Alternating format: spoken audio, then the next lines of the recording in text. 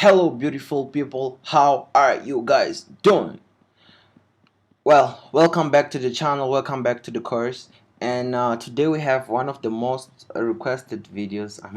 And all the videos are requested, but okay.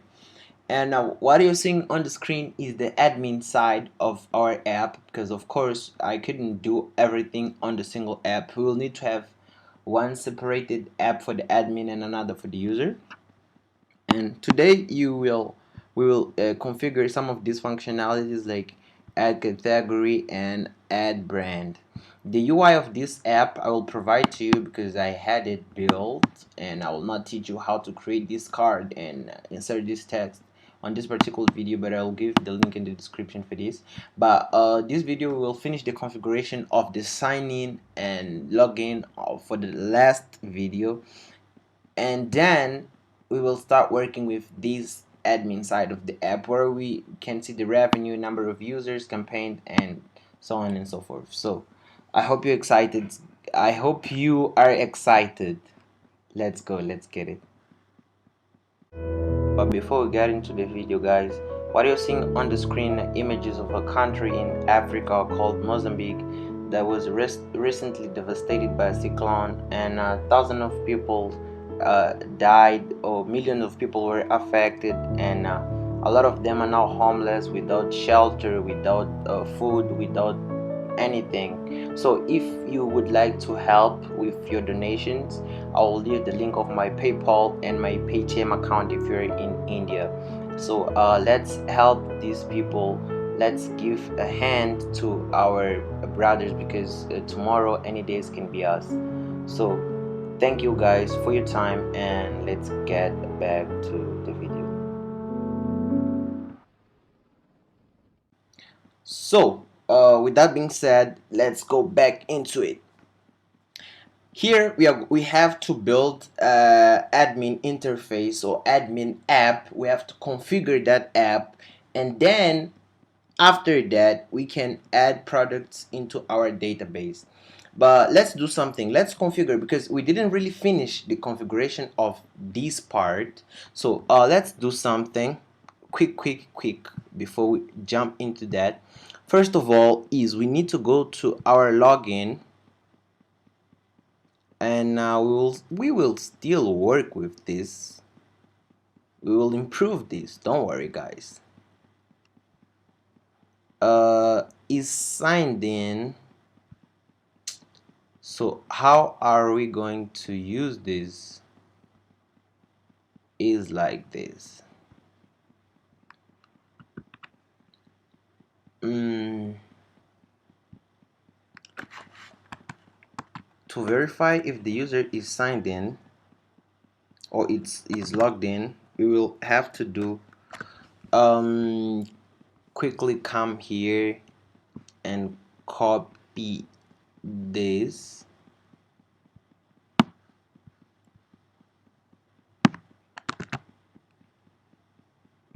come back here, paste it. So we have Firebase users is equal to Firebase auth.current user. So if the user exists, what are we going to do? User, then user, because user is what we're going to get from this method. So what do we want to do here? Sorry, this is not supposed to be like this.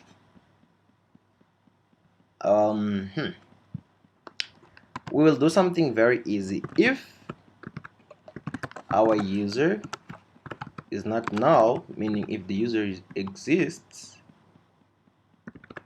you just set state is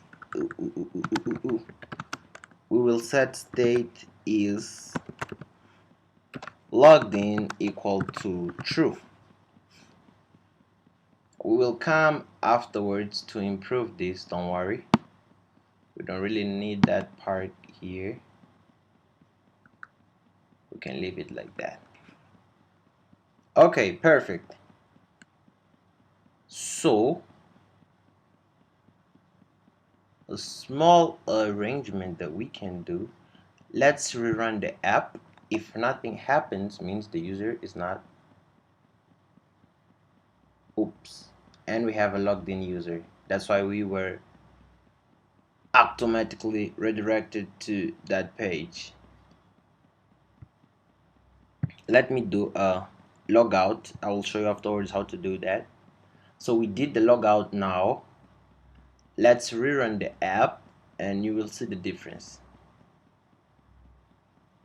And now nothing happened because there's no logged in user.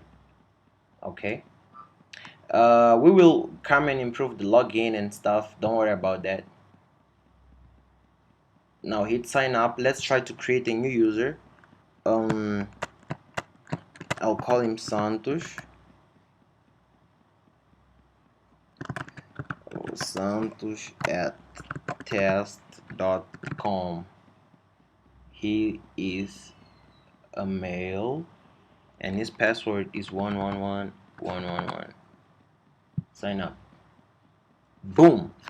Now we have it. Let's go to our database and see what happened.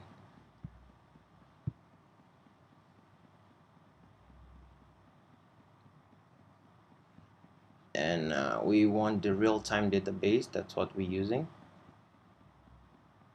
Boom, we have one user here, and if we click on him, we have what? Santos at test.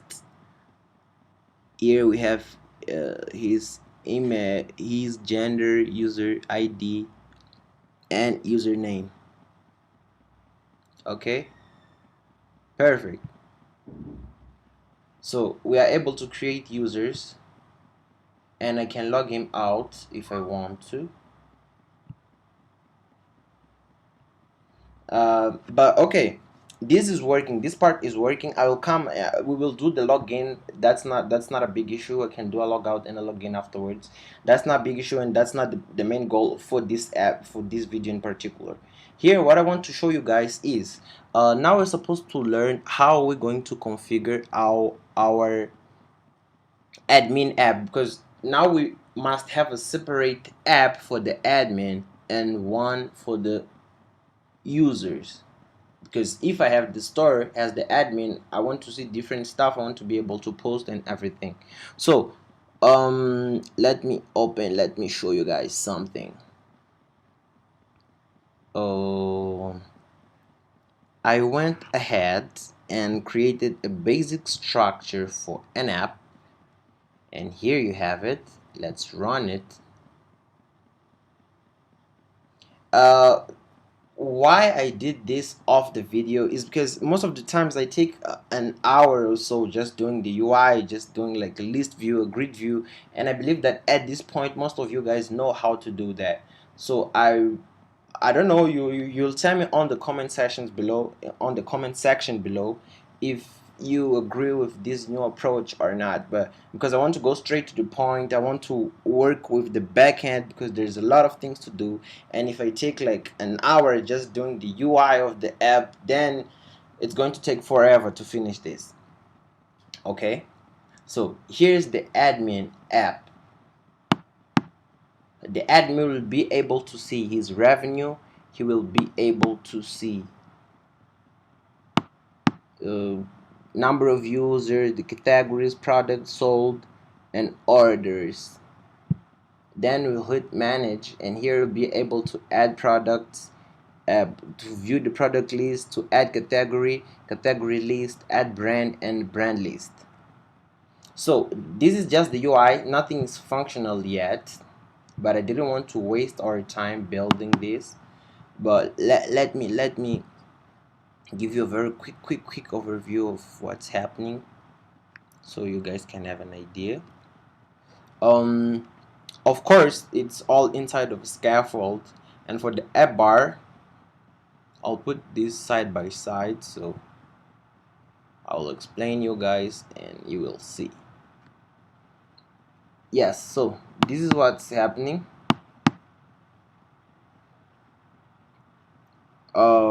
You have here the app bar, and for the title of the app bar I provided a row with two flat button icon I like flat button icon because you can just give the icon there. This, and in here up I used enum called page, and the page we have dashboard and manage because we have two views for the dashboard and manage. Actually, I don't load this page again, I just change what's displayed in the page. That's very functional and makes the app load faster.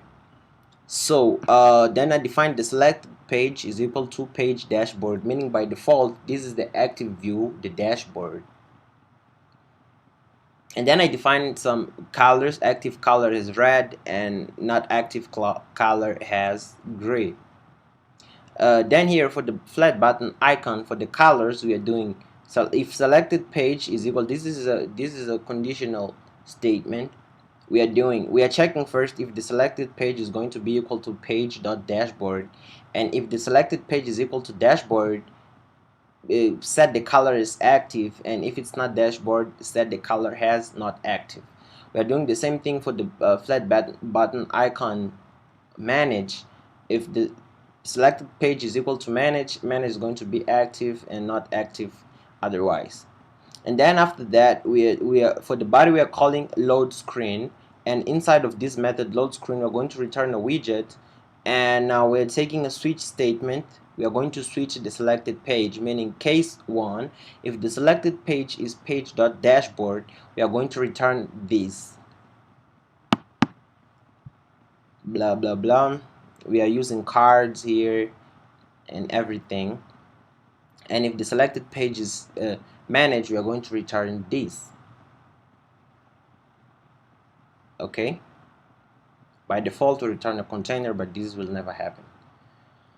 Sure. So don't worry guys about this, and if I just talked very quick, and yeah, because I'll leave the link for this UI on the description. It's not the complete app, only for this particular UI I'll create a different repo, and you can clone the UI, you can take your time, view it on your computer, and you can just ask me on the comment section for any doubt or in case of any doubts.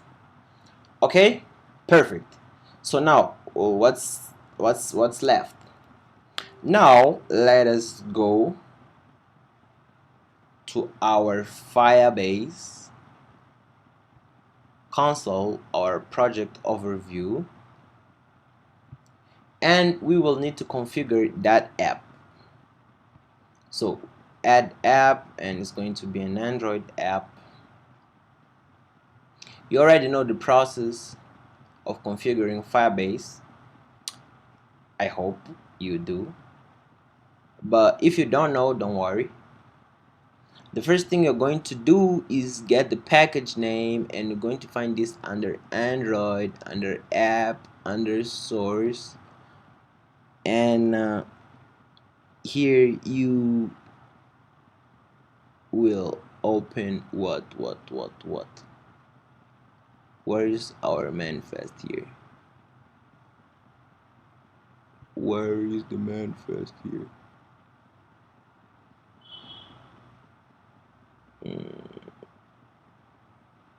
We have our app, we have our source. Build griddle, that's not what we want. Here under profile, under the profile you're going to find the Android manifest. It's looking different, it's looking super different. The package name, here we have it.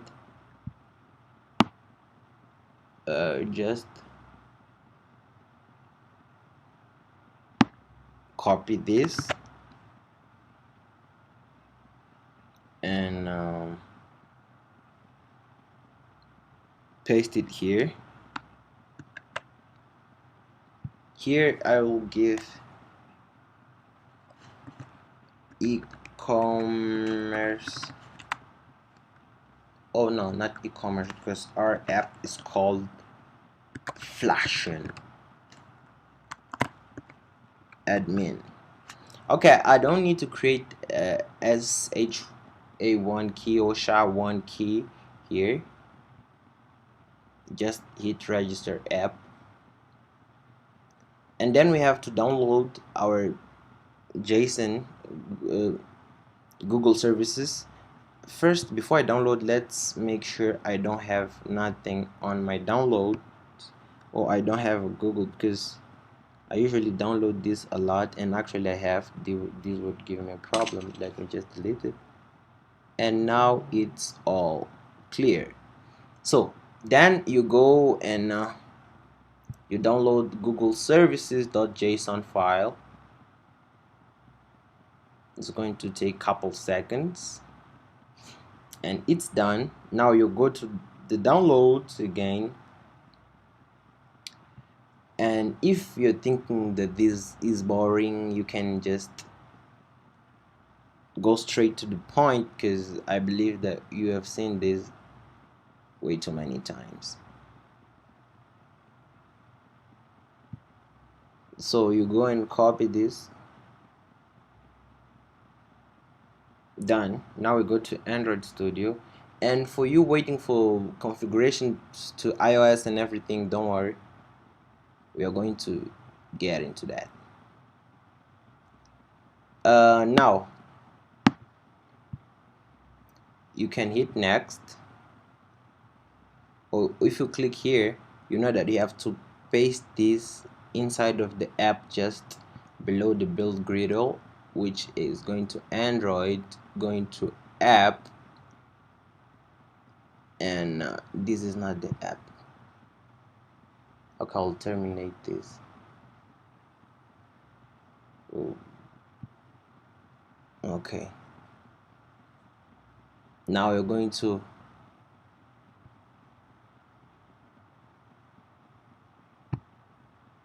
paste it here. Okay, perfect. Then hit next, and on the project level you'll need to copy this, meaning on this build griddle here, inside dependencies, let's make sure it's the correct, you're supposed to paste this, and then what, on the app level, copy this. Now we're talking about this griddle here, you have dependencies again,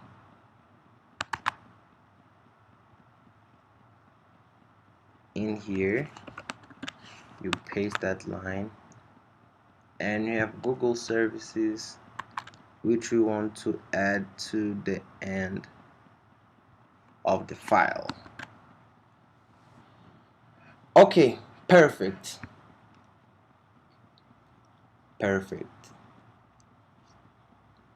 Now after this is done, you hit next and go to Android Studio, run your app again. Most of the times you need to stop it completely and run it.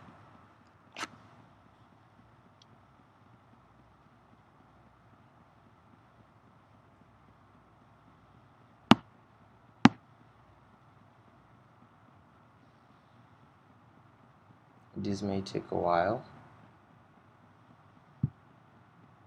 and forget about this.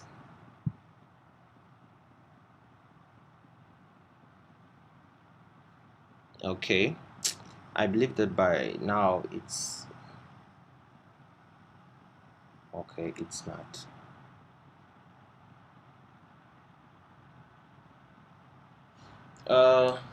We may need to wait for a couple seconds so that it is going to be configured too.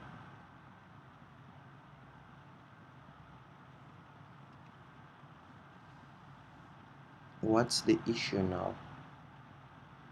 Because now we want to verify our installation.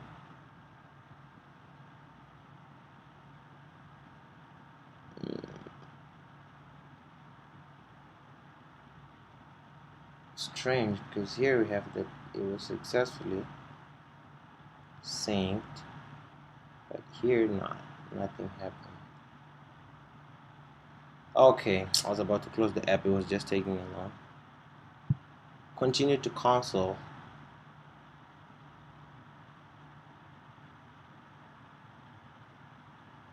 Let me open it.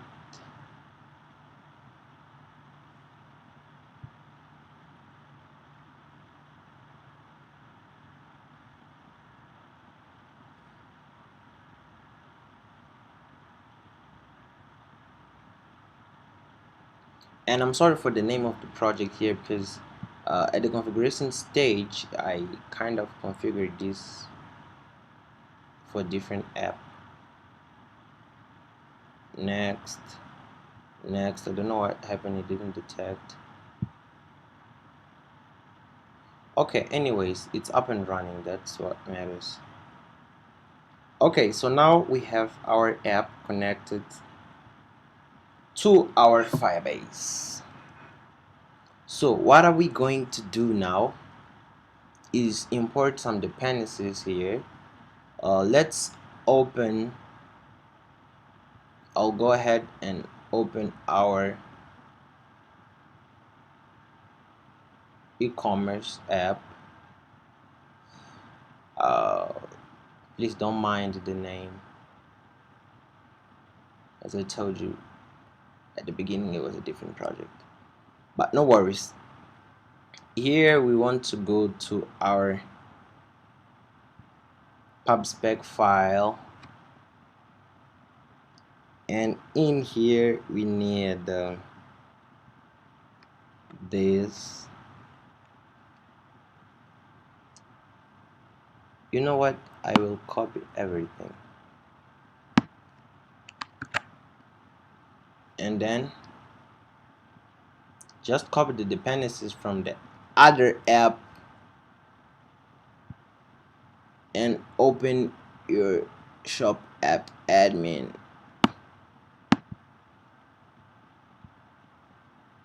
And here on the pubspec file just paste everything and then run packages get.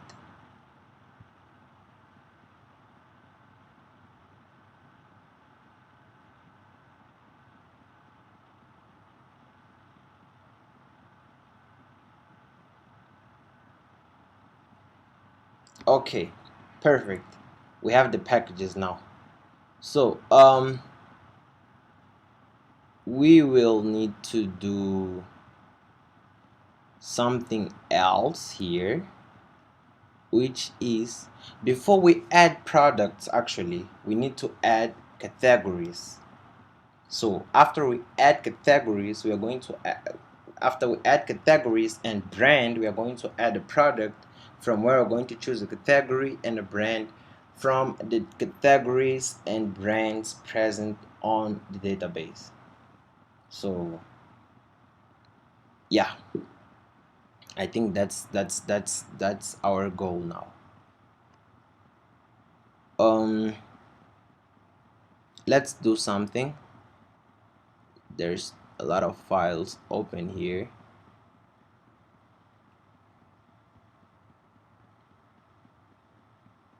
Just close everything, okay? Perfect. Oh, close this as well. Perfect. Open our library screens, admin. And here for the admin, where we have add category, let's work with this.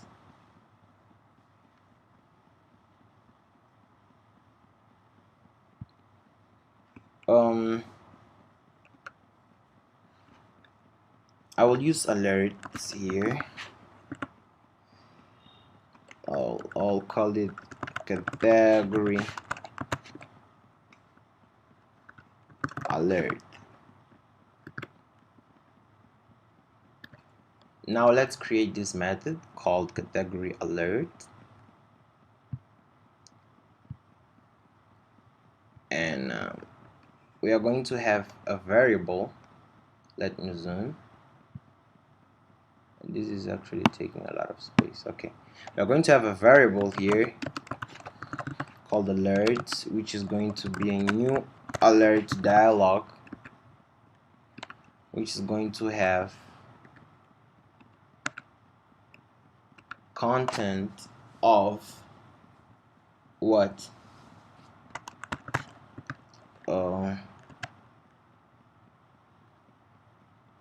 text form field. Okay, no problem. And for this we are going to give a controller of category controller, and now we have to create this controller. Just come up here. Okay, let me just close this. Perfect. Just come up here and create the text editing controller. Call it category controller is equal to text editing controller. Perfect.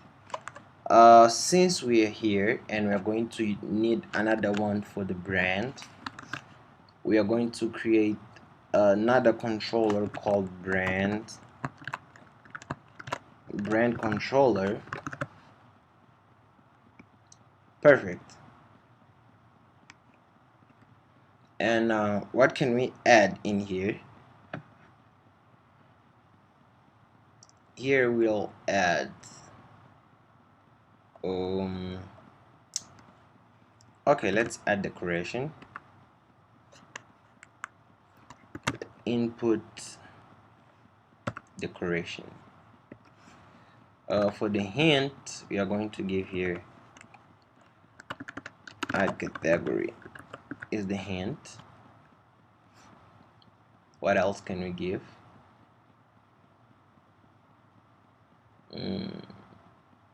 What else? Okay, we will see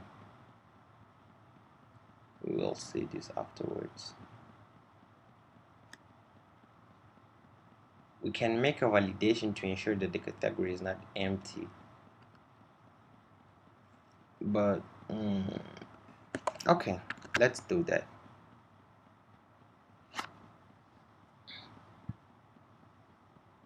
So let's wrap this inside of a form field. No, we don't need to have a form.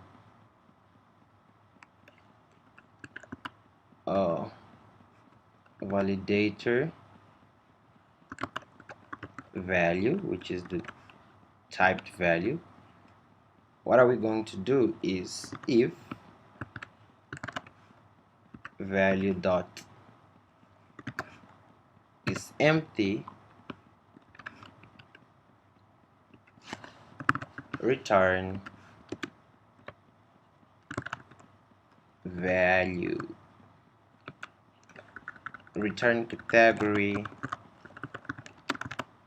cannot be empty. Perfect. What else can we do here?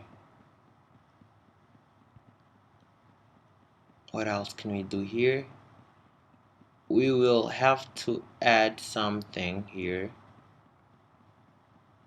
We have the content, we need to add action, and for the action we are going to add first, let's try to go with a flat button icon. Since I use it above, you can see how it works.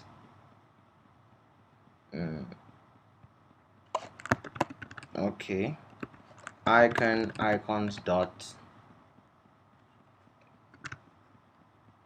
check, and for the label, text, and the text will say add, and here instead of check I will put add. Okay, perfect.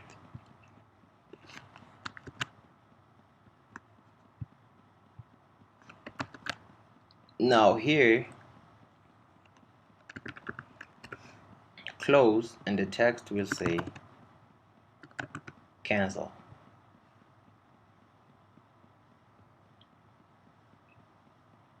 Almost perfectly complete. Show dialog. For the context, we are going to use context, and then for the builder, we are going to use this current context, and we are going to return alert.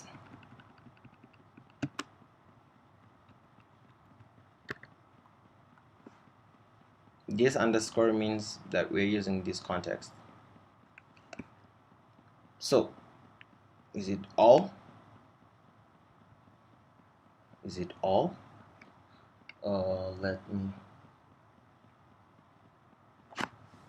Let me try to see what happens on our app.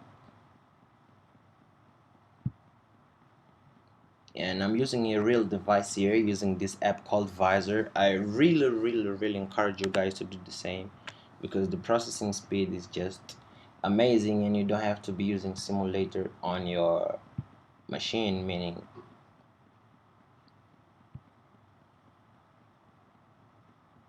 so here you have it. But this is looking ugly. Using flat icon, I just wanted to show you how it works, but it's looking ugly, so I'll just change that to normal icons. I'll change that to normal icons. So let's delete this, and here we will write child, and we will do the same thing here, and here we'll write child as well. Let's capitalize this. Cancel, add. For cancel it's easier, we just need to do navigator dot pop context, it's all. Perfect.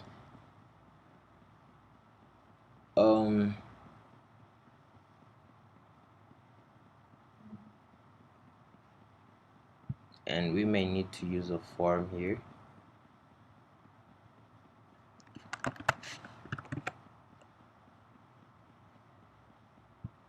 And this form here needs a key, and I'll call it form key. I didn't create these yet, but to keep track of the state of the form, we need to have that key, which is a global key of the type form state, and this is the name is equal to global key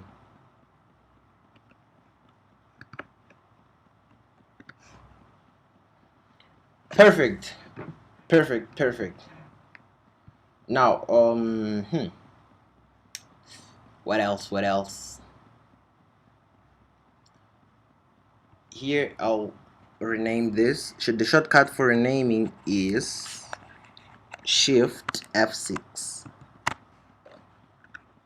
and then I'll use here category form key. And I am doing this because we are going to use another form, but now for the brand, which is going to be called brand form key. Perfect. Now we will take this category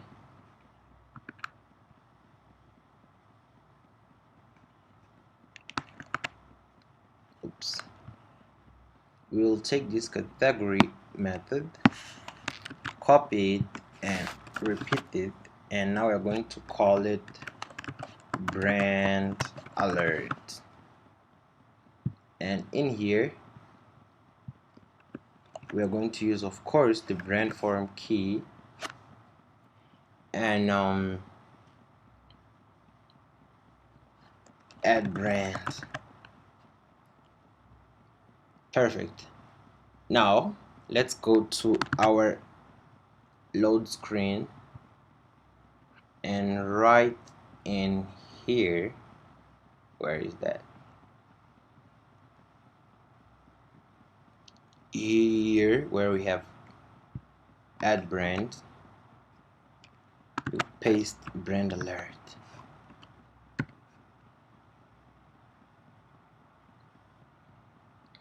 Done.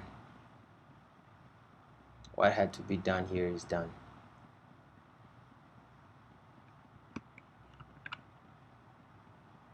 So now we have the category alert here working with no problem, and we have the brand alert working with no problem as well. Now what we have to do is quickly come to our lib and let's create a package called db where we're going to handle our database operations, and we'll create a file called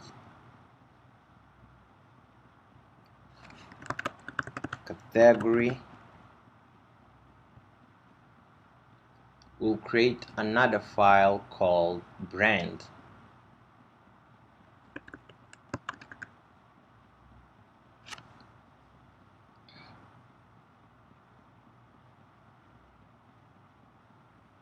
Perfect. So now for the category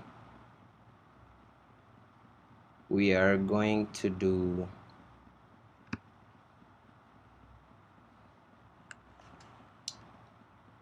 import package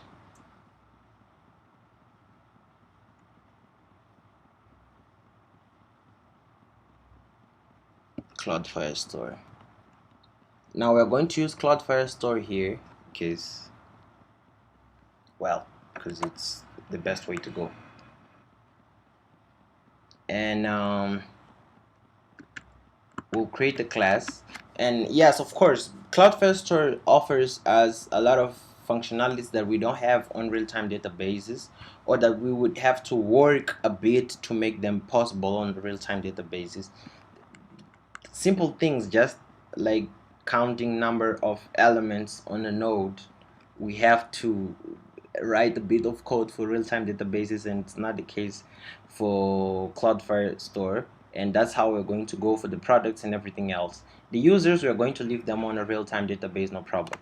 So here, category service, this is how I'm going to call this. And the first service, the first thing we're going to do actually is do here Firestore is equal to Firestore dot, not this, Firestore dot instance. Great. We'll create a method here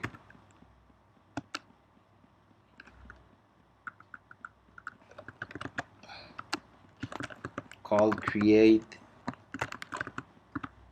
category,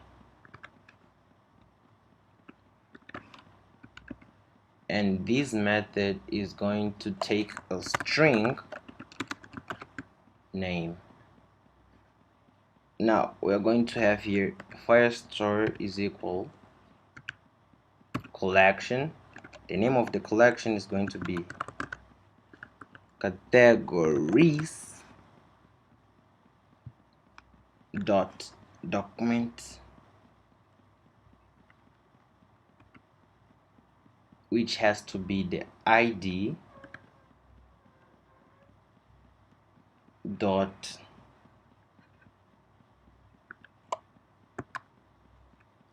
set data category name is going to be equal to name.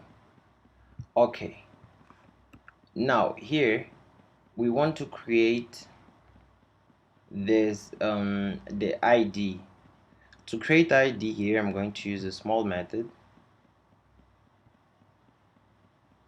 Let me open up a new tab and write here Flutter UID or UUID. I don't know how the package is called, but we'll find out here. And what it does, this will generate keys for us. This package is going to be used to generate keys. So just copy the package name, go to Android Studio, and just like that paste it.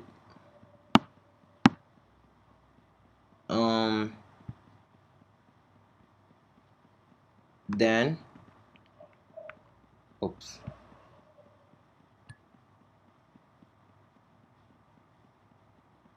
you just hit packages get.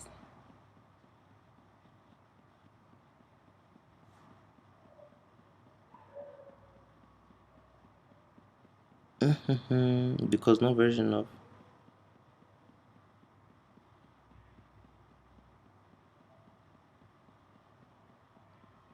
Flutter Cache Manager depends on you.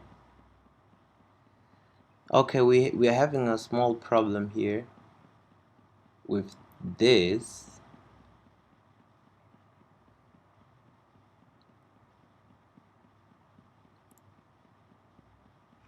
Okay, I'll remove this so it will automatically find a suitable version of UUID, and it's done. Now, how do we use that is quite simple. But if you come here to their documentation, you have how do you use. You first create UID and then you define the version. Okay. So let's do it. I'll show you guys. Here, let's create a var. We'll call it ID. It's going to be equal to u. Am I saying it correctly? Oh, let me import this first.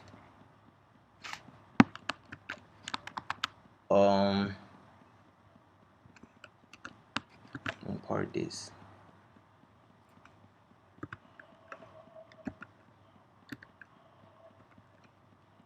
Then this is going to be a string, of course. Category ID is going to be equal to ID dot v1. Perfect.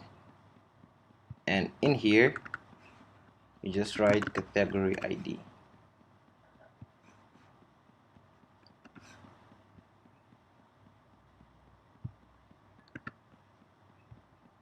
So we automatically have here the ID. For the category, we're going to create a collection called categories, and the ID is going to be category ID, and the data is going to be category name is equal to name. So let's go straight to the brand and do exactly the same thing. So I'll just copy this. I'll come to the brand, I'll paste it, and here I'll give this brand service as the name, and here I'm going to give this as brands, and here is going to be brand ID, and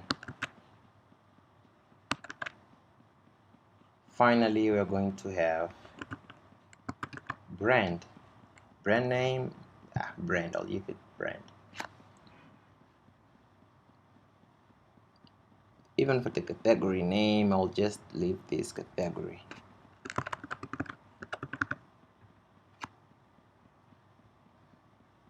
Perfect.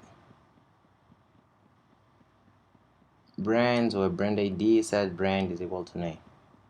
Okay, this is done. Now to finalize it, we're going back to our admin, and here on our admin we will need to first come to the top and let's import dash db slash category, and let's import as well dash db slash brand, and in here let's create brand service, which is going to be equal to brand service, which is going to be equal to brand service, and then category service is going to be equal to category service, which is going to be equal to category service. Perfect.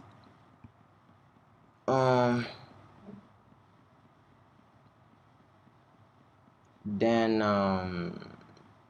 what else? I need another package here, and let me see if we have the Flutter toast. We have it. So let's go back to the admin and import package Flutter toast. Okay. Now what are we going to do here is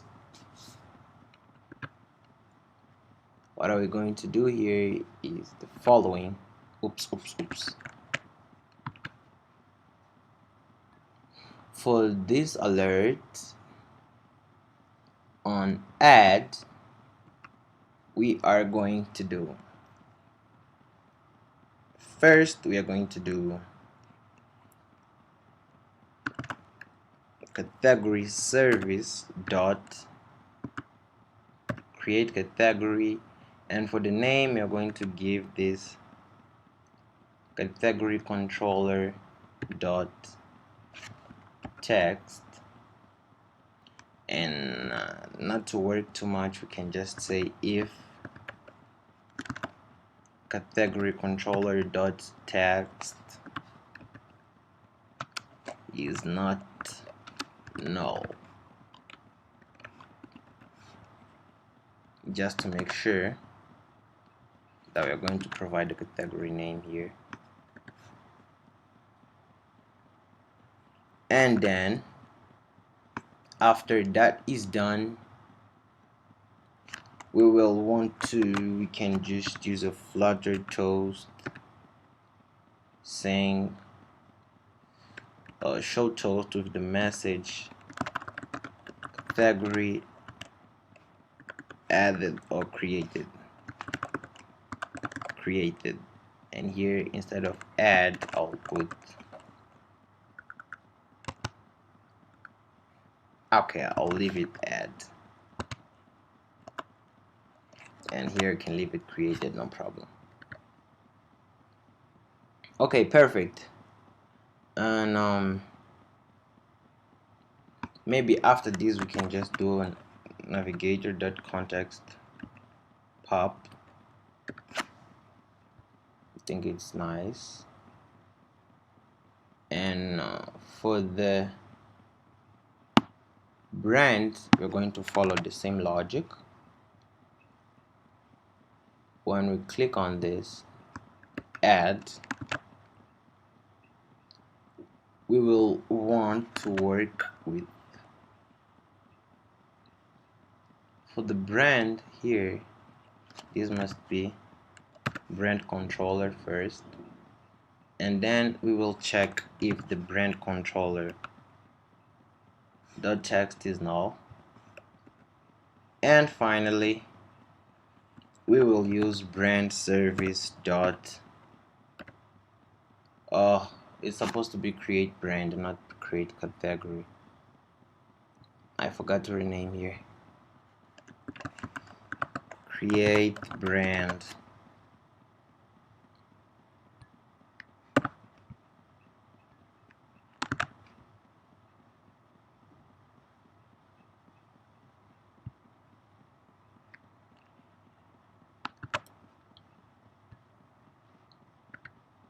Perfect. And now the name here is going to be brand controller dot text.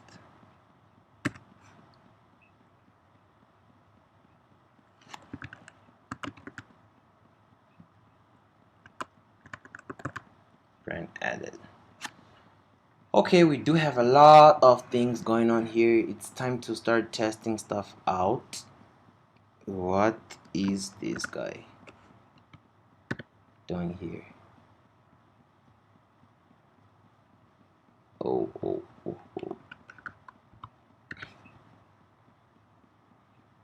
Okay, let's rerun the app.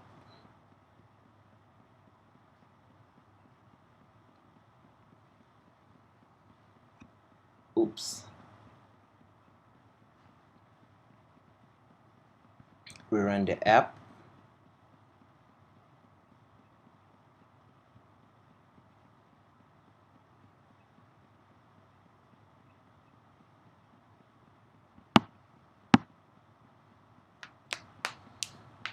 Okay, this may take couple seconds to finish. Let's go.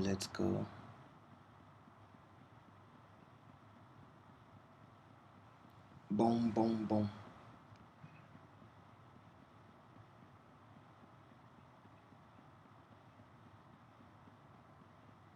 Now it's taking a lot of time.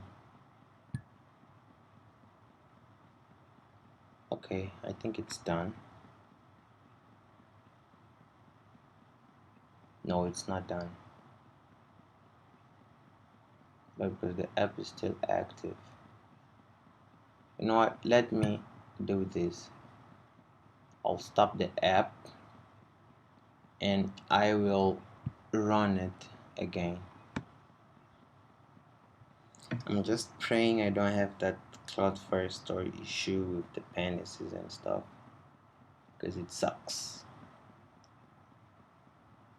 to have that problem. Okay. While the app is running or it's loading, we can take some time to just explain you guys what's happening here, because it seems like a lot of things happened. So here there's not much to explain, I believe, because we really did uh, just oh damn,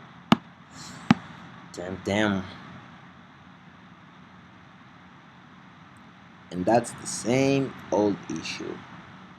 Okay guys, we will do one thing. This video is already way too long. We will fix it on the next one, and don't worry, as soon as I start the next one I will fix this issue. Okay, see you on the next one. Hello beautiful people, welcome back to the channel. And once again, today we are going to learn something very important. We're going to learn how to upload our products into a database, meaning we're going to learn how to load the pictures from our device and upload them to our storage. Okay, but before we get started, first, as you can see, now it's like 1:56. It's late and probably I'll not upload this video now, but anyways, I don't have a lot of time during the day to work on this, so I just try to do something for you guys during the night.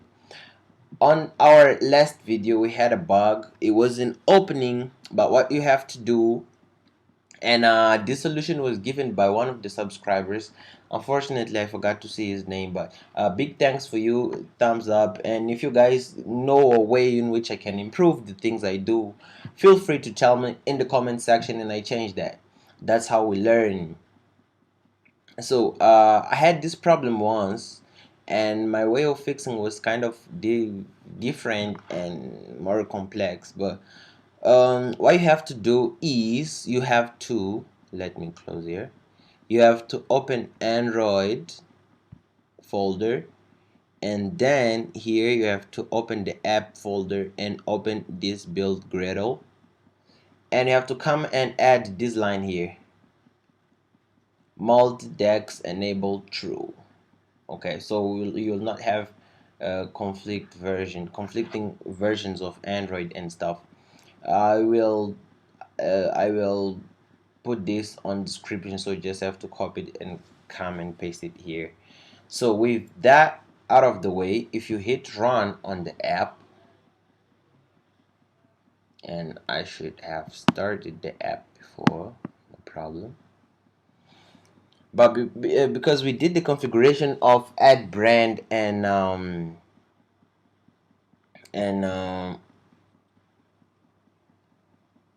one second, one second, one second, one second, one second, one second, one second, one second. I always have a lot of tabs here. Let me just close this. I'm always on Medium and stuff. Oops. So here we have all the storage. I mean Cloudflare store, not storage. Our Cloudflare store, and it's empty for now, but that's not an issue. Here we have our app done. You just hit manage, and first we'll create category, add category, and our category will be called kids ads, and we have category created. Then let us add another category. Now we will add here man. Oops. But first let's go to our database,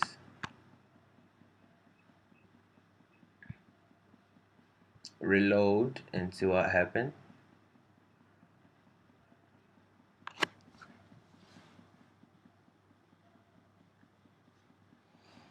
Perfect. If you take a look into our database, we have this collection called categories, and we have one ID here for the document, and we have category kids. So it's perfectly working. Now we'll create another category. Oops. Call it man, add category. We'll create another category called women,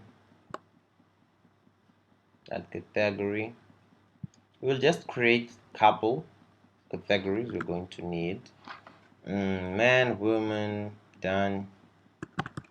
Let me just put here formal, like formal clothes, right? And finally we want accessories. And this is kind of, oh, okay. Then we have to add shoes as well. I think it's important.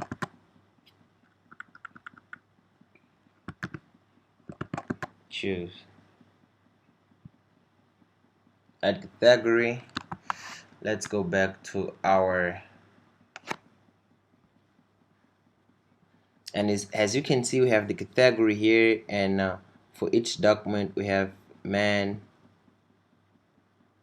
women, and everything, and we can add more category if we need to. Now let's go to add brand. The first brand is going to be Santos.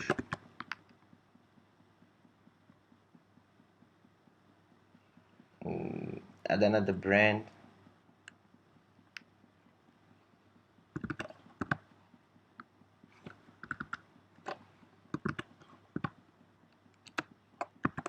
at 7.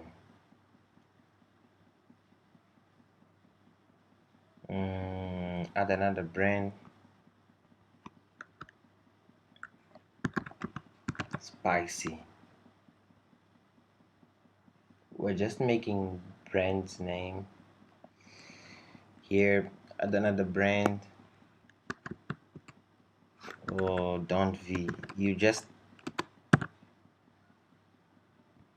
find any names. Let's see the changes. Let me try to reload this.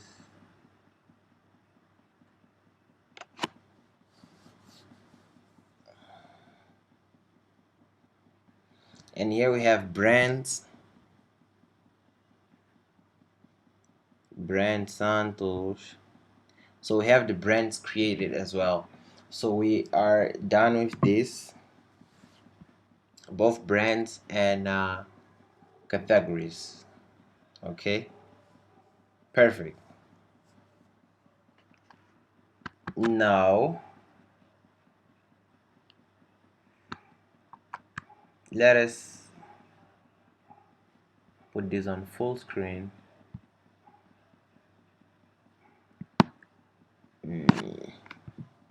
To be super quick, because I don't want to take a lot of time doing this, let me, here on our screens, we'll create a new screen.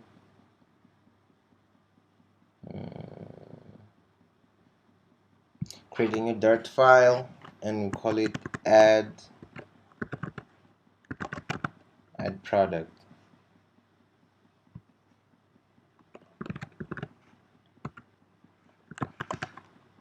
We're going to import our package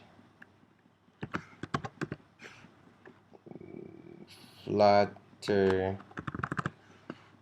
slash main.dart. Let's go to our browser, and in here, image picker Flutter. We want this. We want the image picker.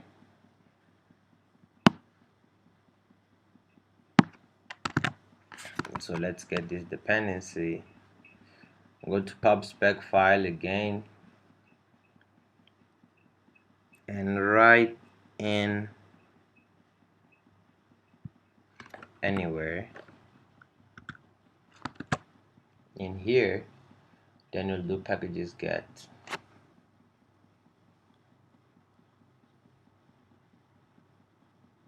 Then it's saying it's a duplicate. Oh, we already have image picker. Sorry. I did not know that. Let me close these files and let's start working as quick as possible to make this video as brief as possible. Add products, we have you here. Get dependencies.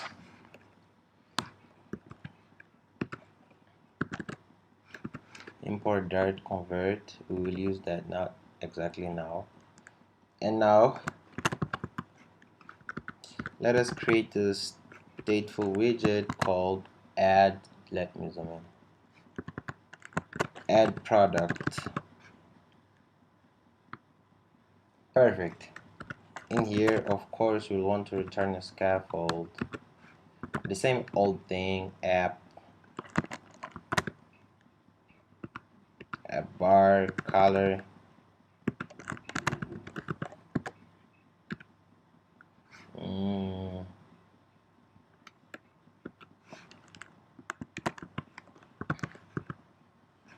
Let me define.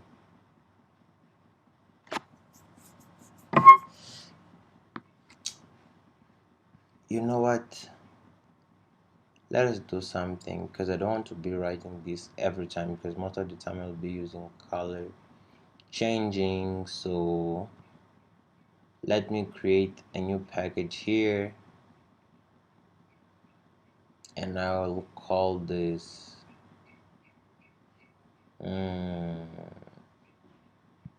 package name. I'll call this utils for utility, and inside this let me create a Dart file, and I'm going to call this color util.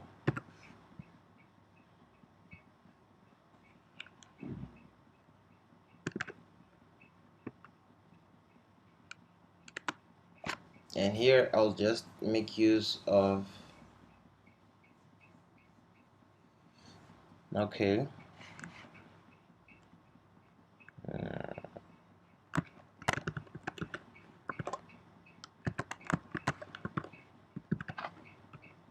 I'll just define some variables and stuff.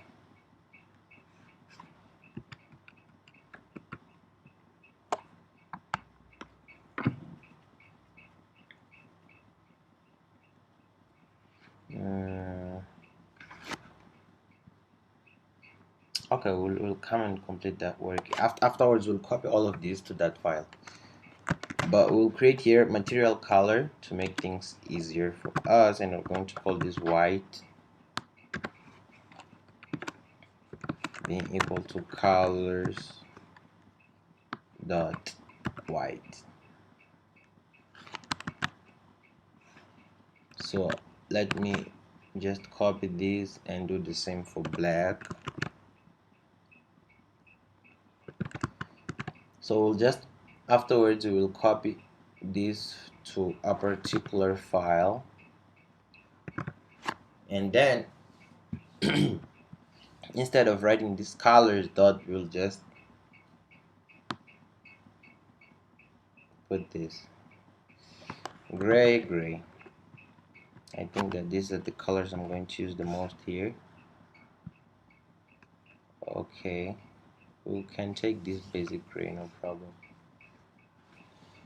Okay, perfect. Now here we can just write what white.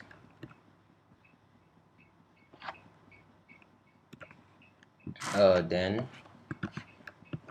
for the title we're going to have text add product, and let's give a style text style for this. Then we just give color black. You know how easy it is now. And now for the leading icon, I'm going to give here icons dot close and color black. Okay, perfect. Let us see what we have.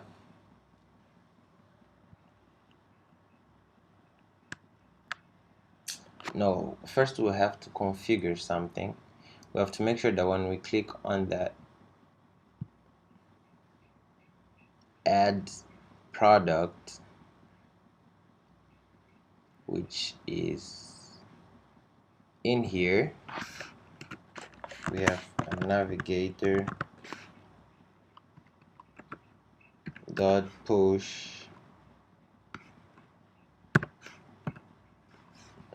then we have the material page route. Let me zoom it, and inside this we have context.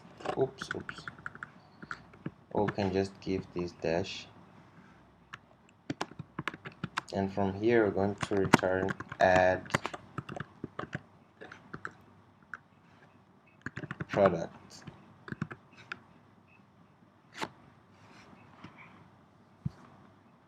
And here just closing here, we're going to have an error because we didn't import this class. Just click on it and we import the file. Done.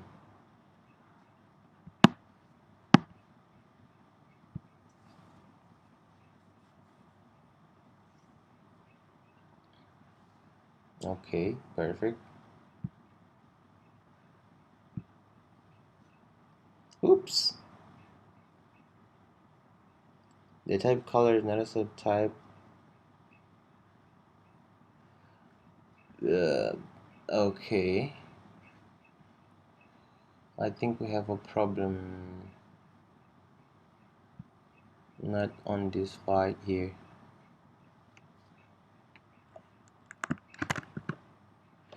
Here we have to define color, not material color. Okay, let's see if this will fix our issue.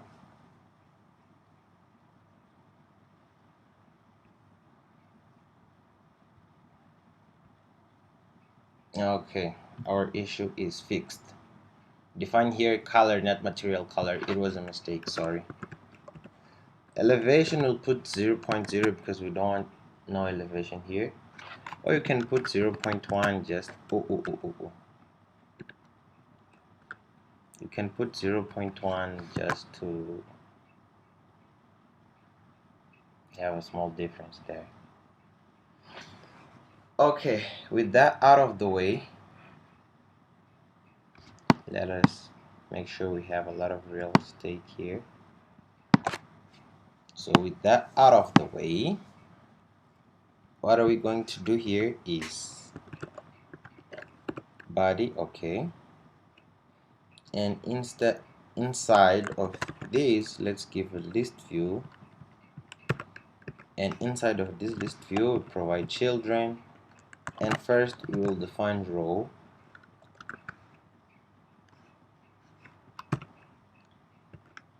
Again, children. The first children is going to be outline button.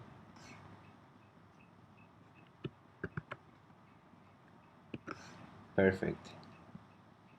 And here we're going to give a parameter called border side. Then we have border side. Then here for the color we'll give gray. And then for the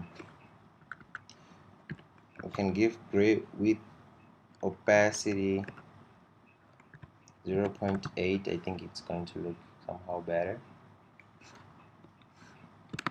And finally, let's give this a width of 1.1. Perfect. For the on press of this button, for now we'll just leave on null. And finally, we will add here something called child.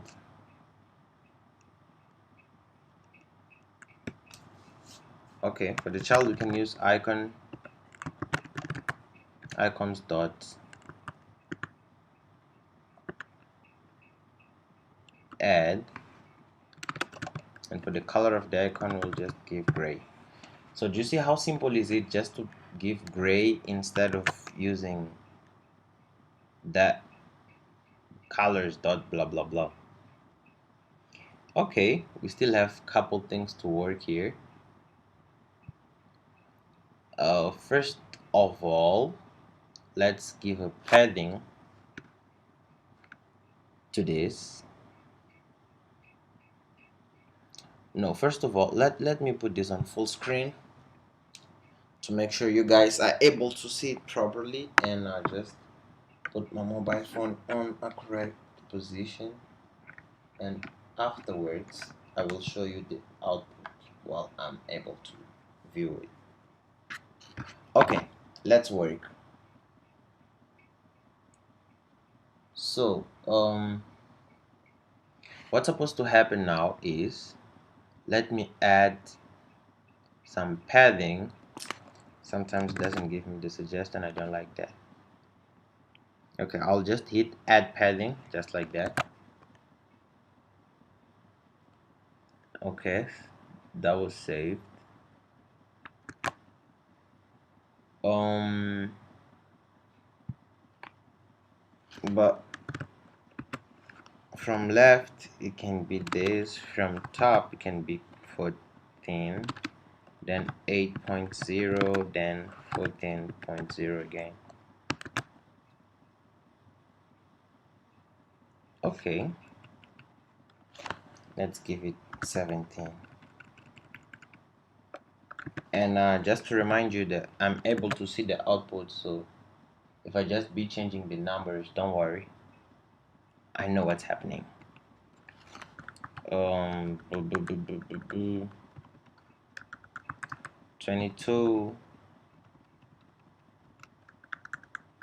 22. This is something that at the end of the day is really just up to you.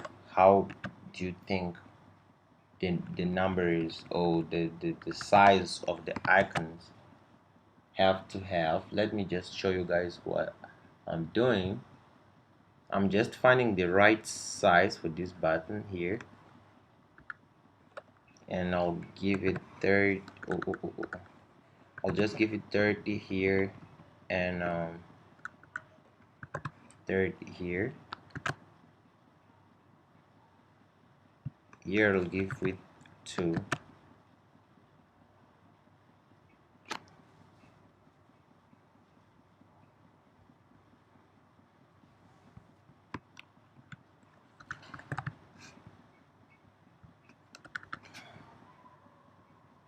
I'm trying to optimize these values.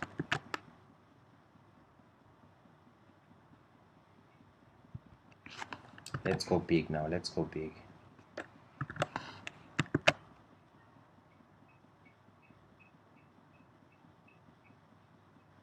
Okay. The first part is somehow done.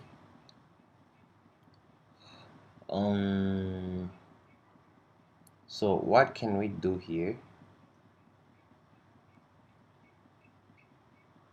What can we do here? Let's add another widget into this. We're going to call this expanded widget. Of course. Ooh. No. That's another. But let's try to do something. Let's try to do something. I'll copy this and I will paste it here and here.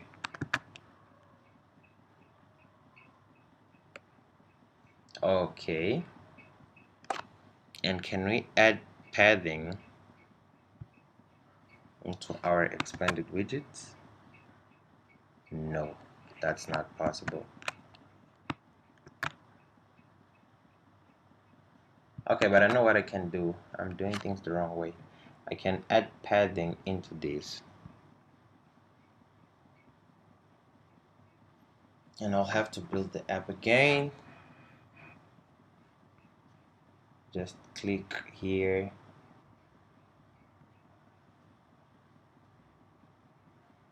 Add product. And again, come here to our outline.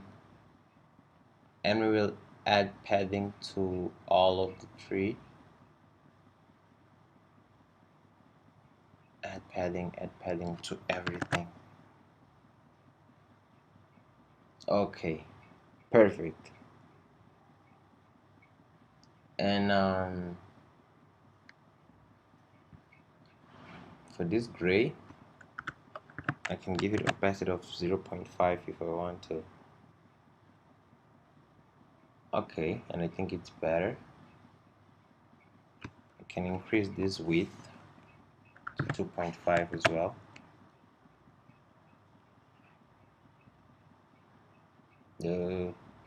Perfect. So let me just change for the rest of them.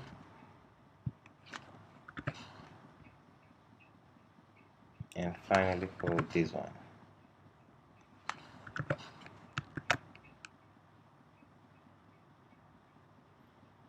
Okay, perfect. and these are buttons that we're going to use to add our products. Perfect. After this, we need couple things here. The first thing we may going to need actually would be to put all of these, including the list view, inside of a form.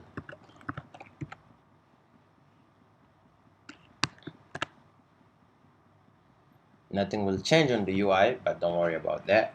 Again, we're going to use key, form key. This is going to be super handy, but we don't have this variable because we're going to be able to check the state of the form. So we need a global key of the type form state called form key.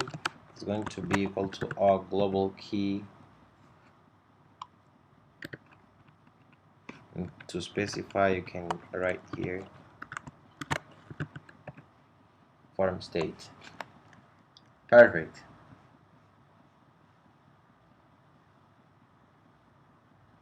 Now, after this product there, we will add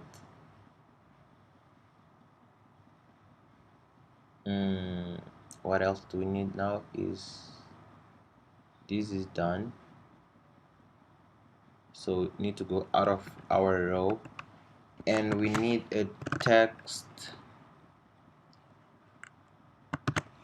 form field. Yes, that's what we need, text form field. And inside of here we'll need our controller. I'll write product name controller,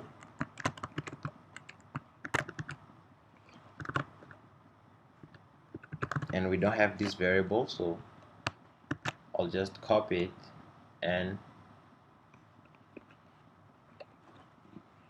I'll just paste it here. So we need a text editing controller. Product name controller is going to be equal to new text editing controller. Done. The naming of this is not correct. It's supposed to be like that. So coming down here again our controller will allow us I'm sorry, to access the values of our form. Then after that, what do we want? Okay, decoration. Then we'll have here our input decoration, and then hint not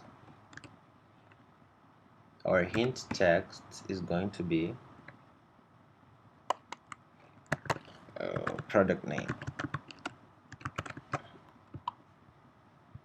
Okay, for now I think that's all we have to do in here. And again, now we're going to validate validator. So we have our value, which is the value we're going to have on that which is going to be the product name in the case. If we will do two validations here.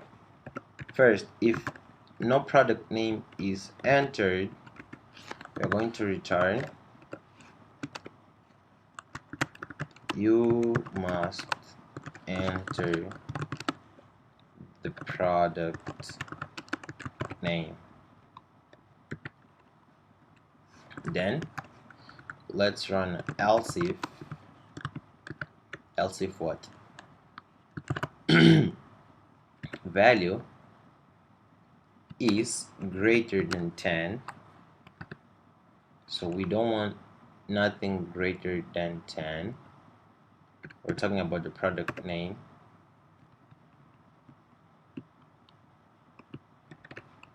To make sure it will fit on our UI perfectly. Write product name can't have more than 10 letters.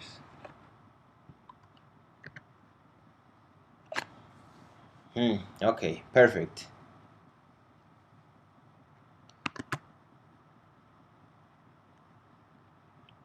Okay, we may need a padding for this.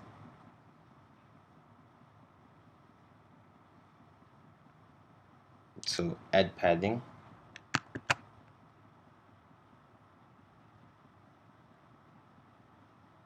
And we can put this on something like 12.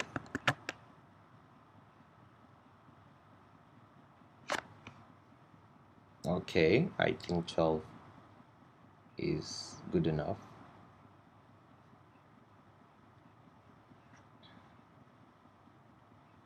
And in here we are going to put a small text saying enter a product name with 10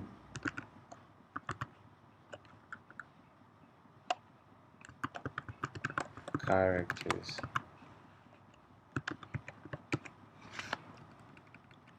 At a maximum. And then we can just, for this one, we'll give a style and text style for this guy. Our color, we had to have a red there. Colors dot, no, you know what? Oops, what's happening?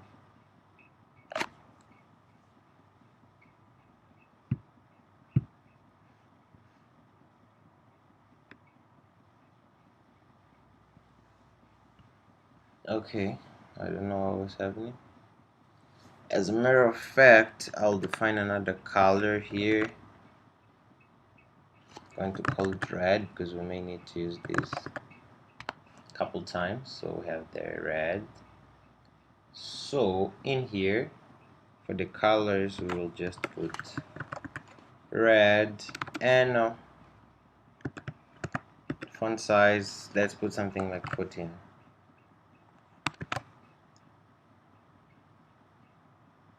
14 is too big, we can put 12.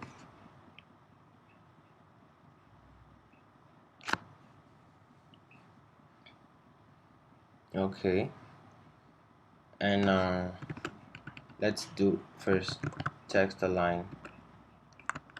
We'll align this text to the center. Perfect. And we may as well add a padding to this.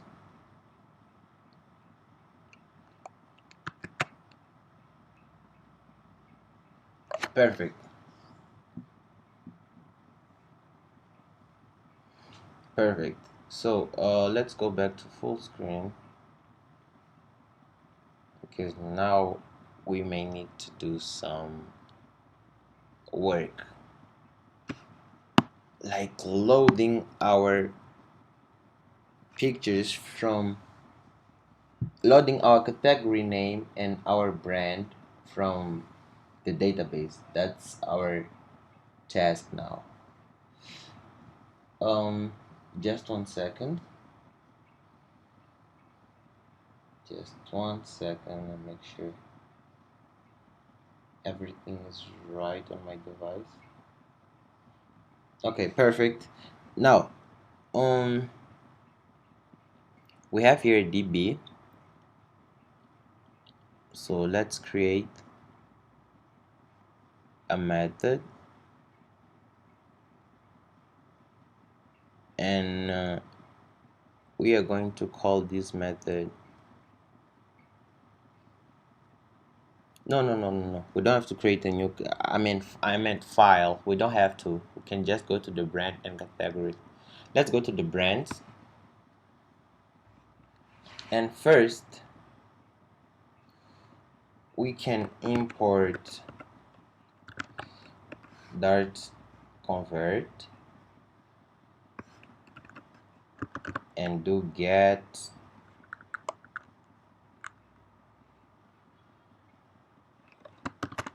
I'm going to return a future list get brands is supposed to be get brands.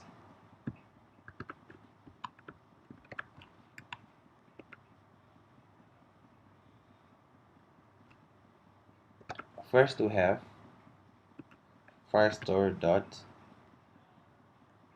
collection and our collection name is brands, so let's make things easier for us. So just create a string and we're going to call this ref, giving reference to our collection name, which is a string,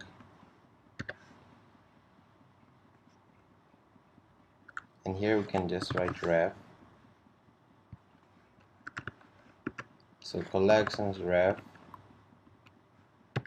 dot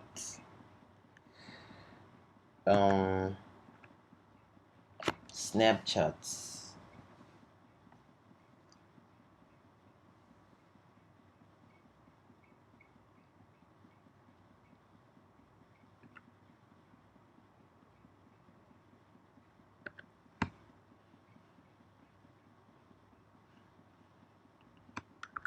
Oh, 1 second.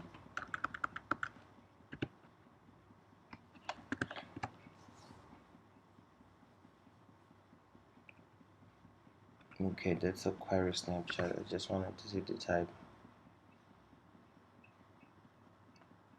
Let's say it's a query snapshot, and I'll try to write data being equal to this.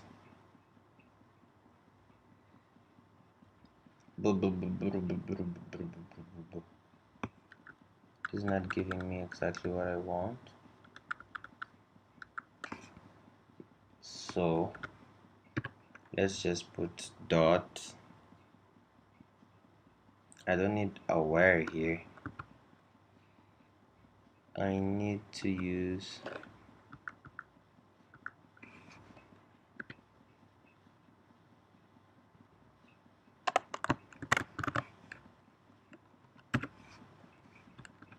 stream, then query snapshot, then data. That's what they want us to do.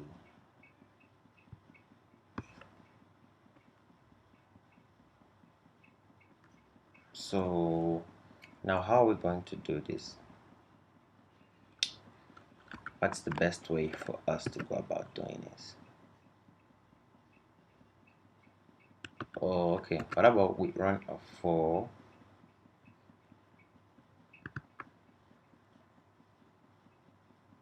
d in data? Can we run this like that? No.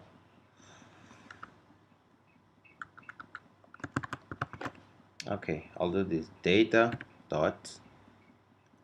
I don't want listen, I want for each method.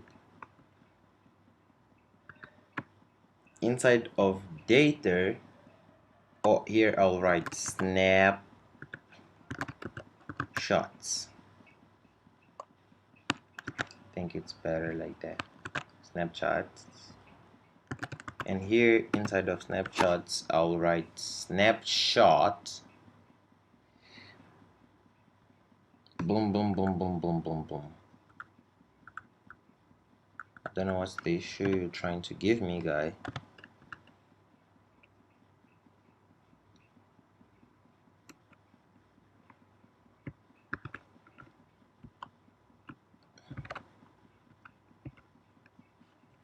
I don't know what's the issue you're trying to give me, guy. Type of null can be a sign of type of query snapshot. Okay, we'll give this v. v being the value that's going to be returned, or we better write snapshot. But these names are kind of confusing, so I'll just leave it snap.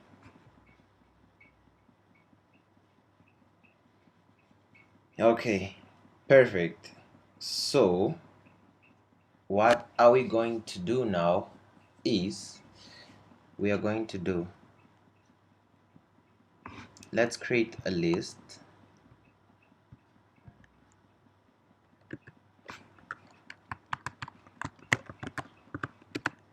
Now we can call this list data,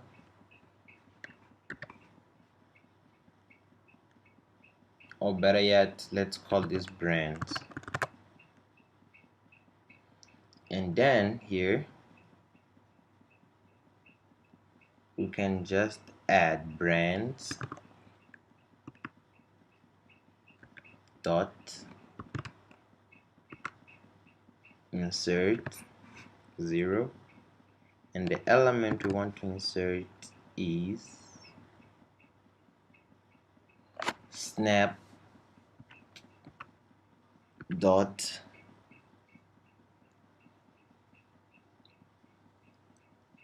documents.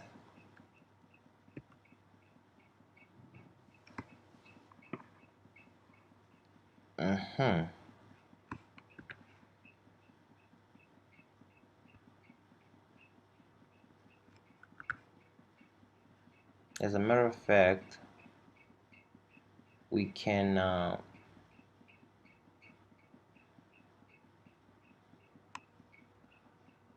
do something even more interesting here, because this is going to return a list, and I wouldn't like to have a list inside of another list. That would be kind of strange. So what I can do is our brands are going to be equal to snap dot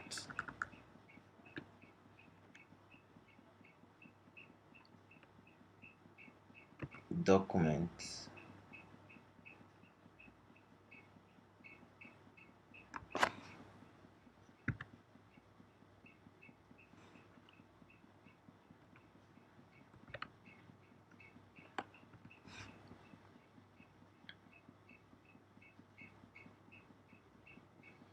If we do like this, we are going to have a single document snapshot. And excuse me to be just writing and deleting, but the point is I'm trying to find the best method for us to apply here. I can use a for like that. Int I is equal to 0, then snapshots dot length, meaning that I must be smaller than snapshots dot length.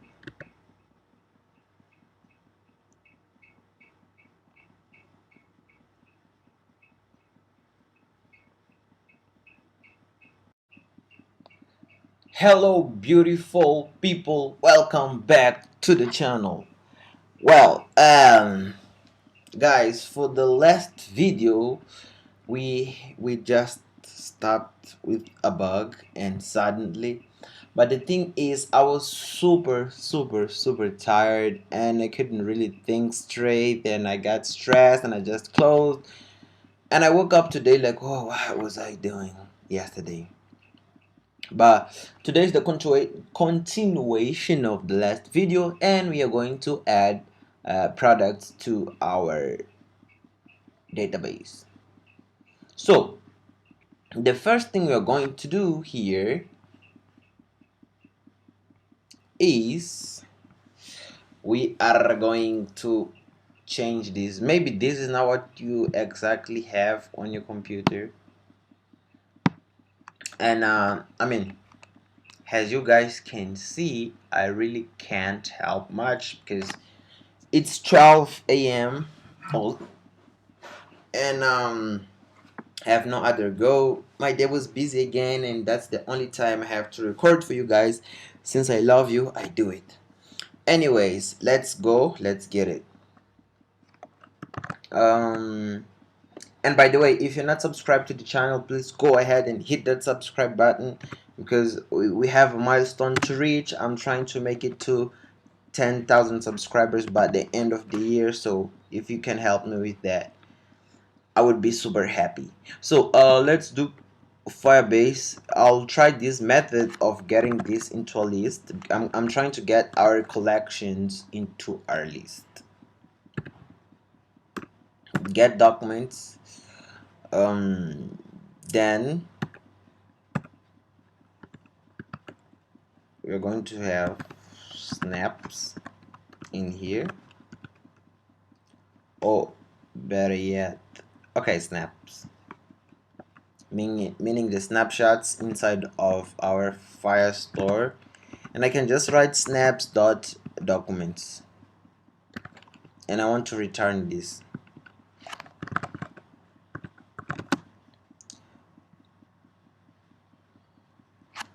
This is a list of, it's a list of course, but it's a list of, oops,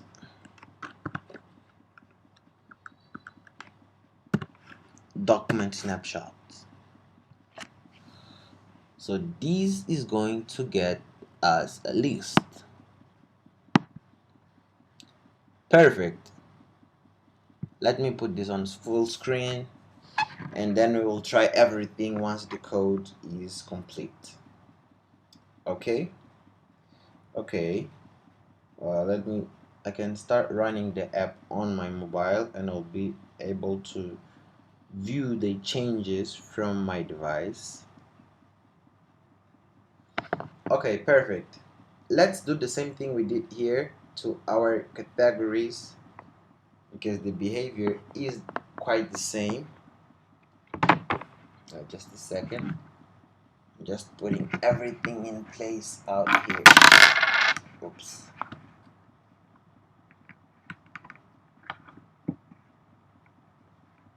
Okay, perfect.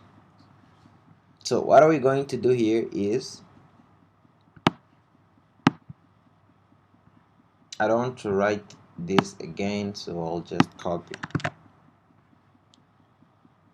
Go to our documents, and we will, and I'll create a variable here. I'll create a string.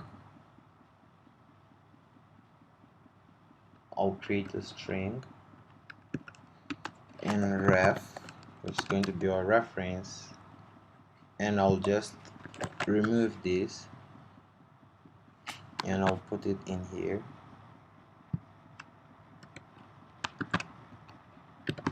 Categories, and come in here to put ref. Try to do things quick because we don't want to waste a lot of time with this. Then get category. Okay, again, get category. We're going to return Firestore collection ref. Then we have blah blah blah blah blah. Perfect. Now, what's the goal now?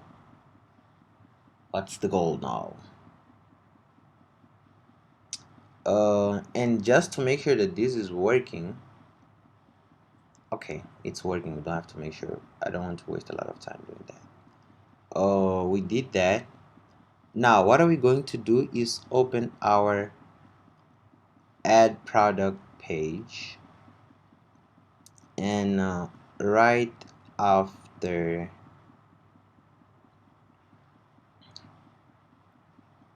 we can start here by, let me zoom in a bit. We can start here by creating a list, brands, and at the beginning we can just create an empty list, no problem. but let's make sure that this is a list of document. Okay, I have to import something here, Cloudflare Store, before we make use of document snapshot. So come in here, copy this. So let's go to our add product page, and perfect. We're going to import here document snapshots, the type of the list we are dealing with. So at the beginning we have an empty list of the I'm sorry, so sorry. Perfect. We can do the same thing to categories. Ooh. We can do the same thing to categories. Perfect. Now, let me get rid of this convert. Now let's import slash db category, and we will import dot dot slash db brand. Perfect. This is somehow out of the way now, and let's work with the categories first. So in here we just go to control and override methods, and we want to create initial state method. Perfect. We will create a variable in here of is going to be a list.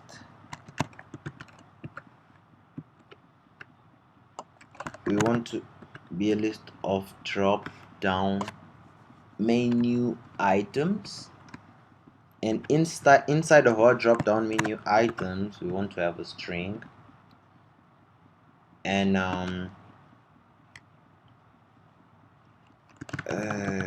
category or categories drop down. Okay, I can just close it. I don't want to. Oh, we can assign it to empty elements. It's going to be equal to this.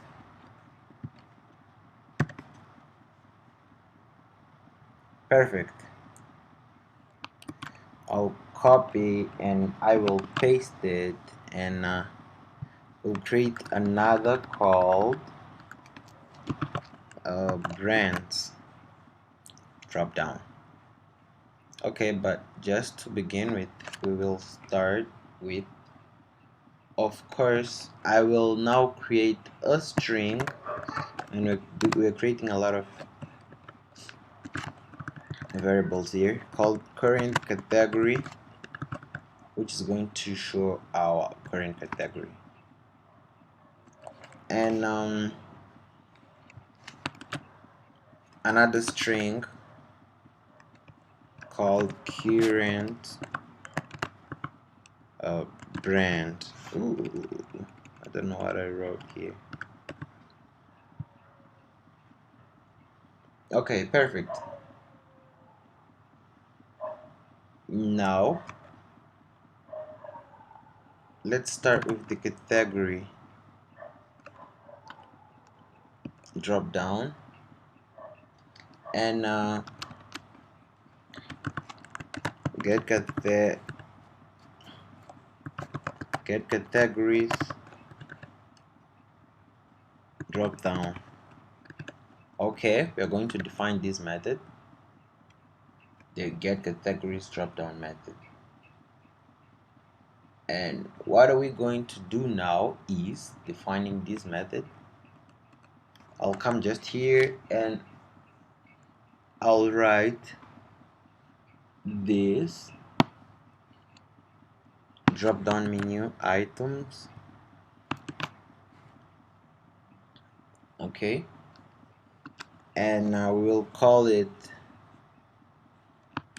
get categories drop down. It's a method.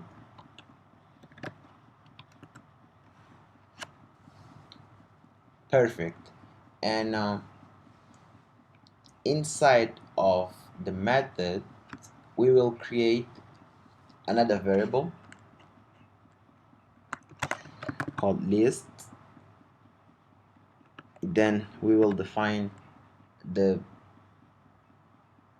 type of the list as drop down menu item. Okay, and in here we'll define it as a string. Perfect. And items, which are going to be equal to new list. Okay, so the items are going to be a list of items that are going to be inside of our categories drop down. Okay, perfect. Now we'll create a for loop string category in categories.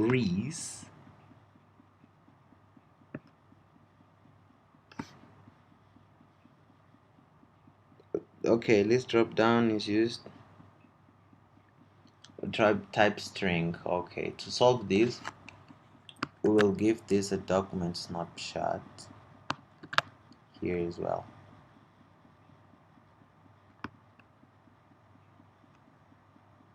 Perfect. So for each category inside of categories we are going to do the following: item dot add. We are going to insert inside of our items new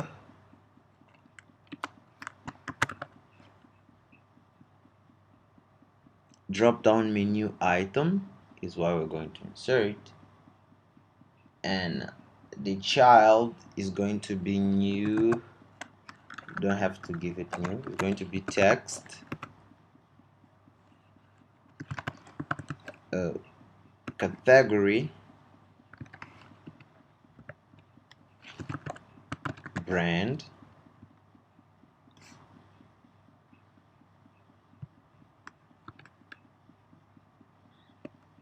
And for the value is going to be again category brand.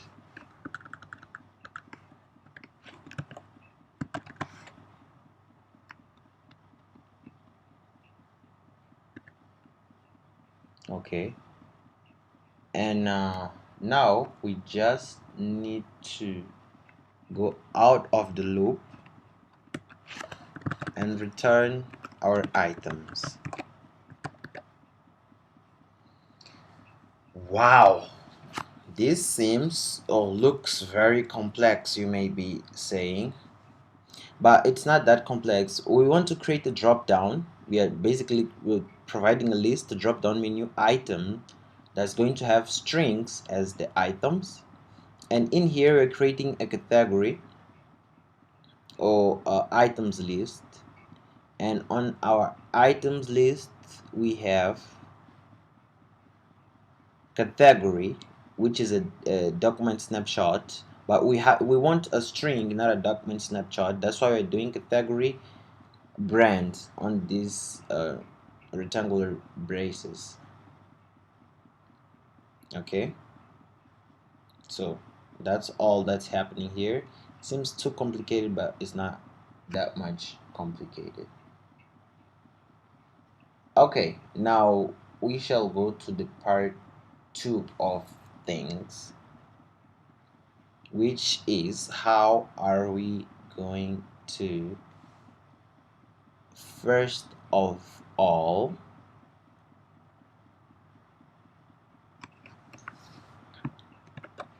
get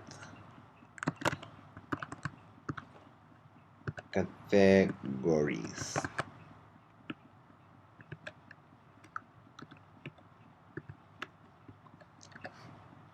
This is a method that we're going to define now.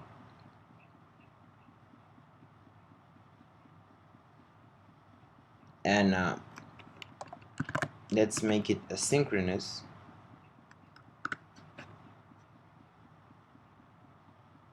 And in here, we'll have a list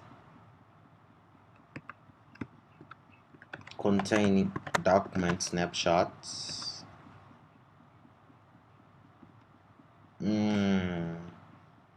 I did a mistake here, because here we're dealing with categories, not with brands. So here, instead of brand, give category.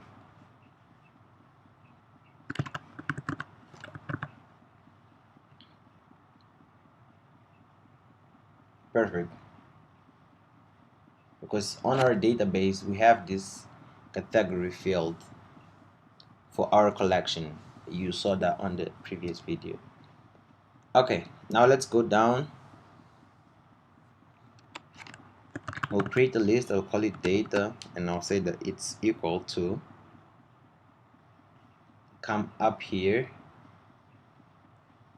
and we will, let me just cut this stuff from there and paste it here. And here I can category service is what I'm creating here. Category service is equal to category service. Perfect. And I'll create another called brand service. It's going to be equal to brand service, which is equal to brand service.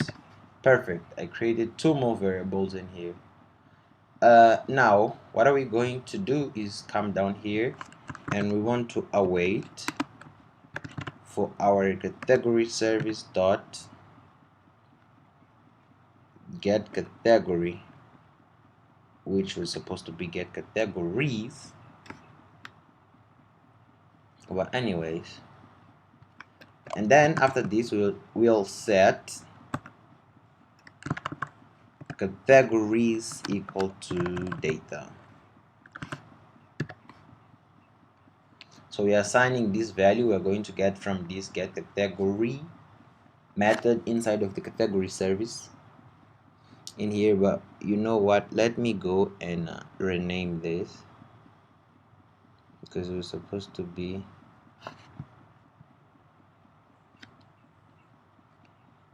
I can just write categories list. Nah, I'll write get categories.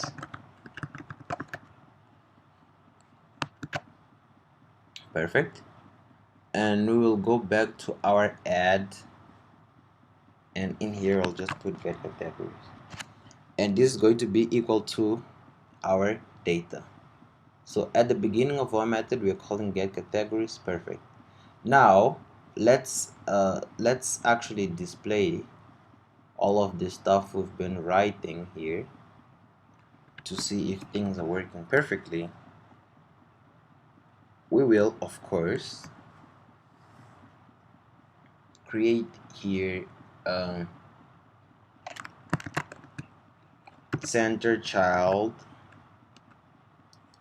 and inside of our center child we'll create another child called drop down button. Okay, our items are going to be categories drop down, Perfect. Our value is going to be current category. Perfect. And here we'll call a method called change selected category.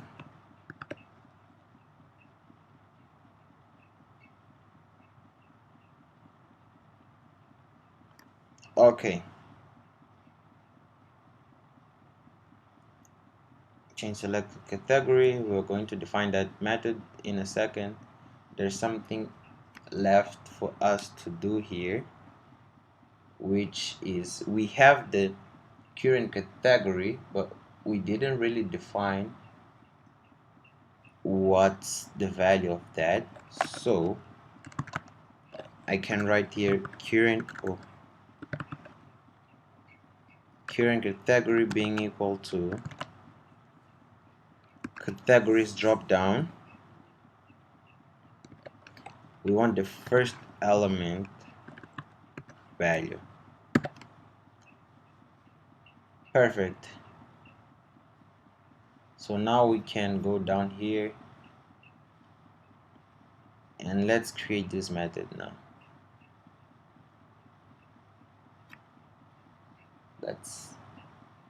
Let's define the behavior of what's going to happen once or since or when our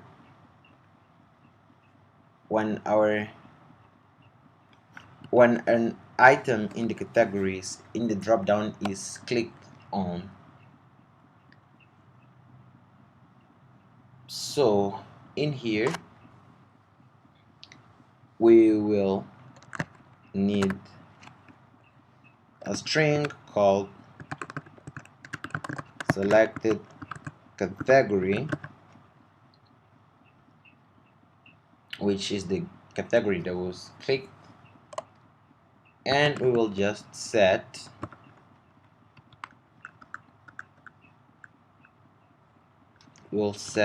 our current category being equal to our selected category. Okay, is everything perfect in here?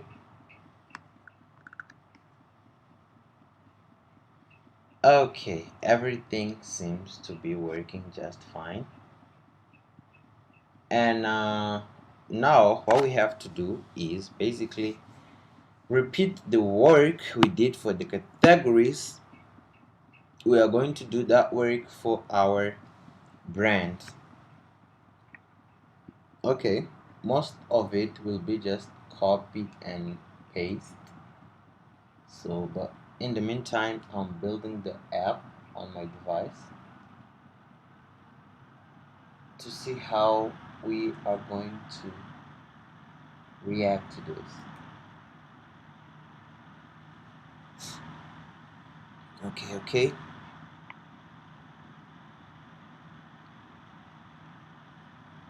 Now let's come in here and try to do exactly the same thing, but now for our brand. So I'll create a method here.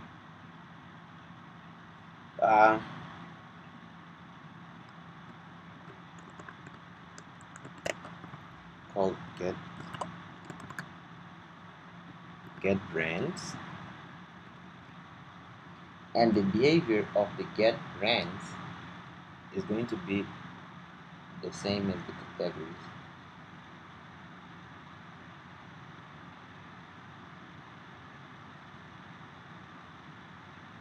Let me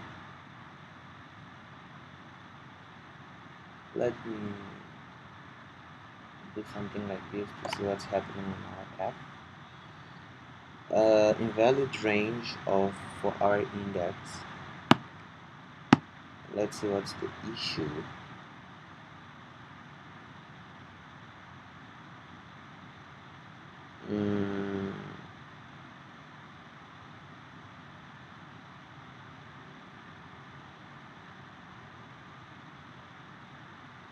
blah blah blah.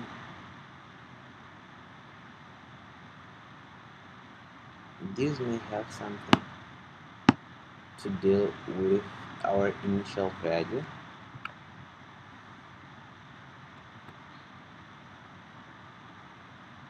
So I'll just put here test, then we will see what we do with that.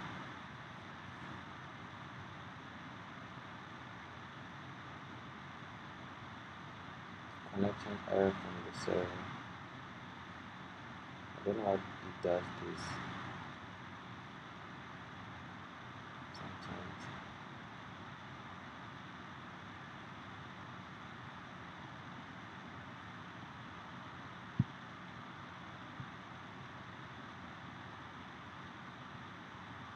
So okay, seems like we are not getting our value here. So let's try to troubleshoot this. Let's try to troubleshoot this. Okay, close it. Okay, we didn't define the behavior of that. Now's the time of the troubleshooting. We want to find out where are we having the issue. So let me just go to the brand, and before we return this, I want to print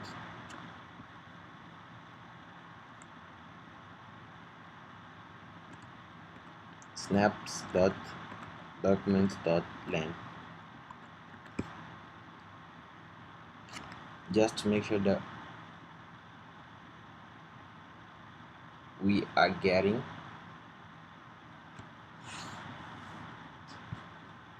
error from the server. It does that sometimes, I don't know why. So let's go and manage, and I'll get here brand list. Okay, we are having 4 here, meaning that we are getting the values from here. Perfect. Because we actually have 4 brand names there. Perfect. This is working. So what are we going to do is, let's go back to our add product page, and even before we do this, here when we get the categories at the beginning, let's just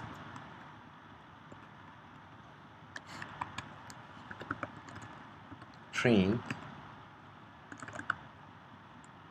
data.length, just to make sure that we're getting something out of this.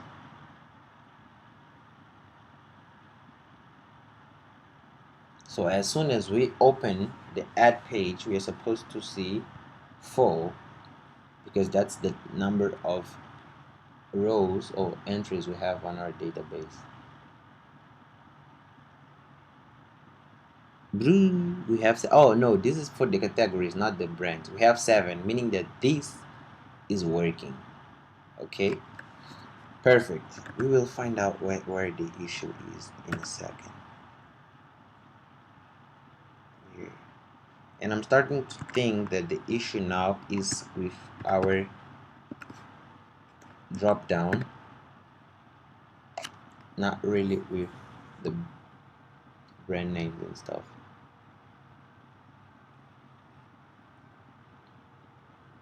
Okay, now we want to make sure that our categories is not empty as well. So add category 7 both the category and this, they have values. So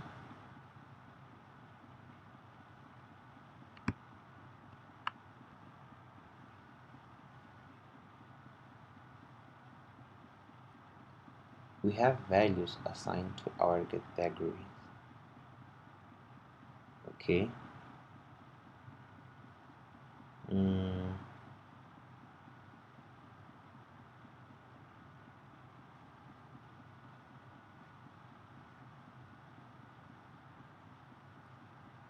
What am I going to do now? because the thing is, here we have current category is equal to test. So in here we were supposed to see test at least.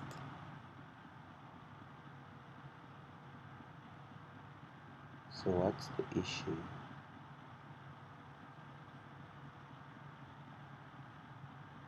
With our drop down list?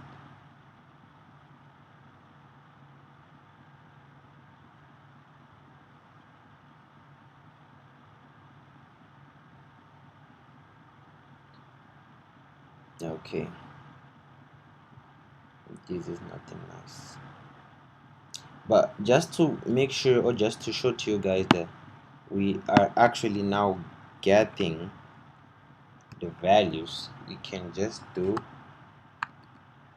a simple, let me suppose I will turn this that's inside of a form, this list view into a column, and I come down here, I'll use expanded, and then oops, in here I can use child, we will use a list view builder, list view builder,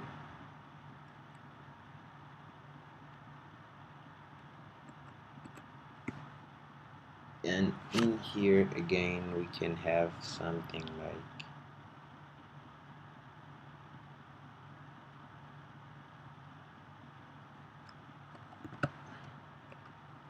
item count categories dot length.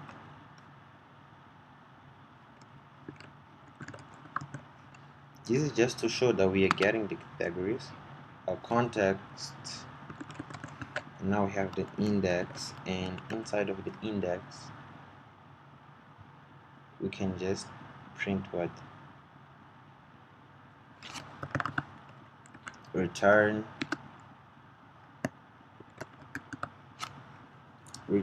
list style,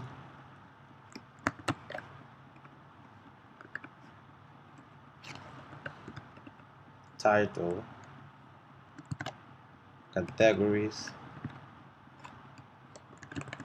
index.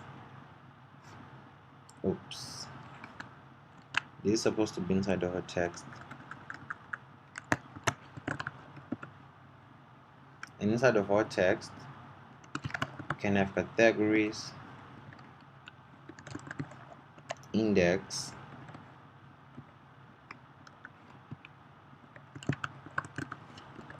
category.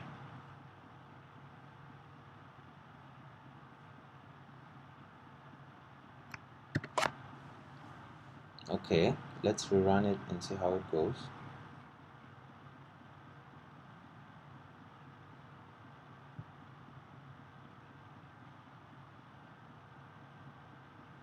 You see, we can see that we have these categories here: men, kids, and these are the categories present on our database. So the problem now, it's 100% sure, I'm 100% positive that the problem is getting our categories inside of our drop down button. And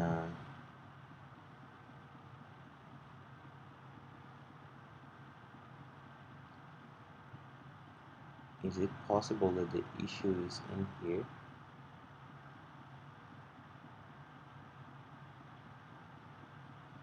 For document snapshot category in categories. Okay, let's sorry, let's try to do this in a different way to see if it's going to work.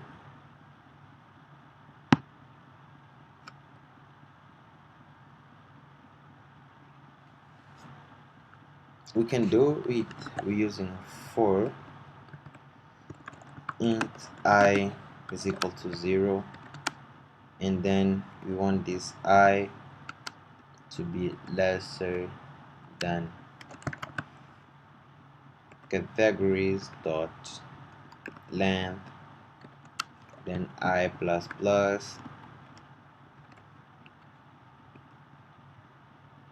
then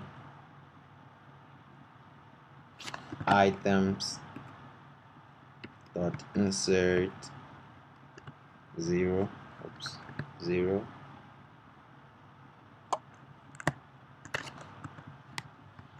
drop down menu item,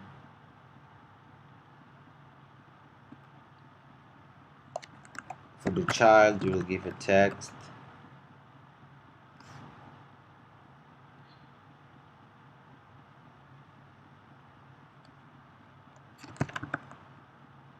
categories I category,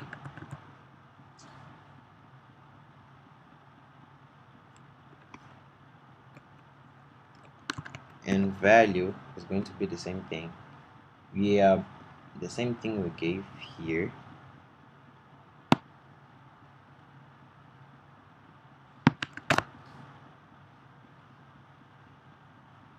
We can go back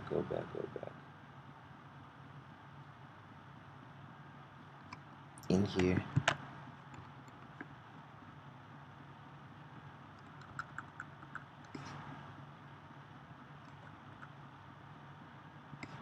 Okay,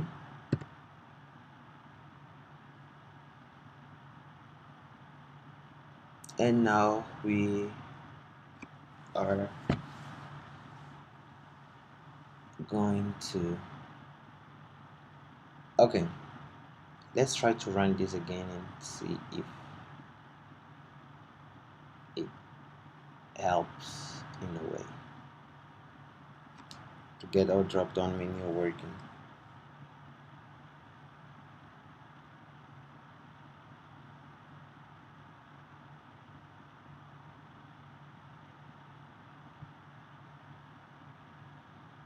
Oops,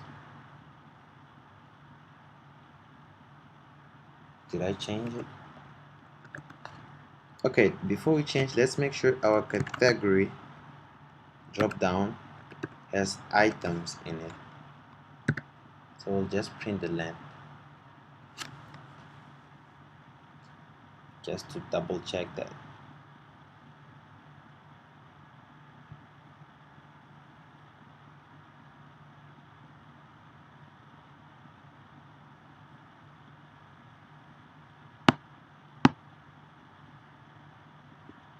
Okay, I think it's done. And it still shows 0, which is not nice.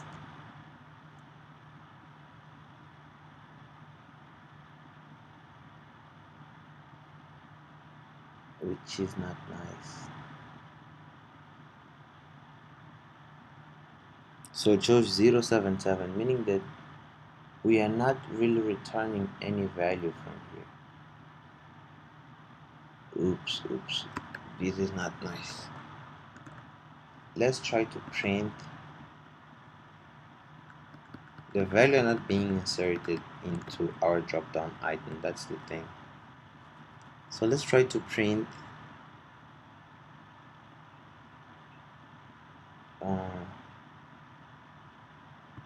let's try to print items length. So these are supposed to get 3 sevens. This is just a quick way to verify if there are values into an array or not without having to do too much code. And we don't have any value into none of those. This list is empty. That's what's happening.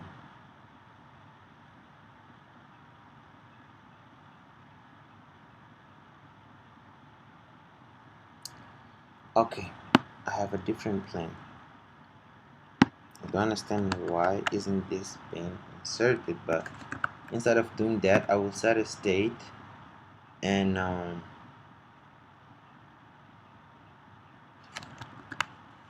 here instead of items, I'll go directly to category.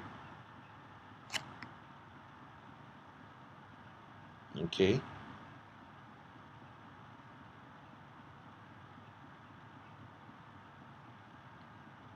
and I will return nothing in here. Just going to be a void method.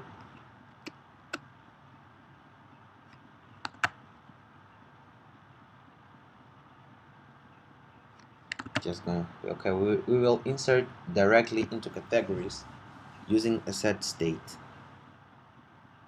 Perfect. So there's no need of doing this.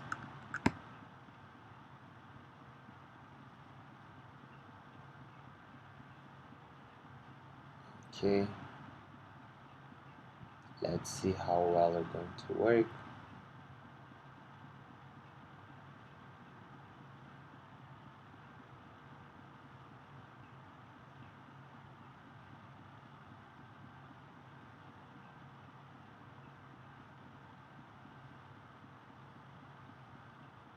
And this gentleman is still getting no items into it. But we're getting the list here. Okay, no problem. I will fix this on the next one. Just this is, we have a lot already, 40 minutes, and we will make the drop down work perfectly on the next video. We will solve this bug. Hello, beautiful people. How are you doing?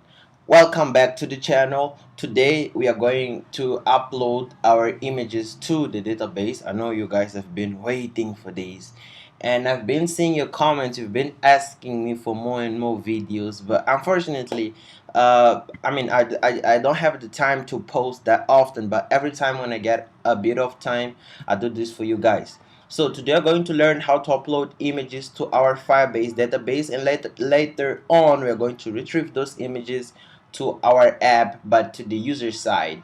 Okay, perfect. Second point, if you're not subscribed to the channel, make sure you're subscribed to the channel, because the goal for this year is to hit 10,000 subscribers. So if you want to support me in that, hit the subscribe button and hit that bell icon. Third point, if you like what's happening in the channel, if you'd like to support me in a way, if you like my content, please, you can support the channel using my PayPal link in the description below. You can do any donation, a dollar, two, five, 10, whatever you feel. Please do that if you don't mind. Well, with all that apart, let's go back to the code. This is where we left off on our last video, and the issue here, I was trying to implement our drop down menu and I was having some issues, so we just had this done. But today I decided to go a different way, because I was basically struggling to make that work properly. So we will try to find a way around this. As a programmer, that's what you do. And now I'm thinking of using, and this is very important, because when we go to implement our search functionality, we're going to use the Flutter type head. The user will just type, or the admin will type the category and will do the autocomplete. I think that this may work as well. So to make this thing work, you just go Google Flutter type ahead, and then first of all, of course, you'll have to come here and copy this. Android Studio, you go to pubspec file, and let me make sure I don't have this. Okay, I don't. Okay, packages get. Perfect. While this is processing, you just go to the example, and we are going to edit this. You just go down here, go down here and copy this. So we'll copy the example they provide us and we will edit this to work in our ways. Perfect. Let's go to the add product section of file, and what are we going to do here is, first of all, we'll put this on full screen, and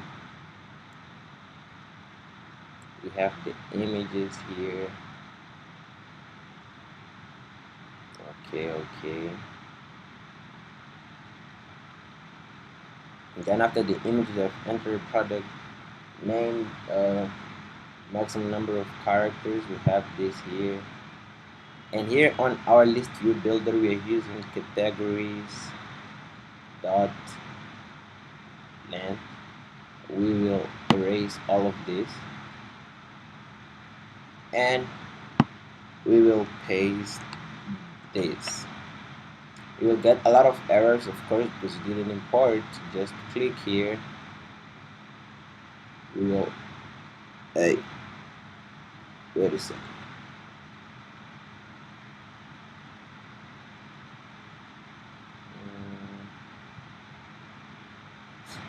Okay, no problem. It's not giving us the chance to import, so let's just come here, hit installing, and how we're going to import this, we'll import it like that. You copy and go back to Android Studio and paste this in, and that will solve some problems.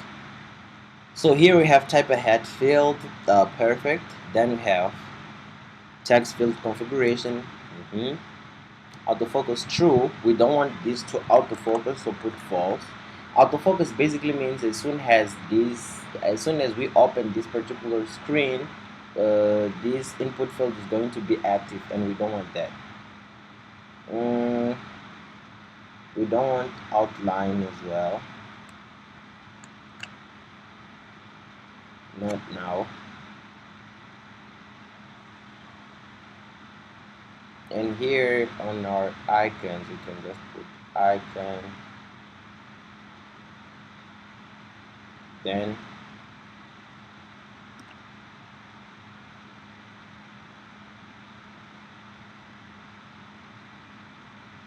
category, for example.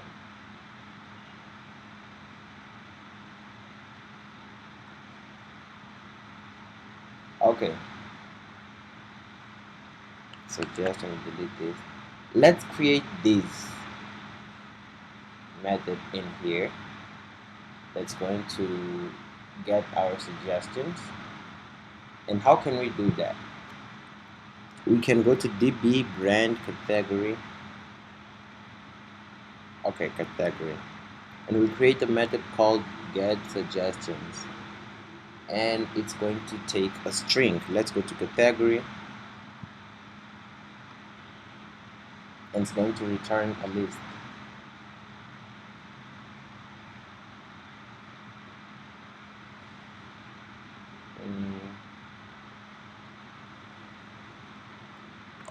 Okay, here let's create a method that's going to create our suggestions, and we are going to use this when we implement the search functionality, so you better pay some attention to this list.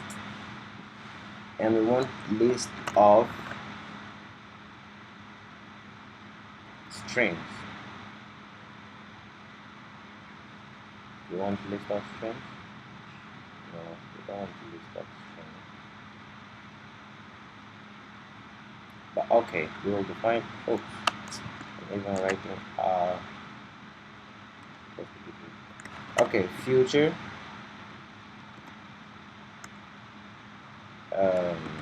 Get suggestion.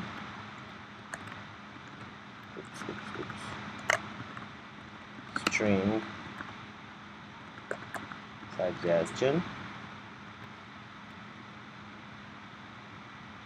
And in here we have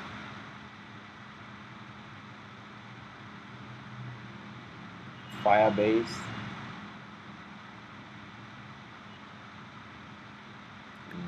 Mhm. We don't want this because we are going to use real-time database here. Oh no, that's not in real-time database. Okay.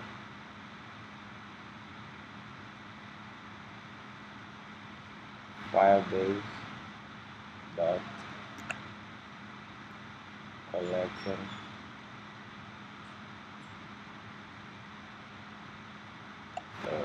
ref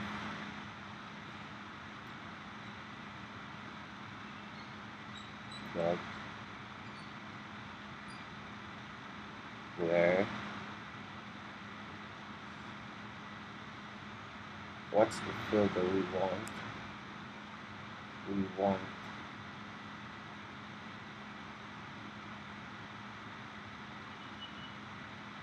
categories.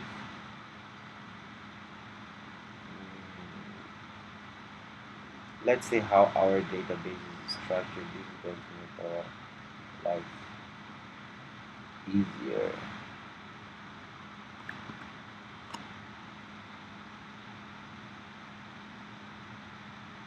Let's just open Firebase.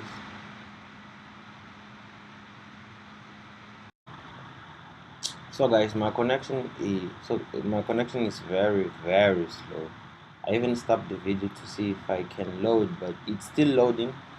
So let's just write the code without accessing the database. I wanted to see how we structured everything, so just to make sure that we give the right names and everything, but whatever. Where category is what we're looking for. We want to find where our category, and just seeing something up here, we can just use fed arrow functions instead of putting parentheses. You can just write it like this, and here you just remove the return.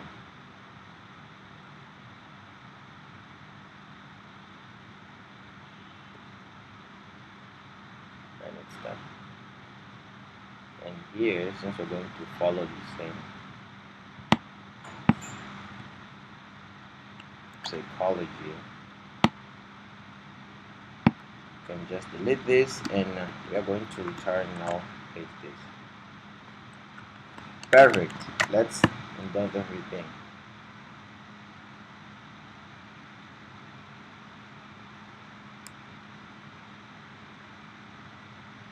Okay, no problem. Category. We want to find a category that starts with our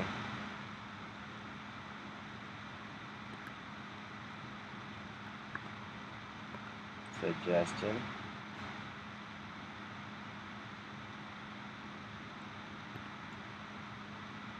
Get documents, and let's see what's the issue here.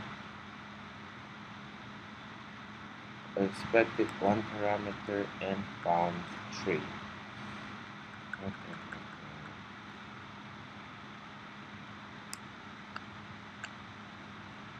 Let's see what we expect to find. Okay.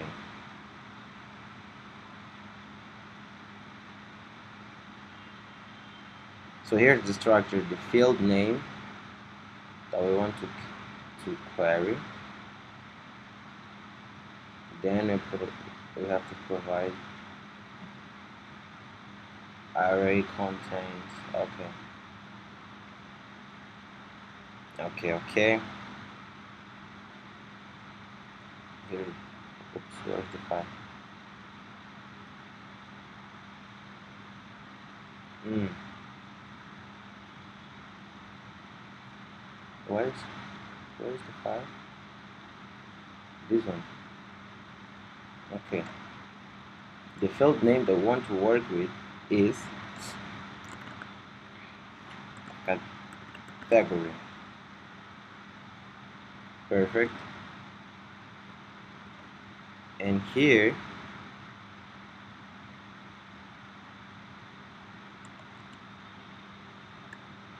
we can see the options that we can give here, dynamic, but what we want is this array contains.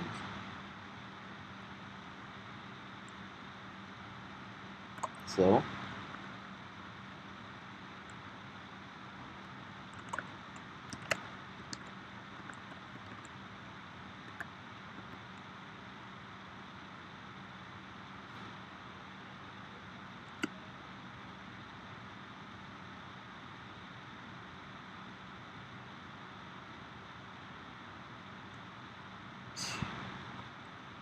I think I'm drunk today. Just joking. Array contains. So we want to check if our array contains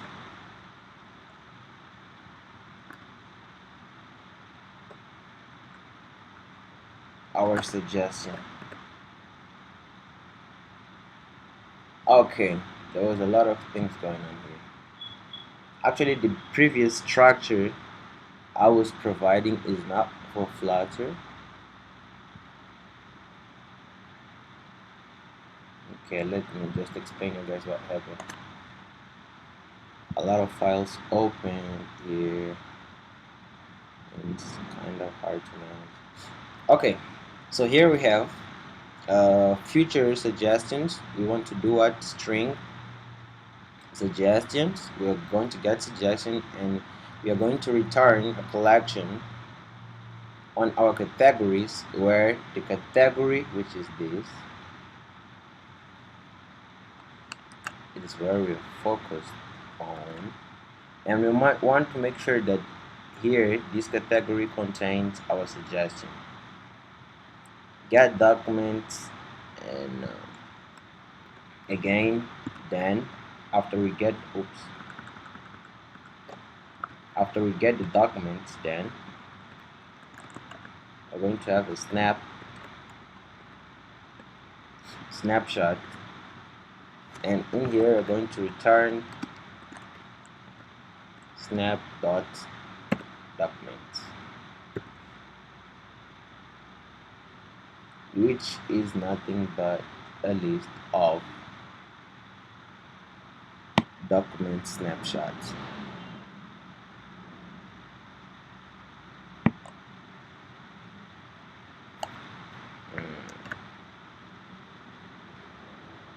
So the structure is quite the same, which is going to be a list of document snapshots. Yeah, so what I was saying is the structure of this and this is quite the same, but here what we're doing collection where category array contains suggestion to make sure we have the suggestion we're providing. Then we want to get document, and we want to return those documents. Perfect. Go back to add product, and exactly here where we have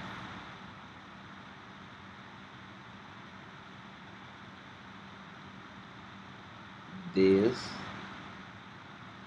we are going to give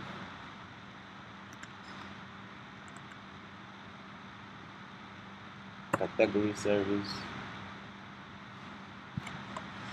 Get suggestion is also supposed to, so go back here.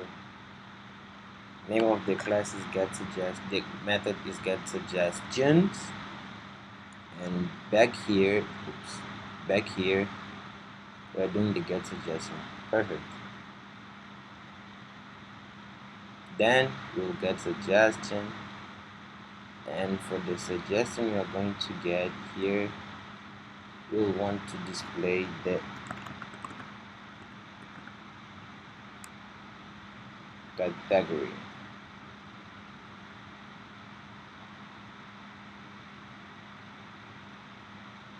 On suggestion selected. So when a person clicks on that suggestion, what are we going to do? That's the question. For now, I will just comment this code to it because we want to test if this in here is working. And then we'll go back to that. Okay. Let me rerun the code. Minimize this.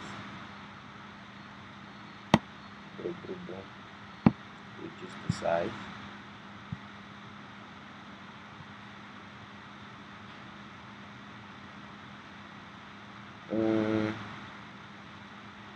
And we still have a problem here. I think we would have to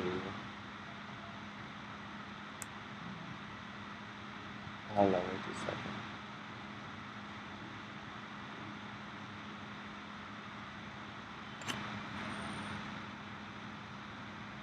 Run the code again and it's processing.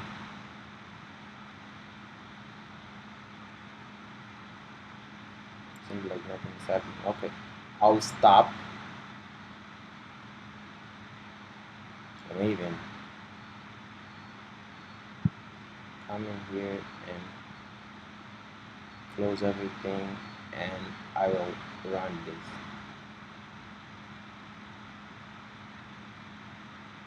Okay, so after our app is up, we are going to view or to see if it did work.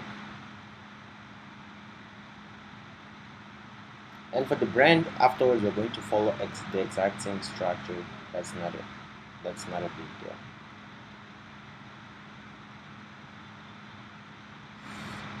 But at the meantime, we can do something here.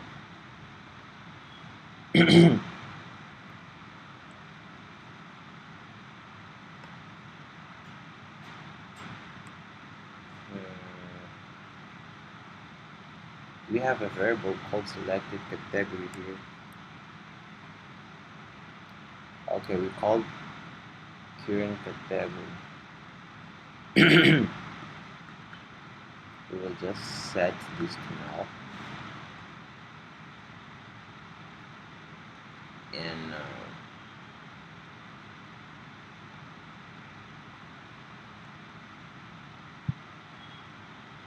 okay, let's test this.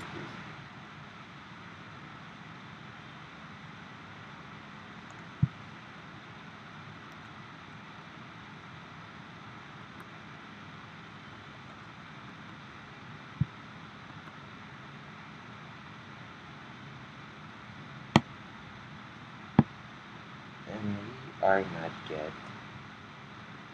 we are not getting nothing with a suggestion now.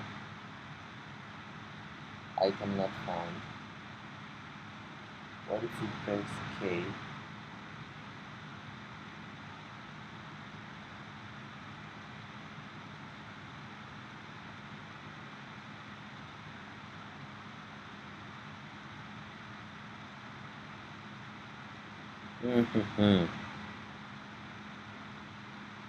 We have a small issue here. First is the way the text is being displayed.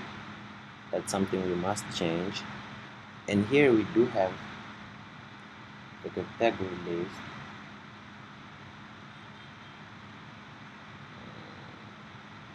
What could be the problem here?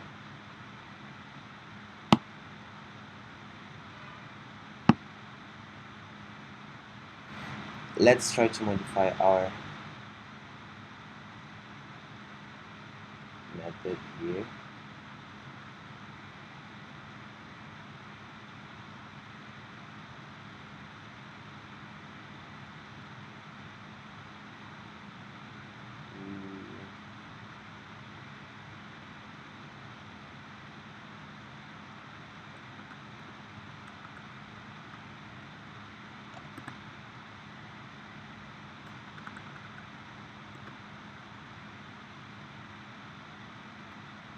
is equal to suggestion.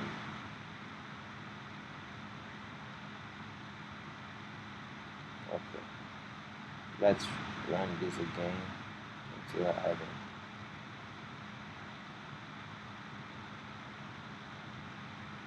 Delete one. I'll stop it and run it again. The field name is correctly given.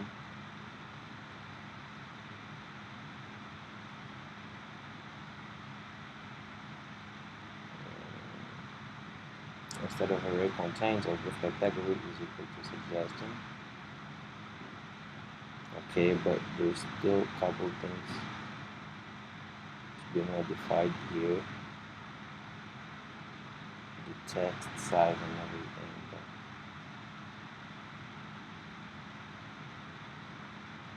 But that's not the main goal for now.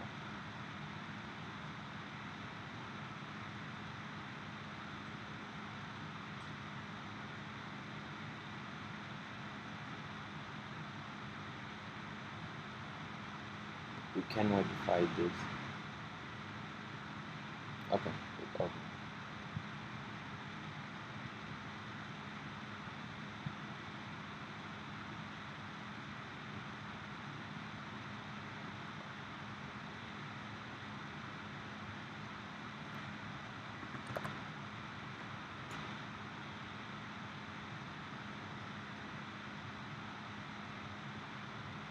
And here we can add the category kids. And this category is present on our database. We didn't define on. Let's try to find woman.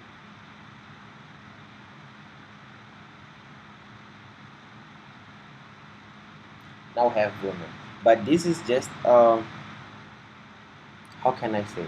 The problem here is that this is just checking for the exact match, and we don't want to check for the exact match. But first of all, let's style this a bit. Here on this style, let's try to give text style.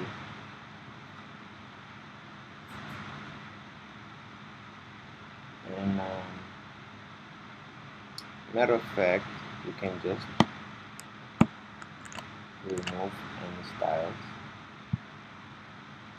And for the input decoration, int text, add category is what we want. Okay. And as I was telling you, here we can write visibility. Oops.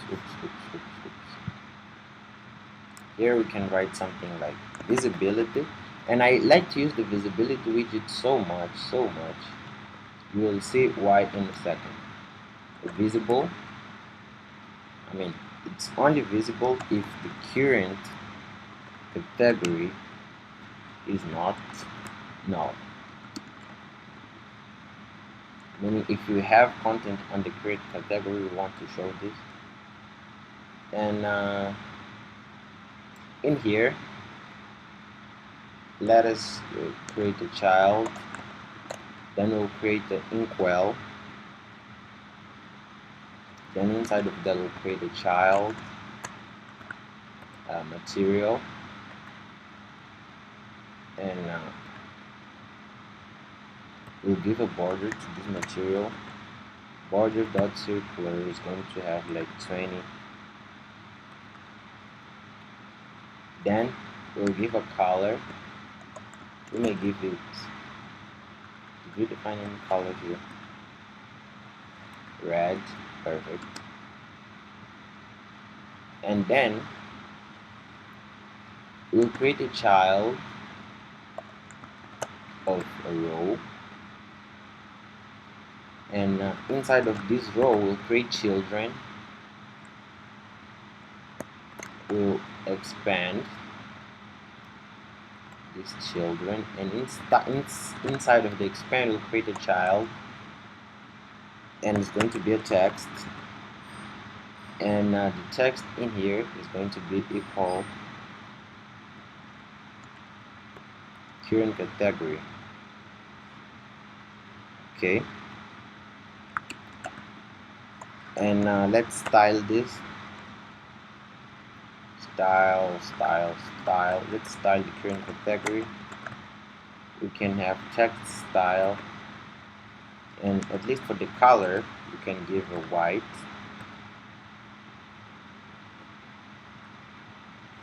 Perfect. And outside here we'll create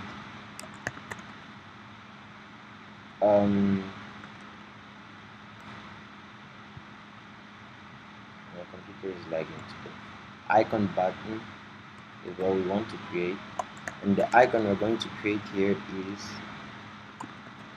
icons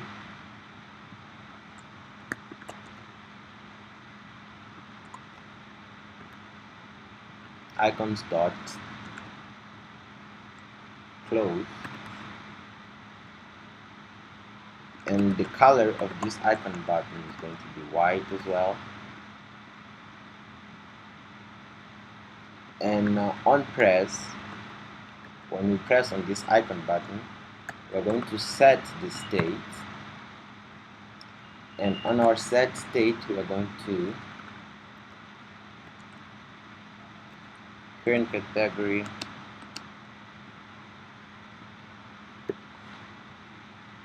is equal to null. Okay, perfect. Now let's come here on selected. What are we going to do? We're going to set on suggestion selected. When you tap on the suggestion, we're going to set current category equal to suggested. Perfect. Let's run this.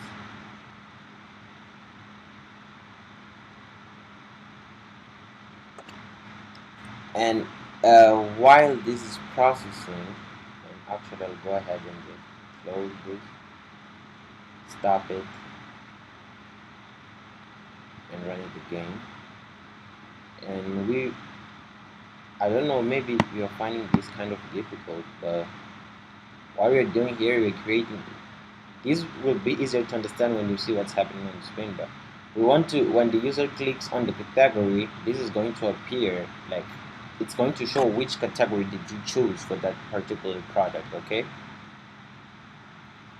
And for this, for this row, you can just go ahead and add padding. Oops. You can just go ahead and add padding. Perfect. Now let's go to the category. Let's copy this code, and we are going to do the same thing for the brand, because the structure, as I told you, is basically the same. First, let's modify this, because we have to do things the right way. Nothing wrong with writing like that, but using fed arrow functions is the best approach. And now we're going to paste this. Same thing, the difference is here.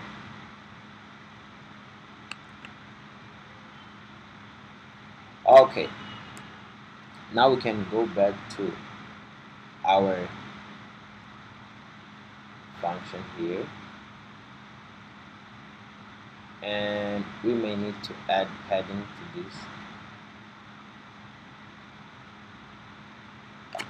And now what are we going to do is take this visibility widget,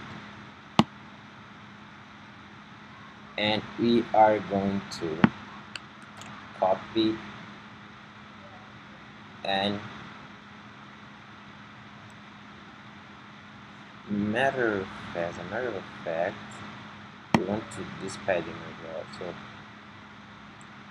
copy this code, and I'll just comment here to make sure.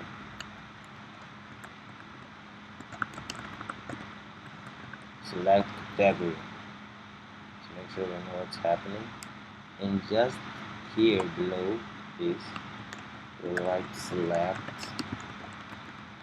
brand. Okay, perfect.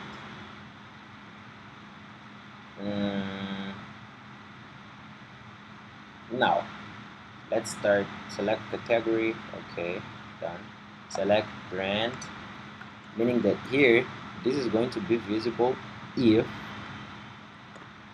our current brand is not empty. Go down here, and here we're going to display our current brand, and here we're going to change this to current brand. And in here, instead of category, brand suggestion is what we want. No. Brand service. Get suggestion is what we want. Suggestion brand. And finally, we are going to set our current brand equal to suggestion.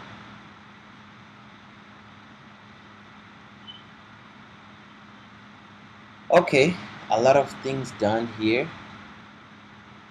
Let's make sure things are working first of all.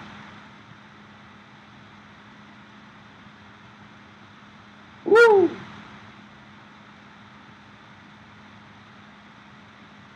Okay.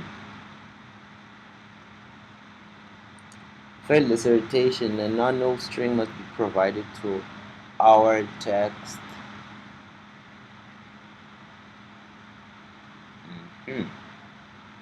And I know where the issue is. What we have to do here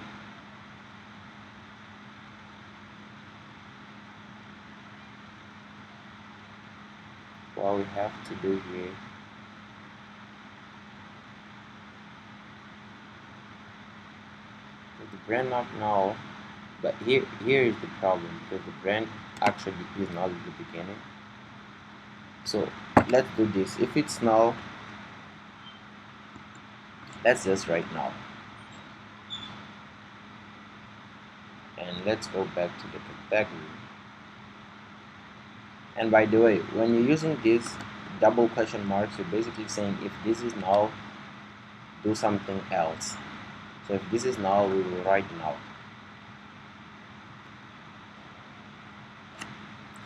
Okay, let's try to see if that fixes our problem.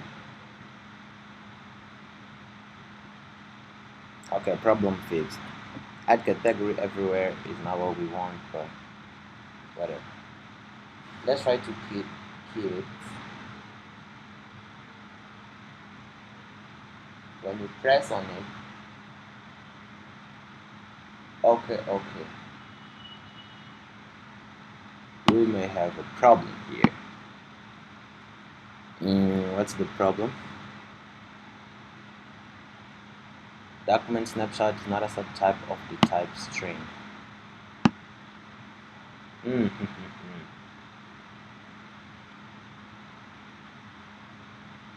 Seems like a lot of work, right?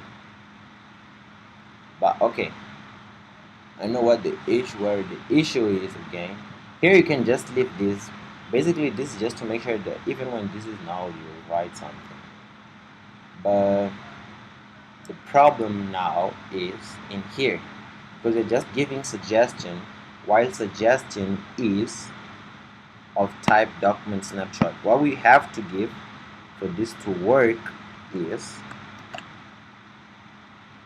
we have to provide here suggestion category. This is going to be a string of the type category.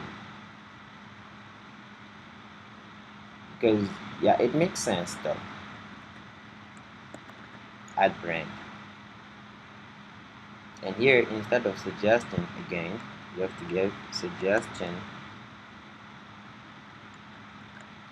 Oops.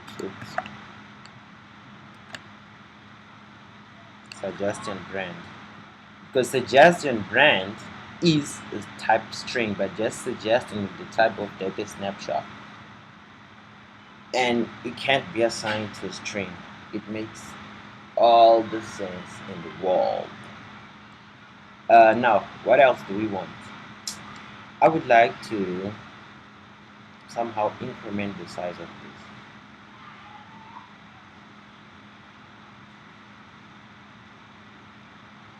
I would like to, let's say, to 60. Oops.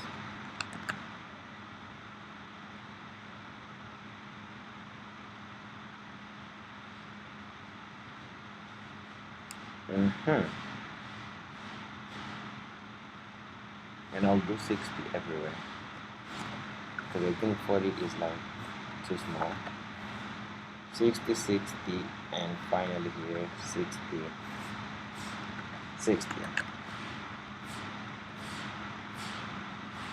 Boom. Now it's everything bigger. Matter of fact,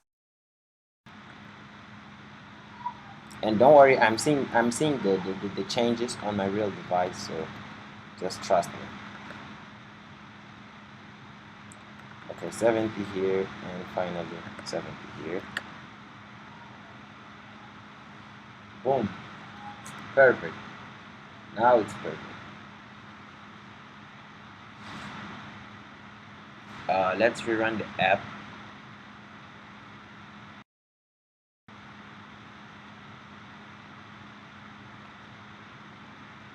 And finally, hello beautiful people, welcome back to the channel.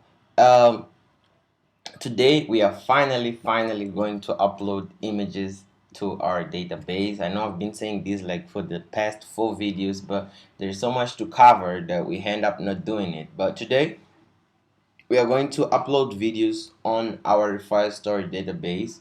And the second thing, I read some of you guys' advices, and instead of going with the search here, we want to implement the drop down. So we'll check the first couple minutes to make sure the drop down works, because it's more logical to have the drop down. Now, other than that, if you're not subscribed to the channel and you love seeing Flutter videos or anything, please make sure you hit that subscribe button and hit the bell icon to make sure you'll be notified when I post, because this year we're trying to get into 10,000 subscribers. If you like the channel, feel free to support me. My link is down below. And yeah, it's all. Let's get busy. Okay, let me. I'll try to make this video super short. I mean, not super, but not 40 minutes at least. So this is what we had from our previous class. Here we have a search, but here we want to go with the drop down item. Okay, I saw where I had made a mistake, and I think we can solve that easily. Okay, first off here, let's do one thing. And I'm really sorry to have you guys learning something and then changing it, but we're just trying to find the best approach possible. And don't worry, this search autocomplete we are going to use when we want to search for products in the database. But for now, let's follow a different approach. Okay, so now what are we going to do here inside our get categories?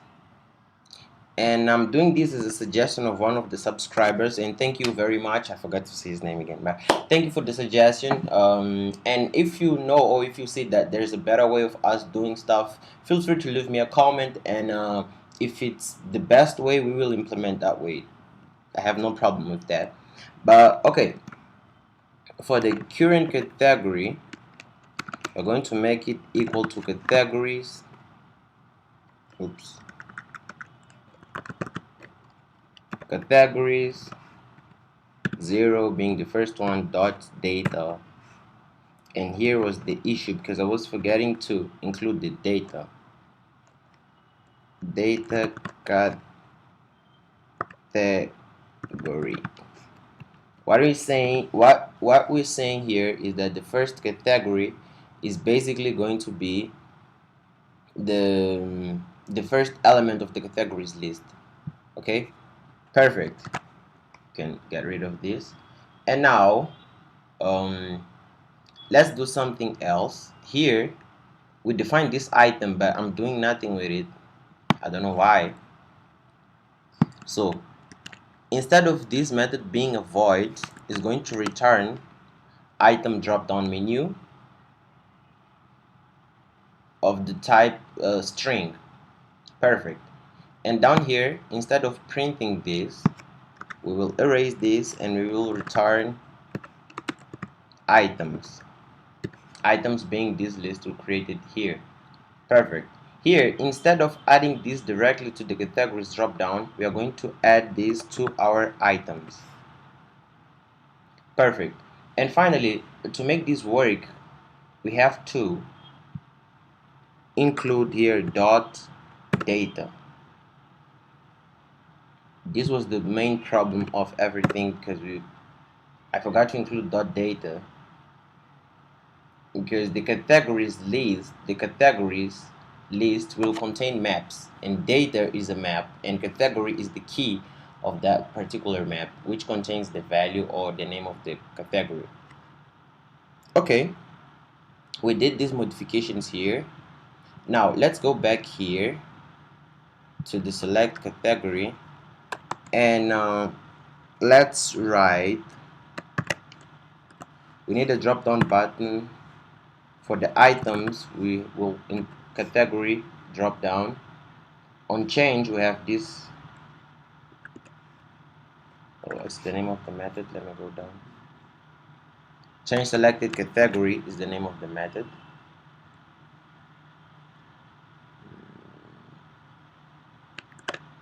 Perfect.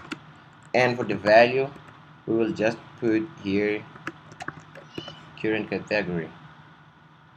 And we have to put comma here. So we have this done here, and this is basically what we had on our previous video, something like that. Let us see the app. I rerun the app, manage, add products. Okay, let's fix this issue here, because we have this but we're not really getting any values. How can we fix that? We will take this method here, and we will bring it over here.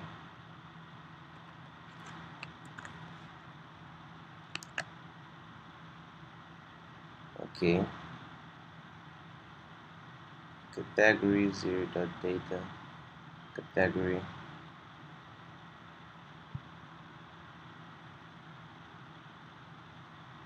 and we might just rerun the app.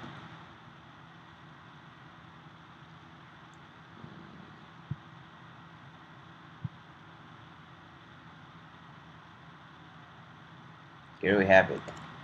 So just take that, instead of putting in, we just insert that inside of the categories method. And if you click here, as you can see, ta-da, now we have our drop down icons, but we just have kids here. We're not sure what the kids means, but I think that this is what we wanted. To make this look a little bit better, we could do this.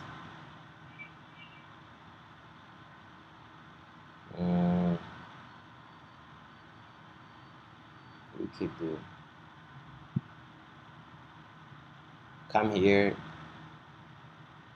we will use a row, and inside of this row we'll just create a text saying category, and we may want to add some style to this.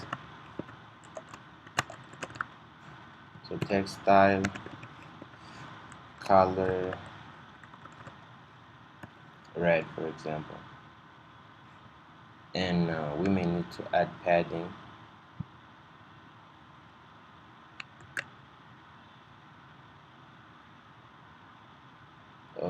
If we view the app, we have something like this: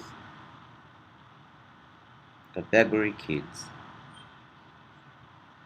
Okay, and we will do the same thing for the brand. We will use the same logic. Let me put this down here.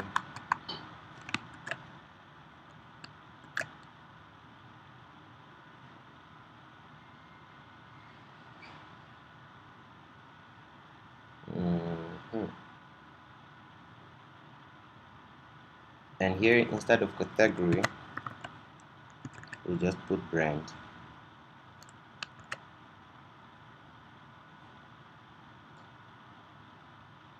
Okay. Oh, this is good, but I don't know if it's better for us to put it inside of a row or just leave it like that. Okay, let's try to copy and insert it inside of a row to see how the UI is going to be. Okay, I think inside of a row it's better. So let's remove this.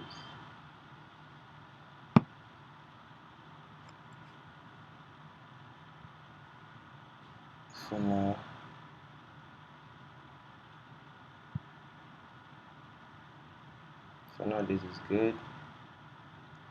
And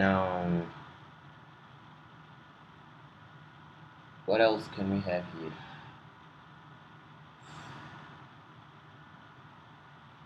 Brand.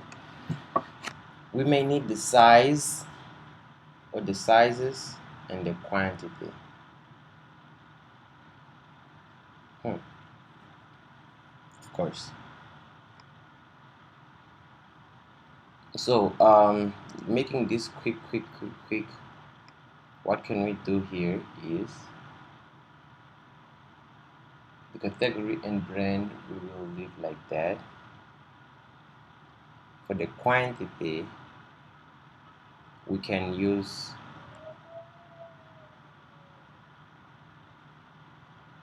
I'm thinking if we go with drop down again, or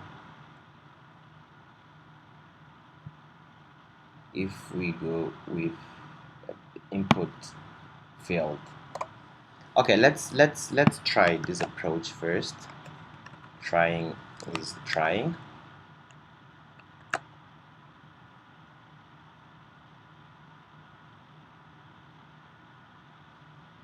And category brand, then we would have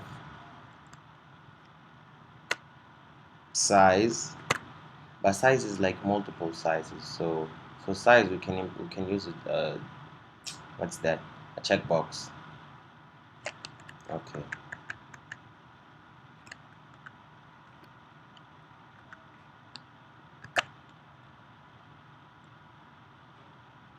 so we have category done, brand done. We would need the quantity. um, are we going to use an input field as well, or drop down? No. Okay, let's use input field.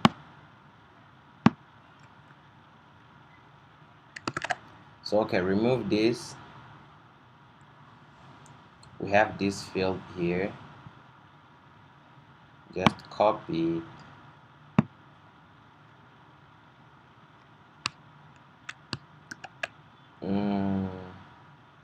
And we will paste it down here.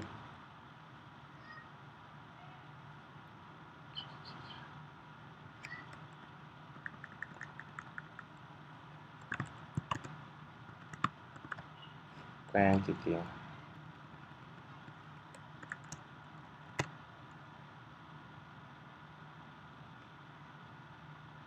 We only need this validation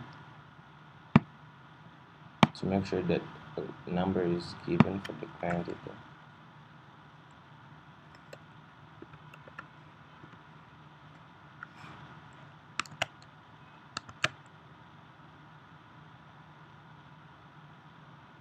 Okay, the quantity is done.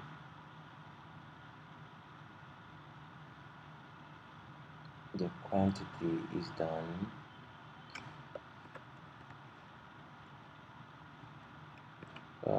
Keyboard type.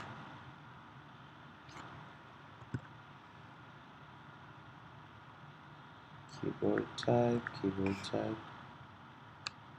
Let me see about the structure of the keyboard. Okay, now we want to make sure that for the quantity we only give numbers. That's why we will provide keyboard type, then text input type, numbers with options. Okay, done. Let's see what's happening on the app.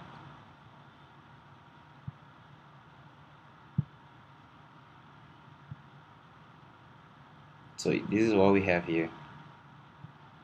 Product name, but if you click on quantity,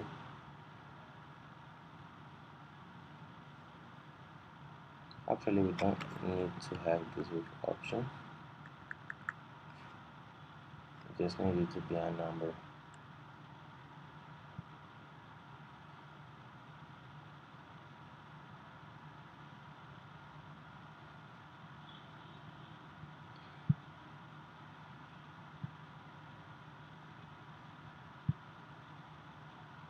Okay, add product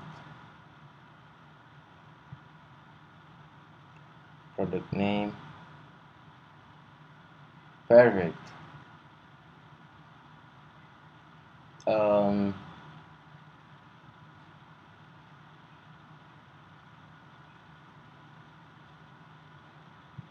Open this.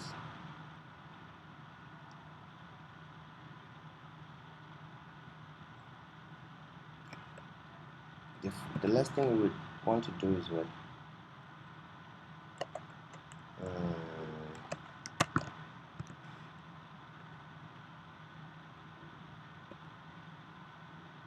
checkbox.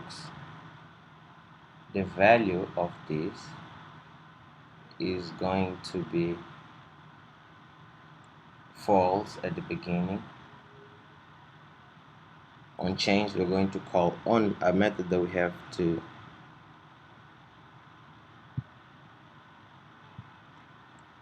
for the checkbox. We will do something like this.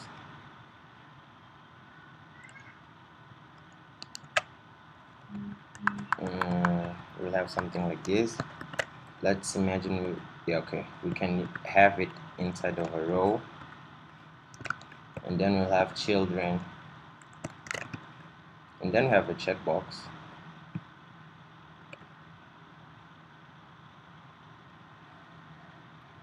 So for the checkbox, we have to have a value. I can just put false for now, and unchanged method we're going to call when we change when we click on the checkbox. Okay, and down here we may have a text saying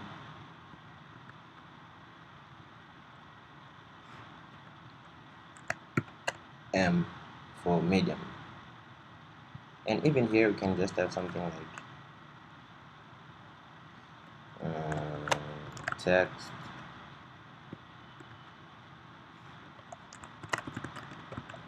available sizes, and then we have this row here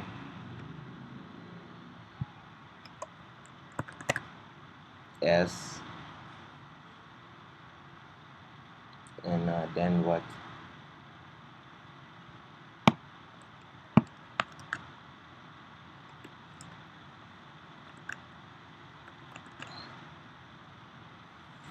S M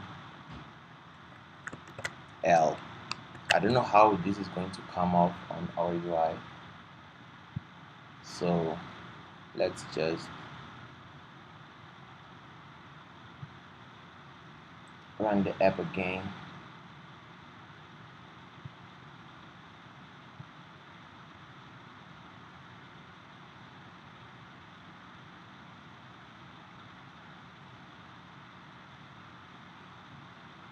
Small, medium, large, and I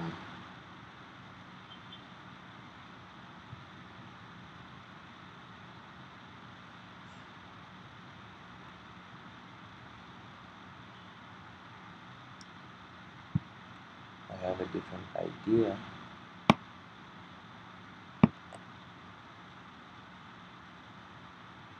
Let me cut this from here, insert it here,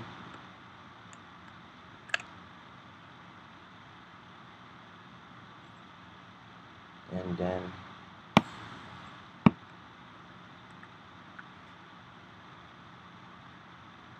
cut this from here,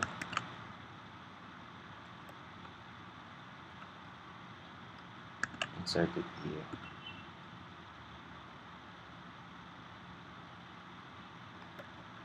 And we may insert another one called XL.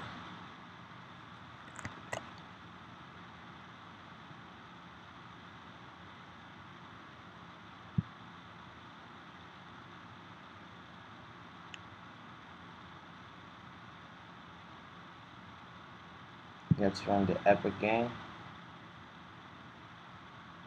And while the app is running, here we have small, medium, large, extra small. And here, down here, I want to insert these as numbers. I'll just put the most common ones, like 28,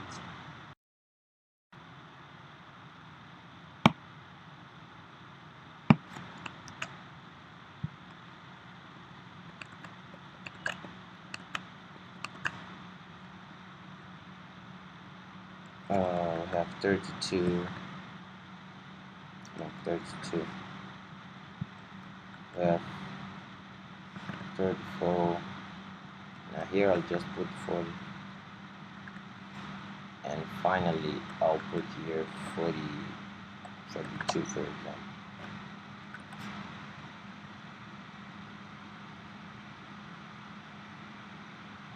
And then we will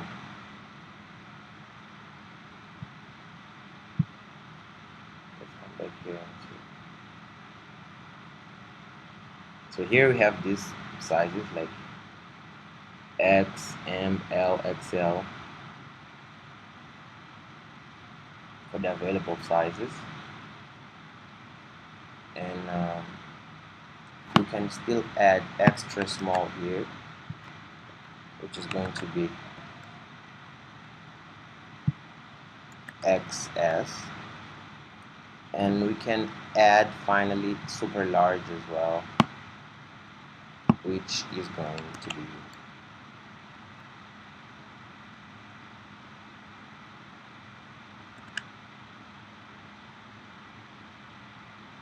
XXL.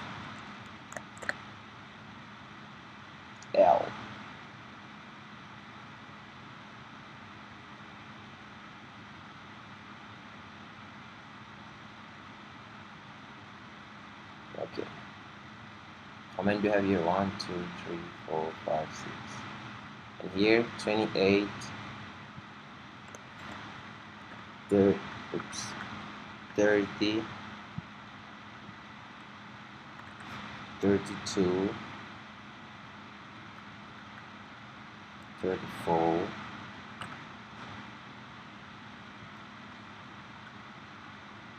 36, and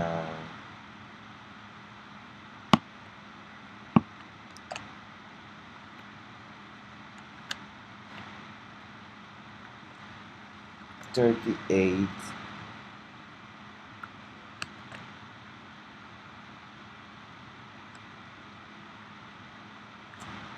40.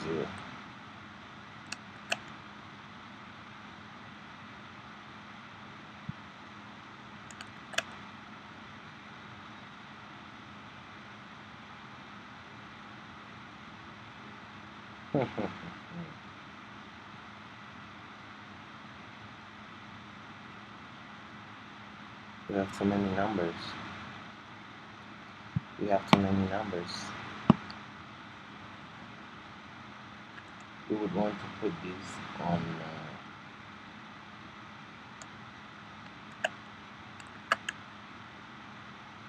okay, let me do hatch load here. 28, 30, 32, 34, 38, 40.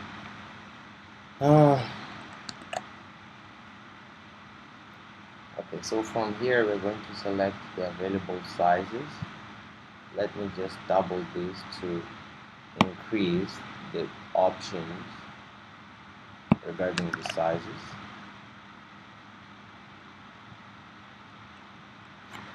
$36, $38.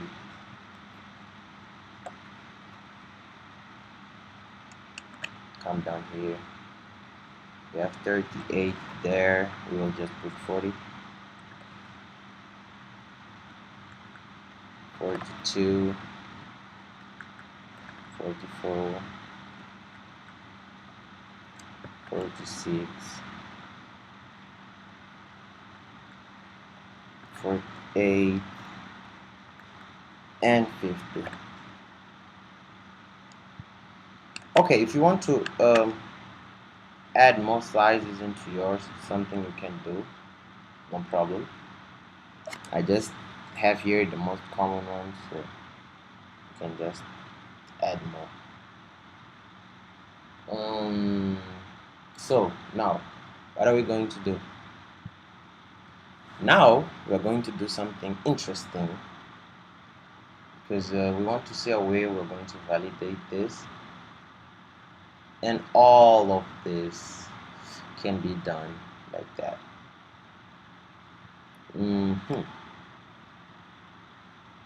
Okay, we have to check this method get prints.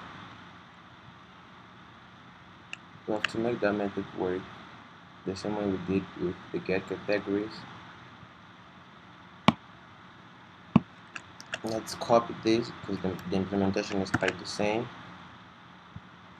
but here instead of get, it's going to be get brands. Did it get brands? Oh, brand. Okay, brands like this.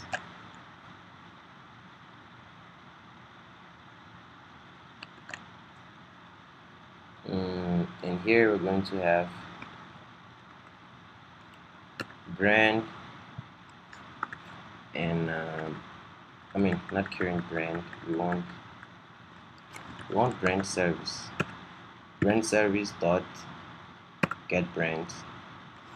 The same thing we did there, and this is going to be brands is equal to data, and here we're going to have brand drop down. We are going to have another method called get brands drop down.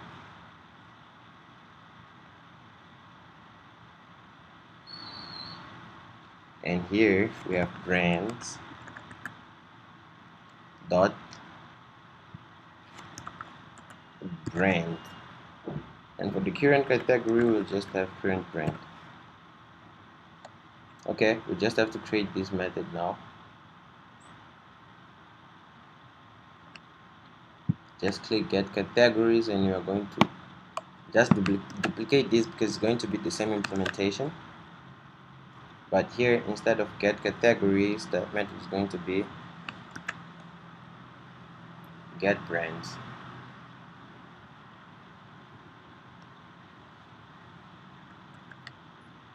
Oops. So just copy this and paste get brands. and here this is going to be brands.length, and you put brands here, brands here, data.brand,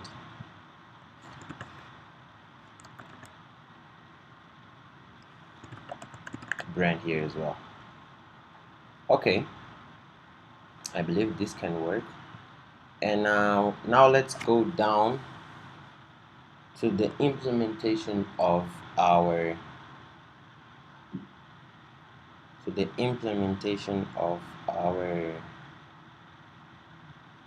brands. And where's the drop down? We want the drop down icon for the brand here, and here we're going to write brands drop down. Then on changed method, we are going to copy this method again,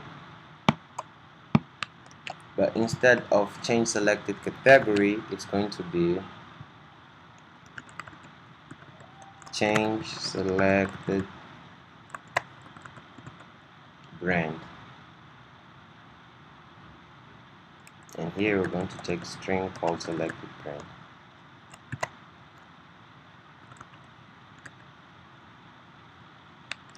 Copy this and paste it here.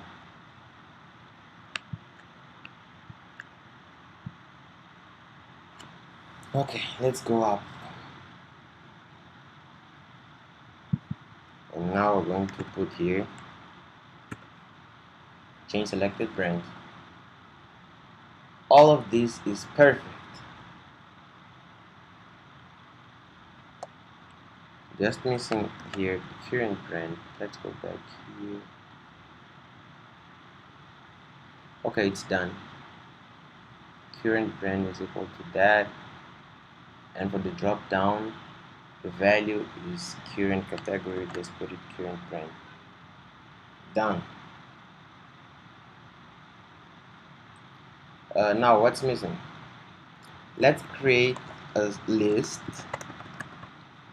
of strings. This is trap string.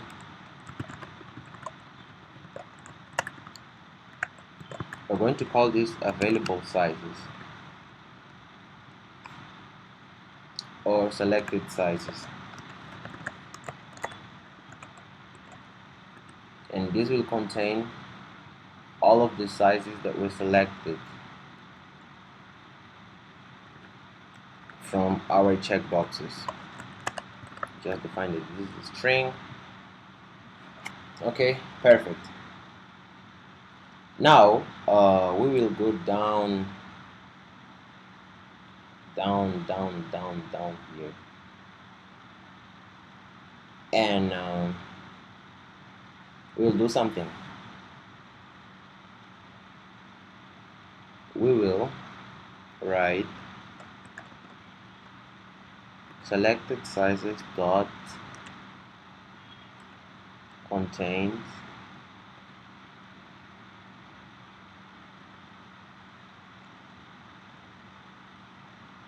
excess. So we will check if the selected sizes has an element of the type XS, meaning super small, and on changed method we are going to do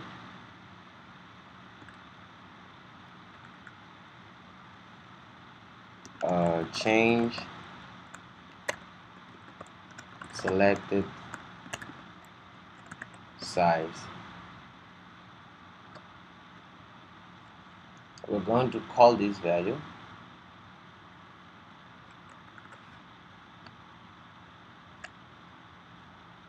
okay. The value doesn't exist. Let's create the method.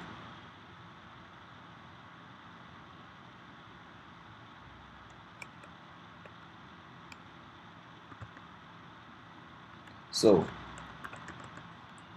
if the value is true, meaning that the selected size is inside of the sizes list or the selected sizes list, what we're going to do is we're going to write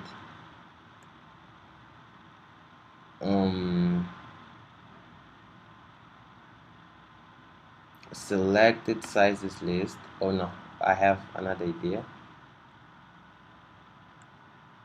or better way to go around this.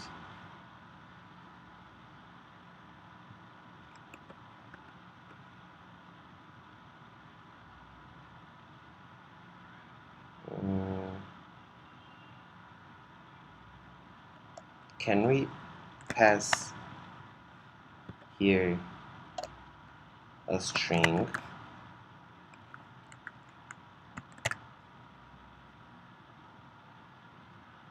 and down here we'll come looking for a string called size.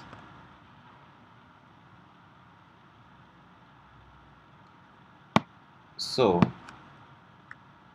this will give the chosen size. What are we going to do is if, then we will take selected sizes dot contains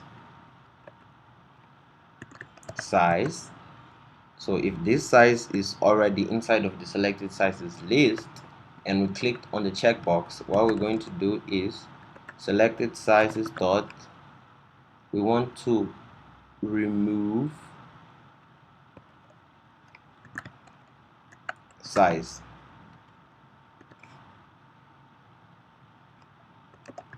Else, so if the selected size is not inside of the selected sizes list, we want to add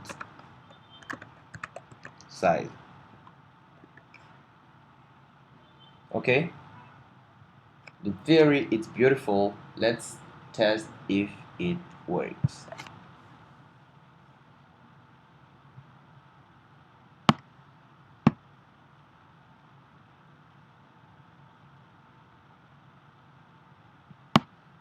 We have an error.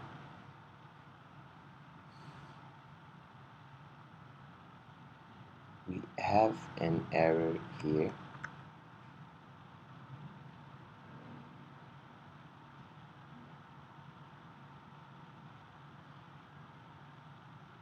The expression here is of type void and therefore cannot be used.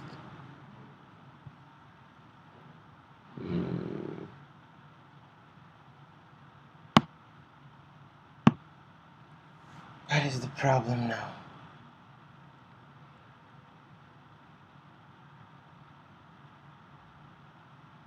Okay, guys, I really am starting to think that, but okay, I think that we can solve this by giving this as a boolean, and from there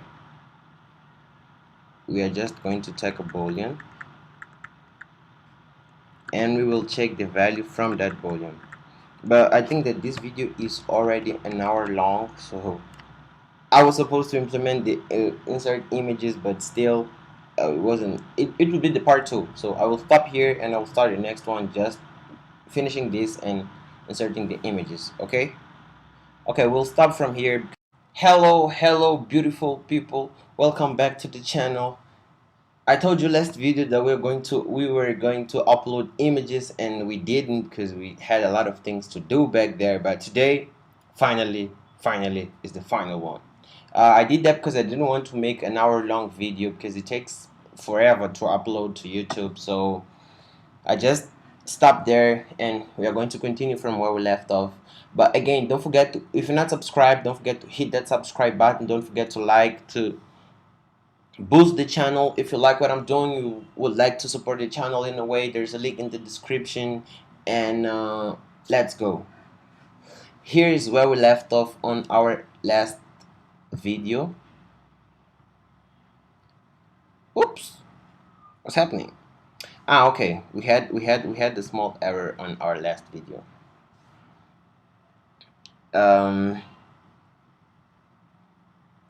But to solve this issue, we are going to do this. uh, value, which is going to be a bool, which is going to check if that particular checkbox was checked or not. Then we are going to call uh, which method is this? Change selected size, and here we are going to take a value, and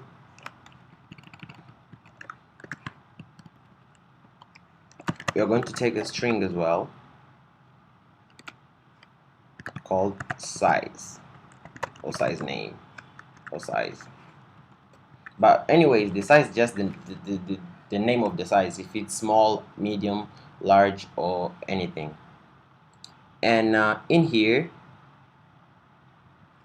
we'll just do this value, and if this value is true, meaning that this field is selected and this size is present inside of the selected sizes list, we are going to remove the size, and if the value is false, we are going to add. But probably I will need to do something like set state here.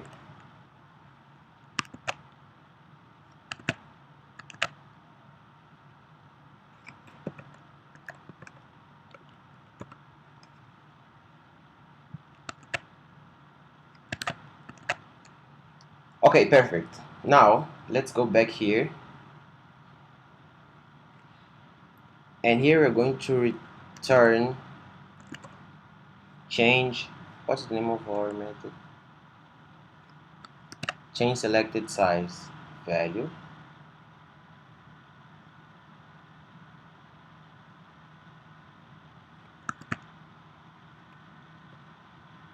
and this method is going to take the value and a string, which is the size name we are going to give. For this case, going to be this.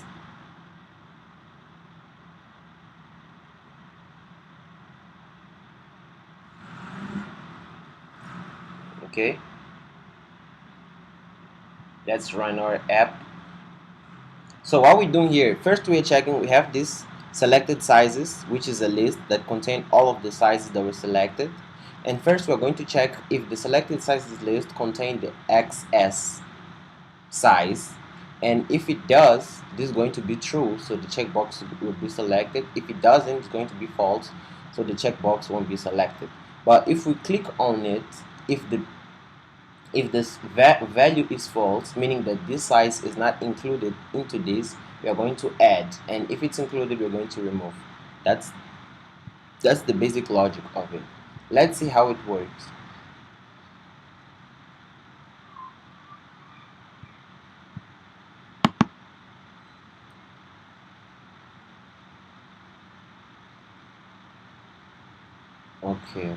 Okay.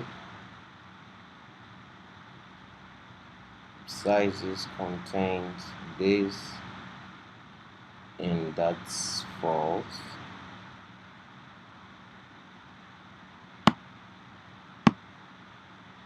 And when I oops.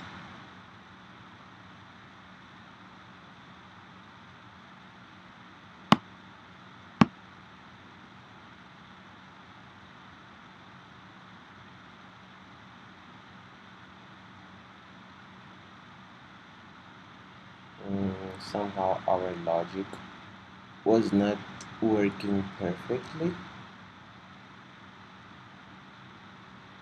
Okay, let's just try insert into index 0 our size. Okay, let's go back up here. Then we are just going to check if selected sizes contain XS, but it doesn't contain, so it's going to be false at the beginning.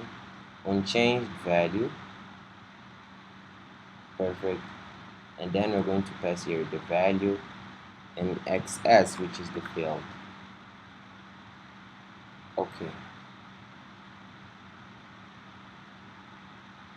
Let's run this again and see why our logic is not working perfectly.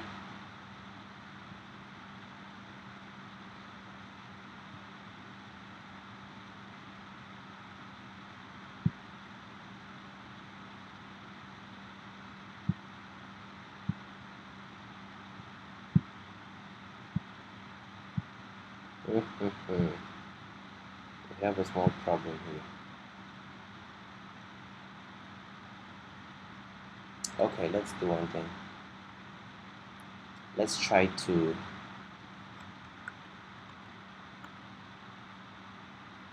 go back here to our function. This is kind of redundant because we're doing the same thing twice, but since it's giving a small problem, so just right here, selected sizes, and we'll check if they contain size. If it contains size, we're going to remove. If it doesn't, we are going to insert.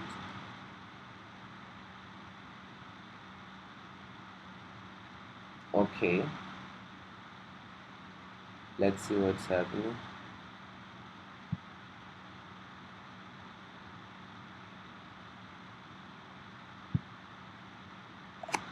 Okay, it's working.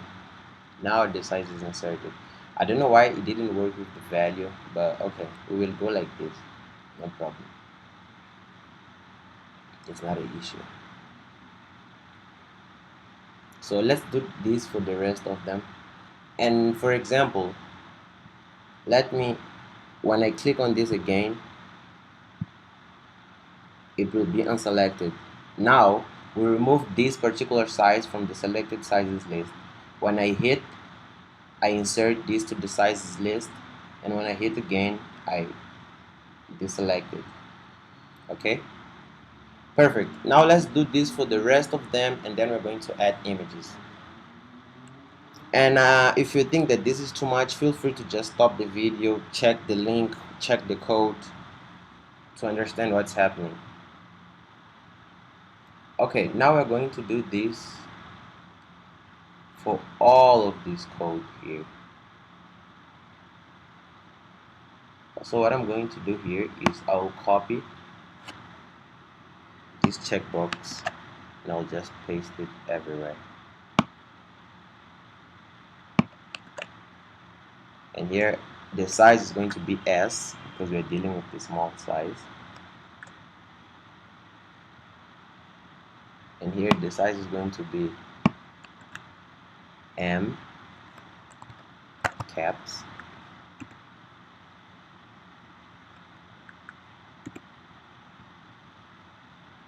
And here the size is going to be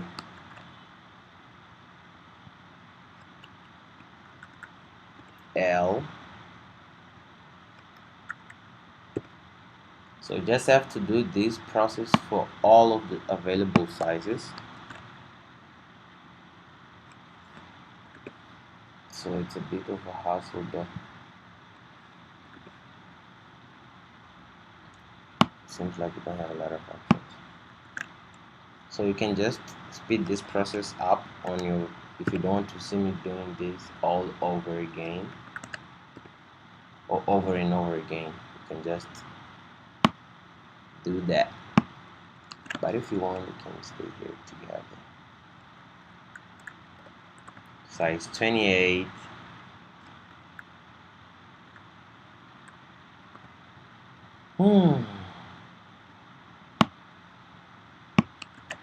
Size 30.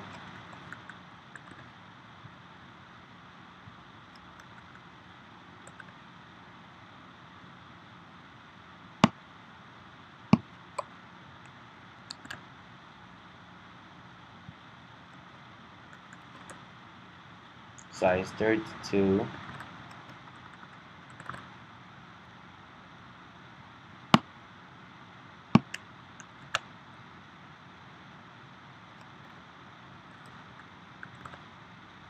Size 34.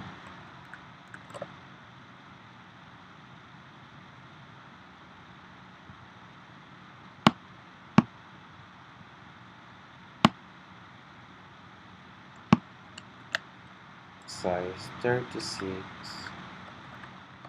And I know this is boring, guys, so you can just skip this part, but since I'm not going to edit this video, I'll just keep it like that. Size 38.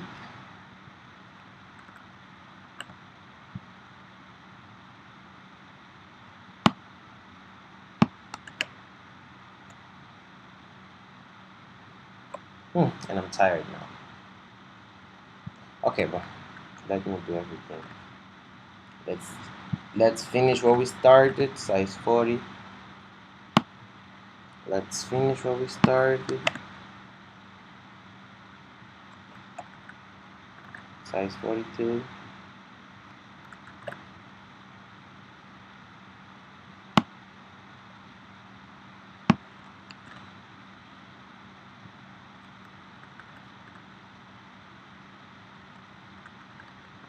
Size 44. We're almost there, guys.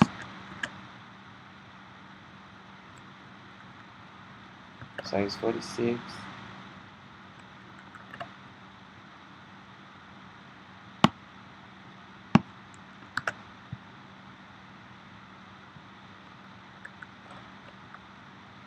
Size 48.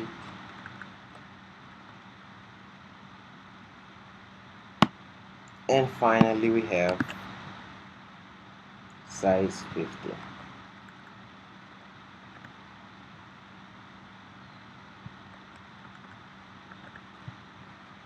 Okay, it took us forever, but it's done. Let's check all of this work, what has it have done for us.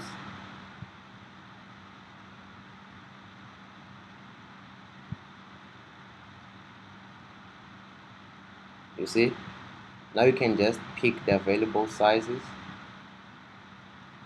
and the picked sizes are going to be the available sizes for that particular product. You see how amazing is this? Super good, isn't it? So you can choose the product name, you give blah blah blah,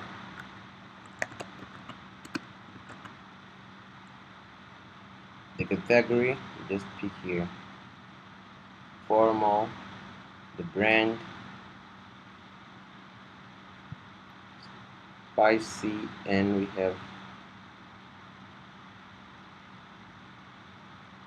have an issue there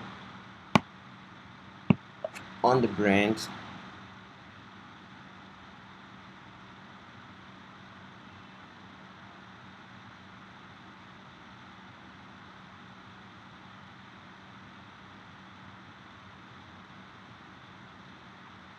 Okay, I don't know what's happening, but we're going to check that. We're going to give a look into that. But okay, before we go and solve that small problem that I believe that's something to do with the structure of it, let us add some pictures here. Okay. So finally, we've been waiting for this since forever, and now finally we're going to add some images. Don't worry about that issue. We're going to come back to it and solve it. Okay. Perfect. Let me just put everything on set right.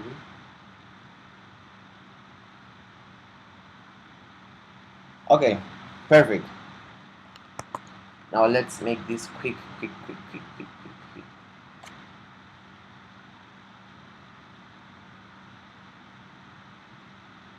And I'm not really liking to see these over here. But okay, don't worry. We will worry about these guys. Now we want to use. We want to import. Okay, it has to be. We have the image provider or image picker. Okay, Okay, we have it. Fine. Now what are we going to do here is file image. We're going to call this file image 1, and now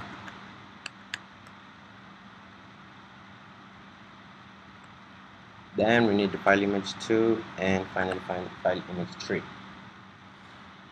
Okay, perfect. Now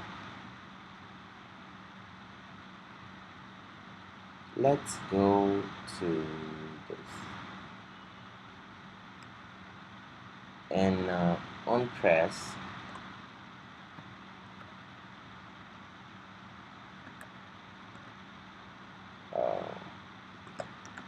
select image,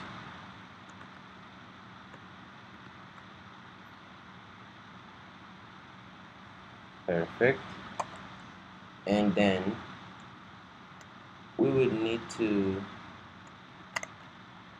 create here image picker is what we want.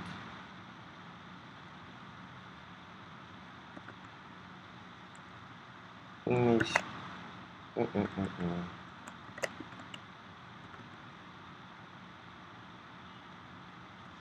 image picker dot pick image source dot gallery.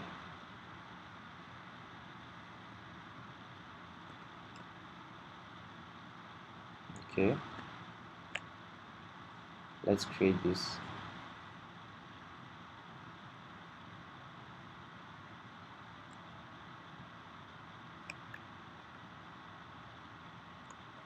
Then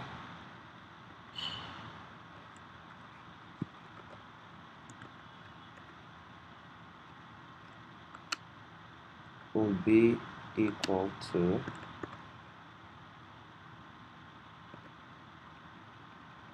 we'll do await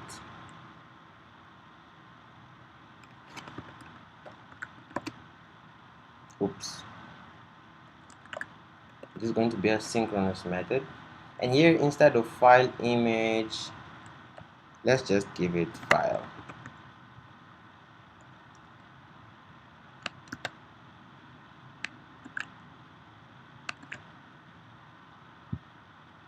And here you can just give image 1,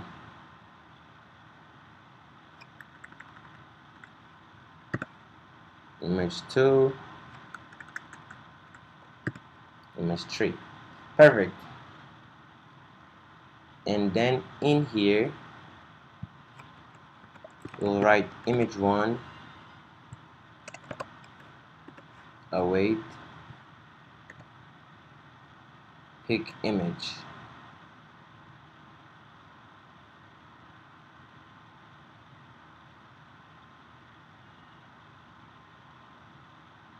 Okay, let's try this.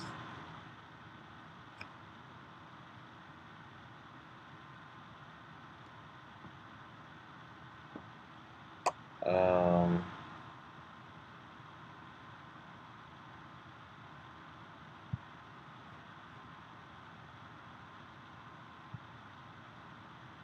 manage add products,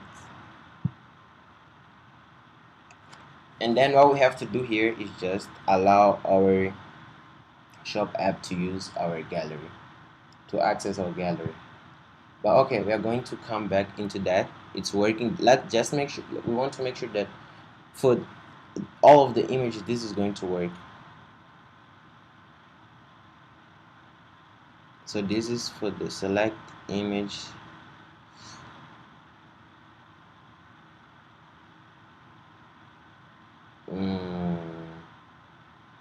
Let's do something.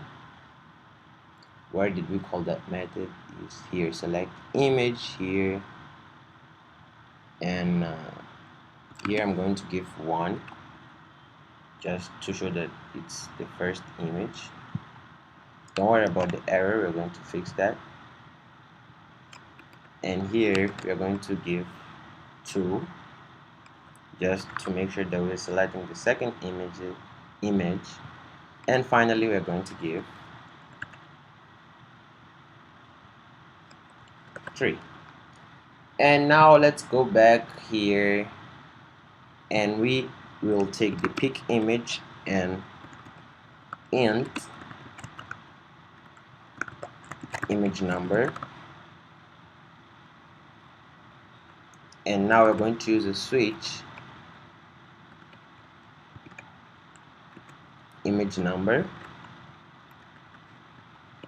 So switch works as it was an if-else statement. So case 1. So if the image number is 1, meaning that it's the first image, this is what we want to do.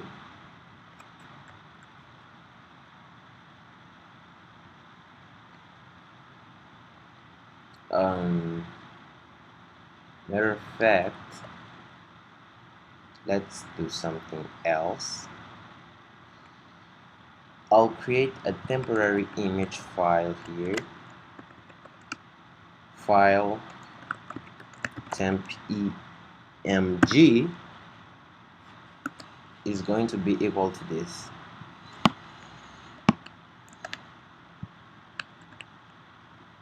And now in here we're going to do set state,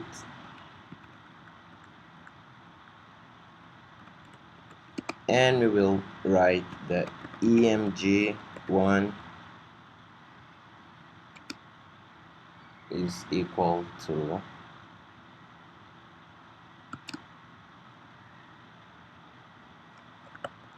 temp image.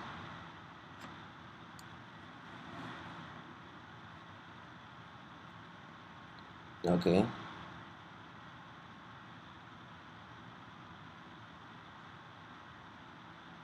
And of course, after this we need to write a break, and let's copy this 1 time, 2 times, and we are going to say if the image is image 2, what we want to define equal to the temporary image now is not the image 1 but is the image 2, and finally here the image 3. Perfect. And now let's go back to our images here. For the child, this is what we want.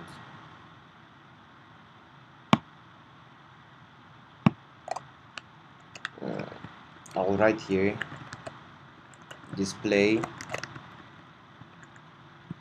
child. This is going to return, I can write display child 1 for example, and this is going to return a widget.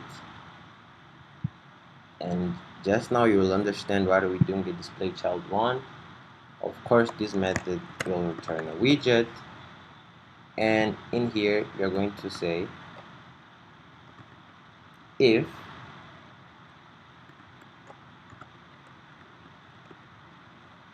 emg1 is null,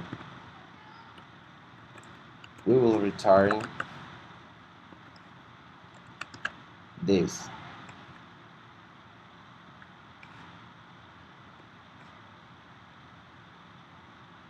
Else we will return. So if the image is not selected, we are just going to return that plus icon, and if the image is selected, in here we will want to return image file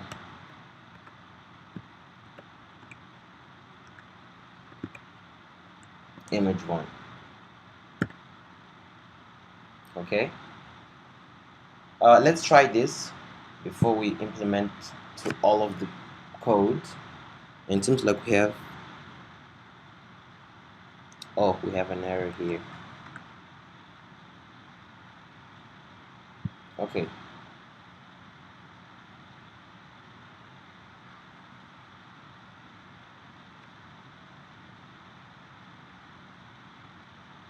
Okay, I had to close the app and I'll run it again. In the meantime, we'll create two methods just like this.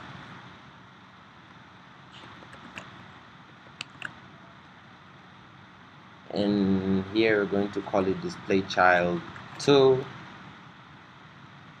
and finally we're going to call this display child 3.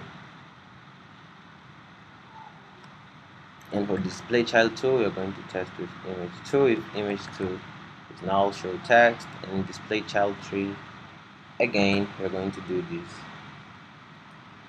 with the child 3.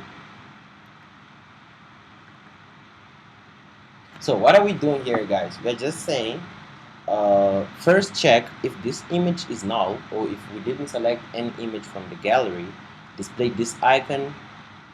But if the image is selected, display the image. Let's see in the code what's going to happen.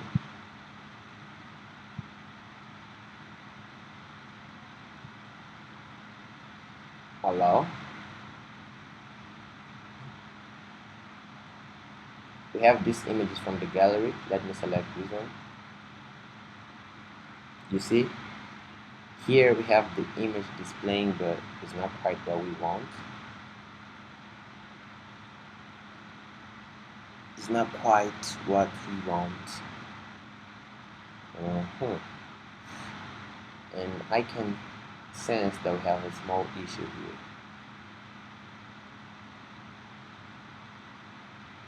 I can sense that.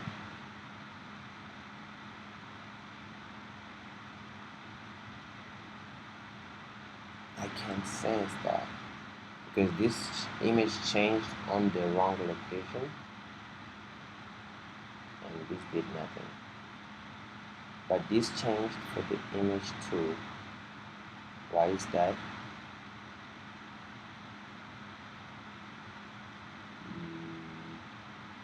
Let us go back here and understand the code. And I know, guys, that there's a lot going on here for this particular video, but just stick with me here.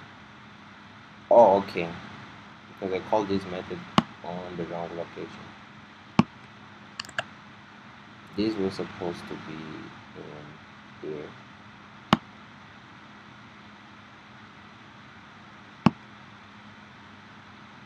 And here.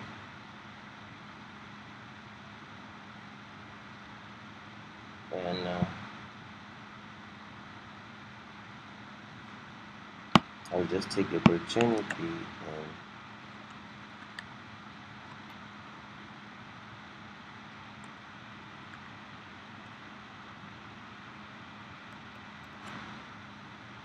display child 2, and finally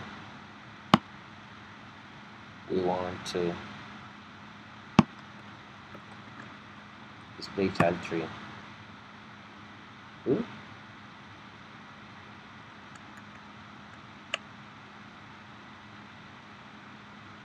What did we do wrong?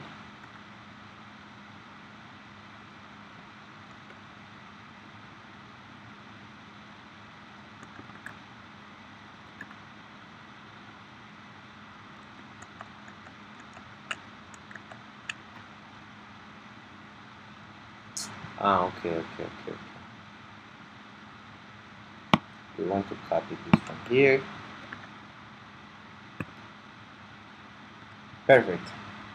Now let's go back here to the code, and I will remove this padding and just leave the image, and I'll do the same thing here. We will remove the padding,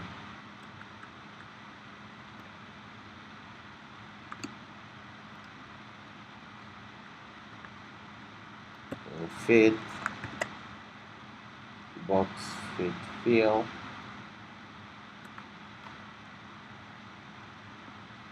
and width we're going to do double dot infinity. Let's rerun the code and see what happens again. Okay.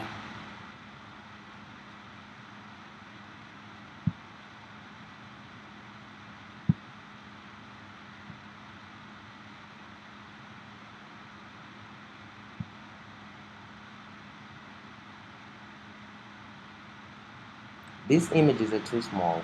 I think that's the issue. Like the selected images are way too small.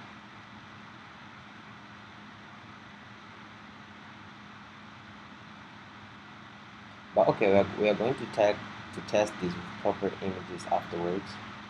Now we are just doing what we have to do. And let's come here.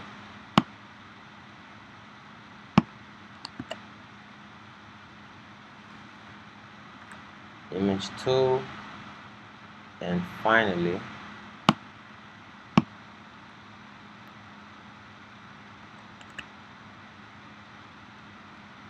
we are going to do the same thing for the image 3.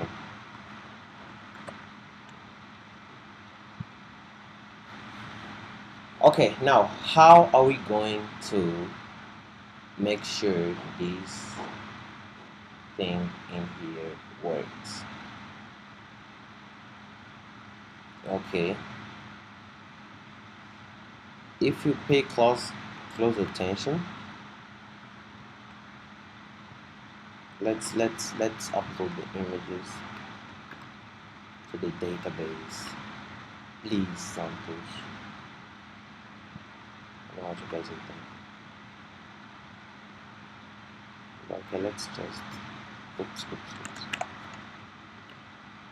Make sure our code is well organized.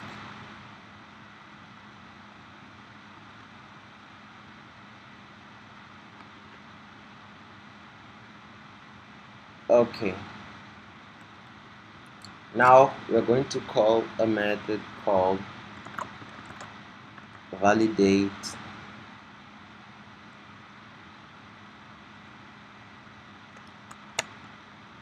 and upload. This method is going to do what it's saying here. It's going to validate everything, and if everything is fine, it's going to upload the images to our database. Okay, but let's check what's happening with the app now.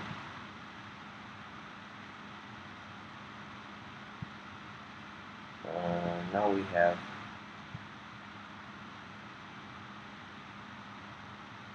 this, and if we click on this, select this image, select the second image. Okay, so the third one is not selecting.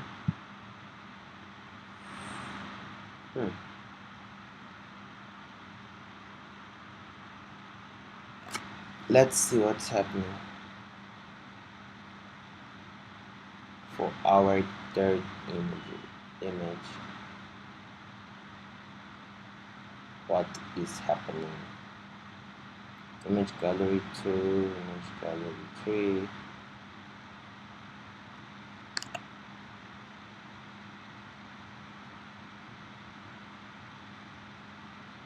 Child selected 3. Other than that, what do we have here?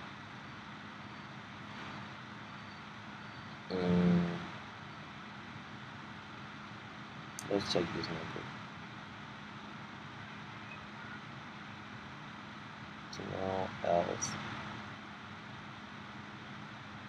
Okay. Select image. Okay, here's the issue. Here we have to put case 3. Then it will work.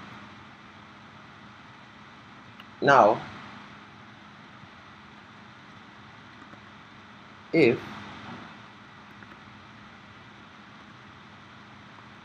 form key dot current state dot validate, so if the form is valid, we are going to do couple stuff here. First, let's see what we must have. For the quantity field here, we are using the wrong controller. So here we have to use the quantity controller. It doesn't exist yet. So we'll come up here. We'll create a text editing controller.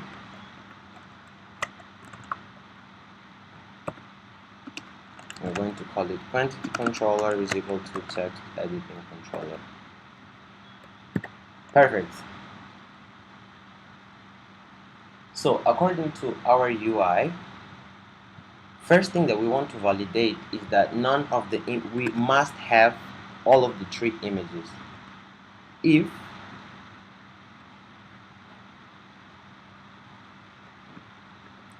image 1 not null and image 2 not null and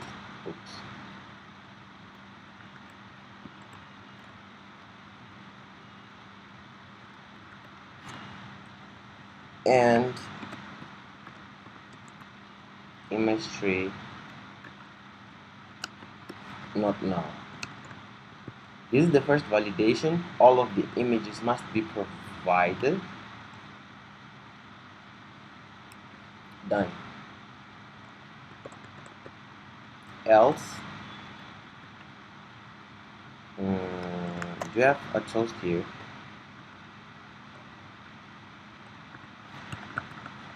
Flutter toast.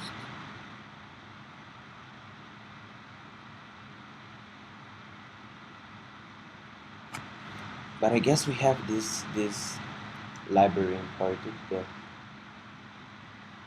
Type ahead, we don't need it now. Let's import Flutter toast. So else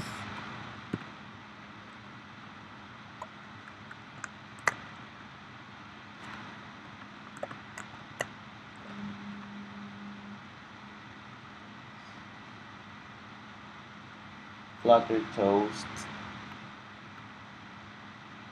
dot show toast, and the message is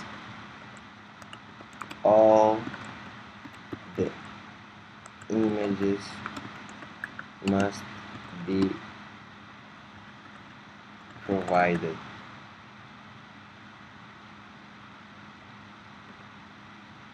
This will be the toast. Okay, the second validation that we want here is that the quantity and the product name must be given. That's true. And current category are perfect. And the final thing we're going to make sure here is if selected sizes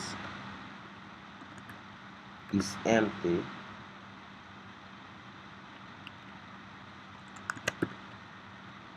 so if the selected sizes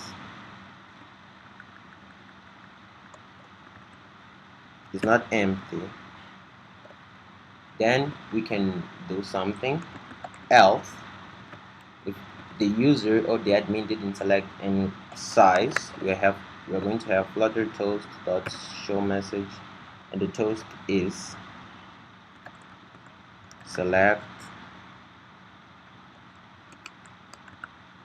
at least one size.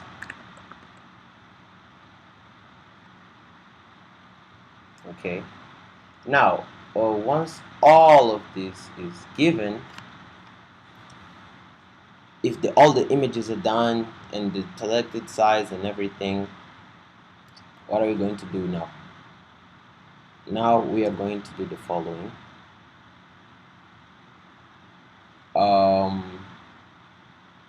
I'm thinking if I create a different file for this, or I just insert from here. Okay. No problem, we can just insert them from here.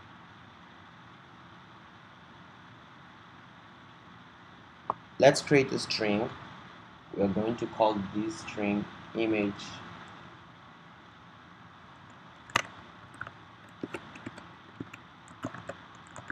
URL. Okay. Now I need to create a final, and this final is going to be Firebase user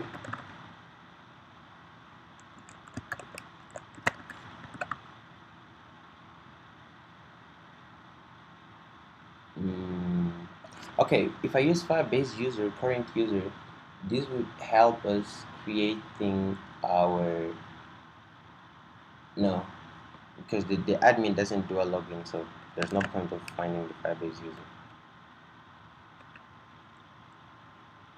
Okay,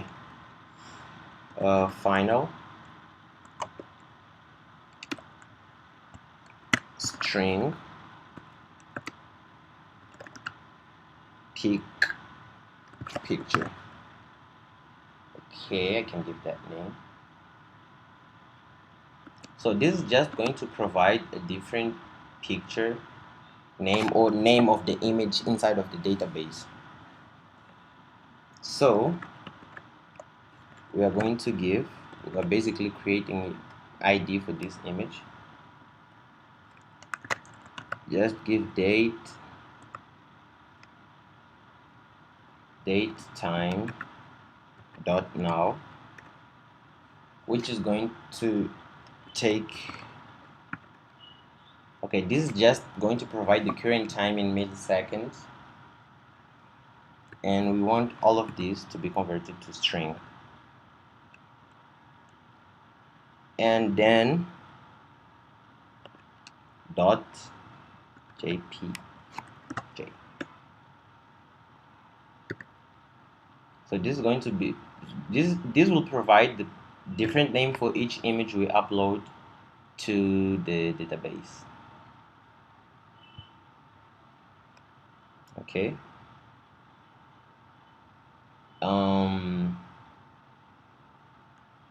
But we have that to create, if you want to create a different name, you can just use UID as well.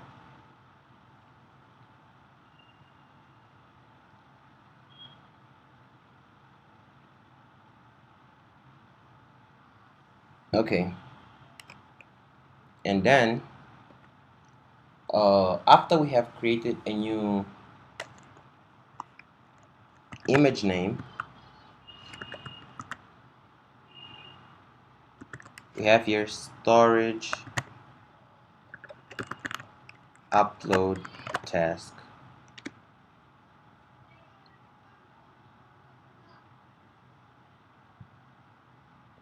We have to import the library to upload the images. Okay, we are going to call this task, and we are going to create storage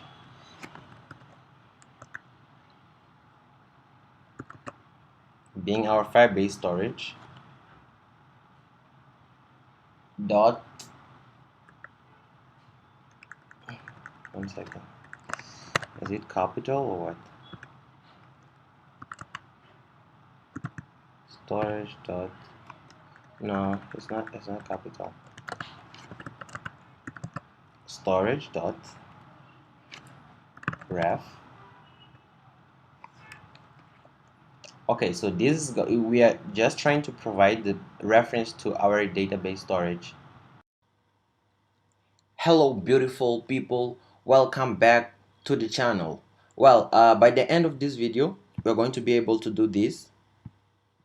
The main goal of the video, of course, is to finish our process of adding products to our Firebase database. So by the end of the video you'll be able to select pictures, and man, you may need to select different pictures, but since I don't have different pictures of the same product, I'm just adding the same. And you'll give the product name, which is going to be filler. We're going to select the category for the product, in our case shoes, and then we're going to select the quantity. Let's suppose 40, and here 1700 is the price. And we can select the sizes of the shoes, and after that is done you're going to be able to hit the add button, which, because we are adding three different images to our Firebase storage, may take a while to load, because we are loading the image 1 and then the image 2 and then the image 3. But this circle progress indicator is going to be loading until the images are done, just like now, and you'll have the notification saying the product was added. And after that is done, we can come to our Firebase storage, and if you go to storage, you'll be able to view the set of images you just added to the database, and these are the images currently present on our storage. And if you go to database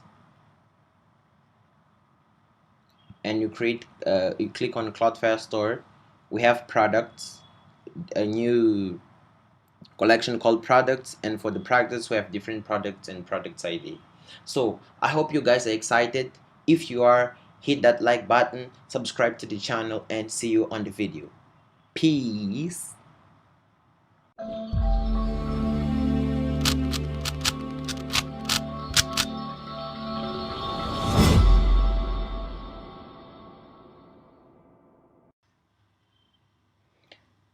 So beautiful people, here's where we left off on our last video, and this is what we're able to do. I'll go to add product, and we can add some products to our Firebase. But now we want to actually upload the images. So I have some images I can use here. In the real world you would have three different images, but I'll just repeat the same. Okay, let me go back to the full screen, because now we may need to do this on full screen. There's something I want you guys to understand before we even start coding, that since we are dealing with three images, not a single one, we may need, the procedure may be kind of a little bit different, because when you only want to upload the single image, that's easy. But here have to have in mind that we want three images, so each product is going to have three images belonging to that same product, so that the user will be able to slide when he is viewing the product. So we'll try to do that the best way possible. Now the first thing I want you guys to do in here is, there's something I kind of forgot to add. Final. And now we want to include our Firebase storage, and we'll define this as storage, and it's going to be equal to an instance of the Firebase storage, of course. So a Firebase storage dot instance. So this is what we have. Now I can come in and comment this, our task. So here, let me add something else. mm, here we have picture.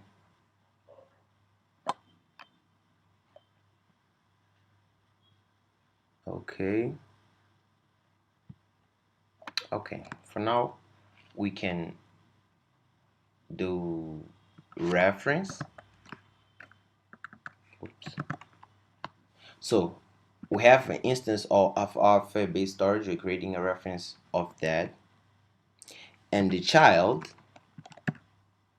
which is going to be the name of our file on the database, is going to be picture.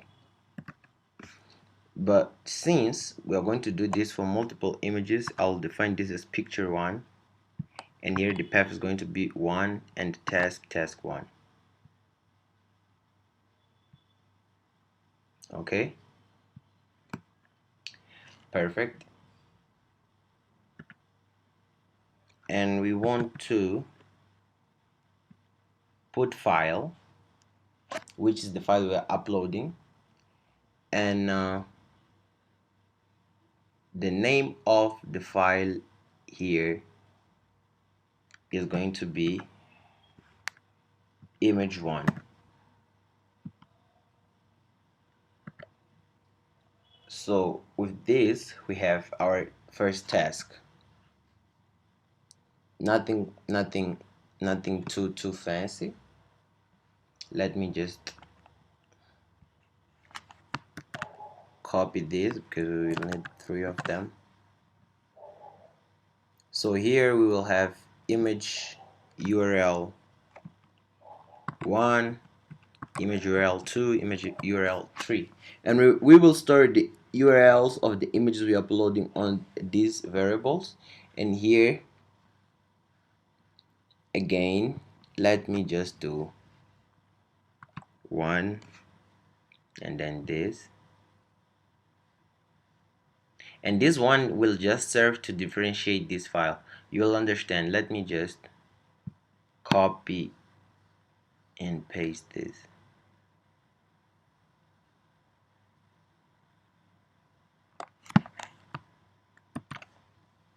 So we will try to follow this approach. Copy and paste it. So of course here we may need to declare this as picture2, and for the name of the file, which is going to be the name of our database, is going to be 2. Then this is going to be a unique name, so I'm giving different numbers to make sure that the name is going to be unique. And we are going to define this guy here as the task2, and here is going to be picture2, and we are going to upload image2. And finally here we have picture3 here, and task is going to be task3 storage reference. Which picture we want to upload here is picture3, and finally here we have image3.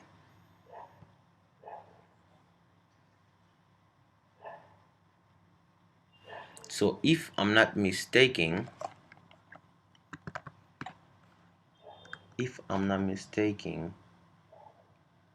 these methods are future methods, so we can put a sync in here,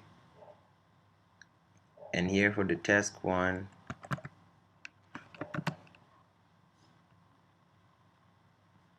let me make sure we're doing okay. We don't get a future, so it's okay.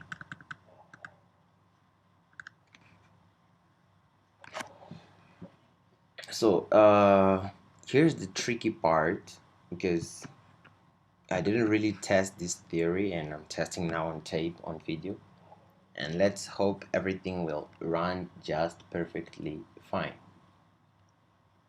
So what are we going to do? We are going to put here task 3 dot, and of course we want to check when our task T is completed, meaning the last image, which is the image 3, is uploaded to the database. And when that is done,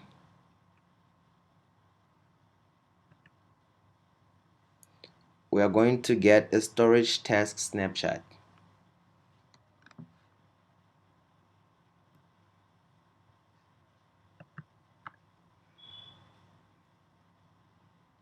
And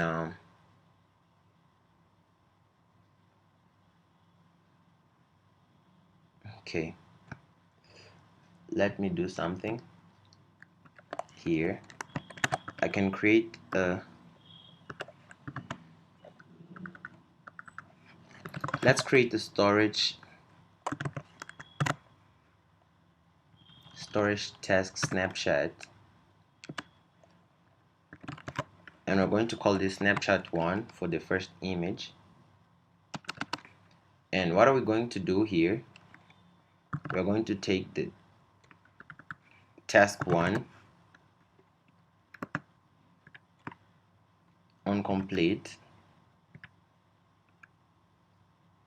then we have here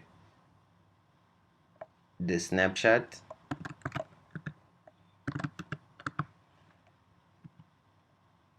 and what we want to do is basically to return the snapshot.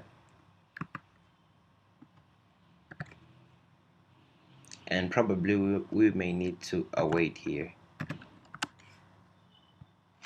So what are we doing here? Here we are saying that when the task 1 is complete, or when the first image is uploaded, we want to return this snapshot to snapshot 1. And then let's create another storage task snapshot, and we're going to call this snapshot 2, and it's going to have the same flow. So I can just copy this.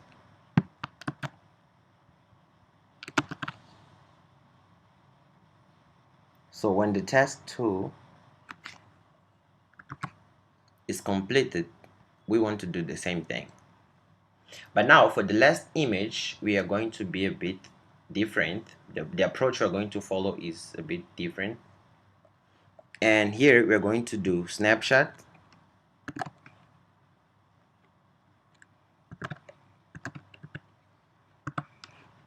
which is the snapshot we are returning. I can put just snapshot 3 to make sure we don't run into any confusions.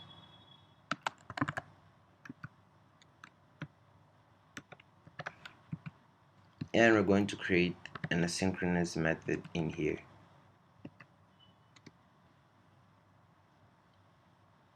Okay, so what are we going to do inside of this asynchronous method is the following. First of all, we will take our variable we created for the image URL 1, and we're going to set it equal to snapshot 1. Or we have to await because we may be dealing with a future here.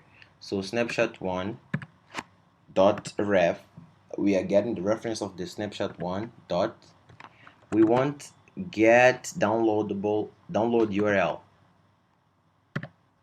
And what this is going to do, a simple thing, is going to return a future string containing the download URL for that particular image, so that we can access the image, we can download it and do whatever we want with it. I'll copy and I'll paste it here. And now we want the image URL 2 is going to be equal to the snapshot 2, again get download image. And finally, for our image URL 3, which is the final, is going to be equal to await snapshot 3 ref get download URL.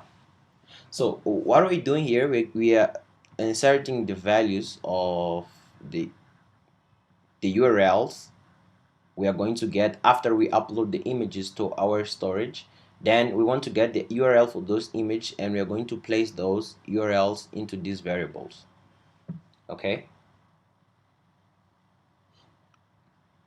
and that's pretty much it. That's pretty much all we have to do for now. We can go to our, now we can follow, we could follow two approaches, because we could create a different file to upload these images, to upload this into, I'm sorry, where is the file?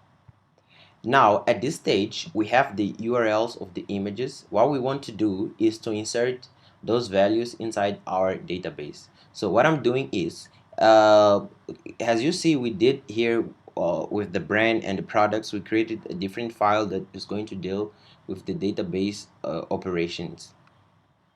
But for this case in particular, I don't know which approach is the best. Okay, let us work the proper way. And here, let's create a new file, and we're going to call this product.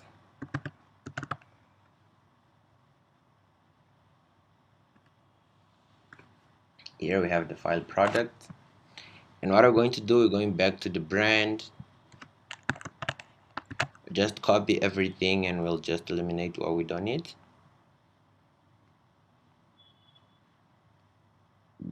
Where is our product file? Here we have it. Paste it, and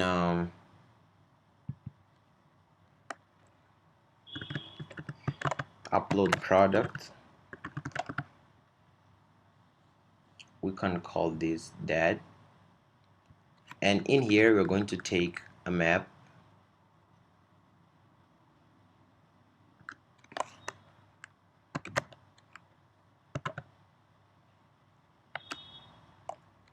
and details is going to be the name of this,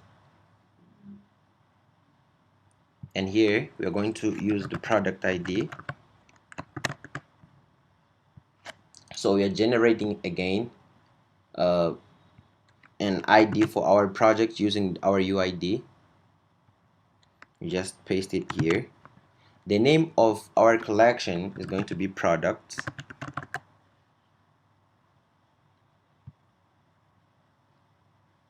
and in here we will just set details. So we don't need any of these functions here for now. So what are we doing here? Doing a small recap. Oh, and we would need to change the name of this to product service. I'm doing this because I don't want to write everything from scratch, since we're using the same logic. But what are we doing here is pretty simple. I don't need to use this for now. It's pretty simple. We're basically creating a class, product service, and then we're creating instance of our file store. We have our reference called products, which is going to be the name of our collection, and then we have this method called upload product. Then we have ID, and we are generating our own ID for the product, and we are doing here collection name products, and we are going to insert a document of this product ID, and then we are going to set data is equal to this. Okay, and let us see which type of information can we transmit to our product.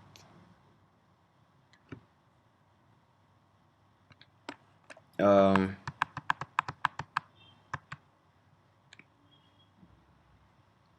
we may need to import that file in here.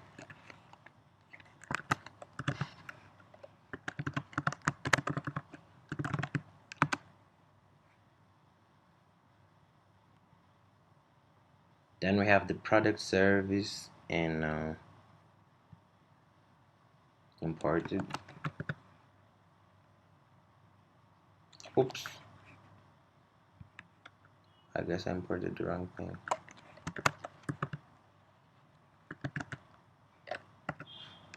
Okay, here we have the product service, and this is going to be a product service. So we're going to create an object of the type product service. I don't know what's the issue. Oh, okay, I'm putting minus here, not equal. That's the issue. Okay, now we have that out of the way, and from the product, what do we want? The product name. So let's redefine this in here. And I don't want to, I changed my mind about this. Let us do something like this. And we want a string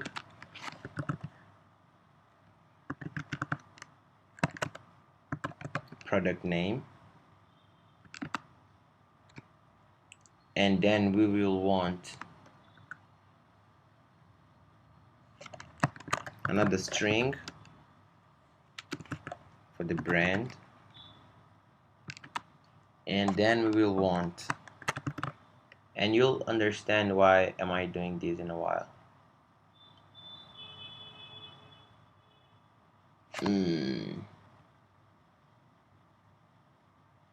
Another string for the category,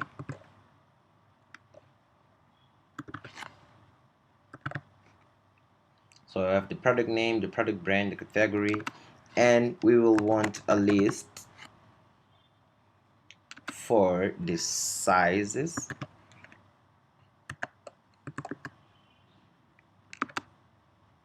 and a list for the images. And here we're going to have the images URL, and of course, how come I forgot to set the price? Let's create a double,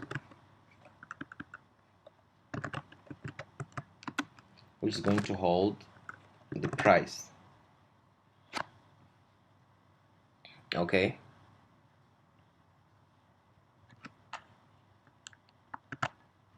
so what are we going to do in here is basically we're going to create name, and for this we're going to have product name. And I did this because it would be easier for us to come and edit this in the future. For example, I want the ID,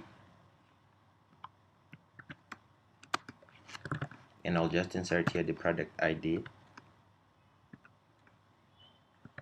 If we want the brand, we can just insert here brand, and then we want the category,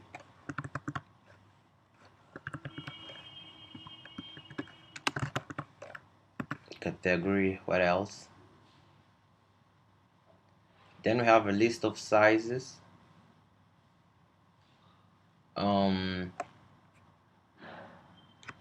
Let's do one thing. Let's see which fields we have available in here. Sizes, we have quantity, and quantity can be an int, no problem.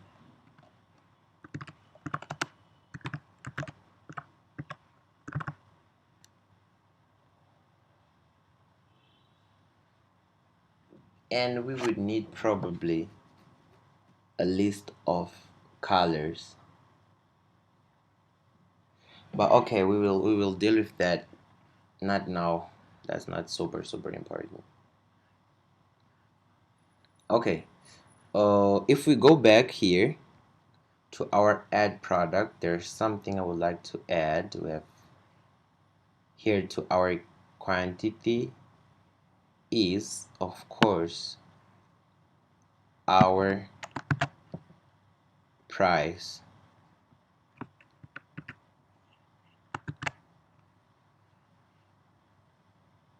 So we will need to create a price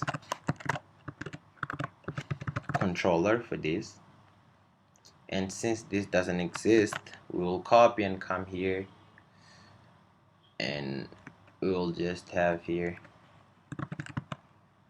a final price controller is equal to text editing controller. Done. We have our price controller now, because I forgot to add the price field, and we do have a lot of things here, and we can just write price blah blah blah. Initial value, we're going to put here 1, because the quantity cannot be empty.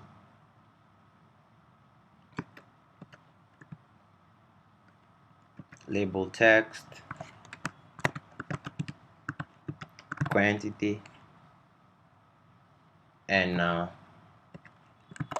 label text for this is going to be price, and of course our initial value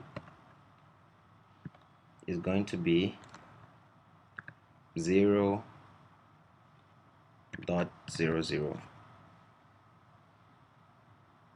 If I try to run this, let us see what we have.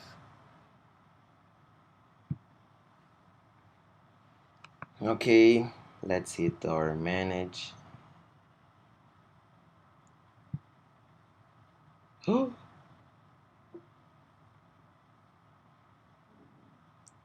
Okay, we have here our initial value controllers. Okay, I don't know what's the issue or which one of these fields has one, but it seems like the issue is with our initial values in here. So let's just stop this and run the app from. Okay, while the app is running, to avoid wasting time, we have all of this information now, and what are we going to do?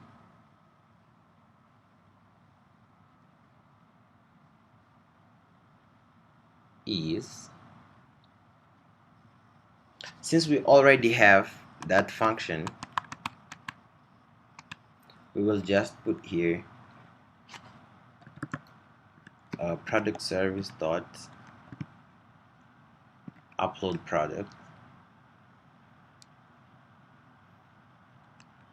and to make sure these products will always be passed, these values, these parameters will always be passed, we can add required in here. Can this work? No, it cannot. Okay, so I guess it's not really a deal to do it like that, but I'm doing this to ensure that all our positional parameters are going to be passed correctly. Okay, let me take a look at the app, and here's what we have now. Let me show you guys.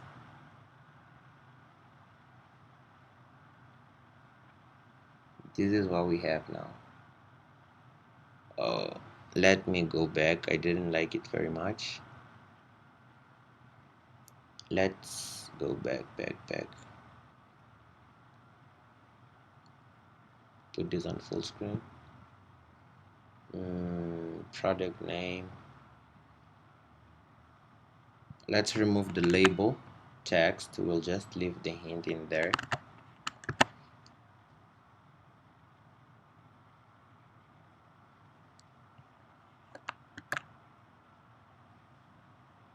And we will oh. We have an issue somewhere. It's in here.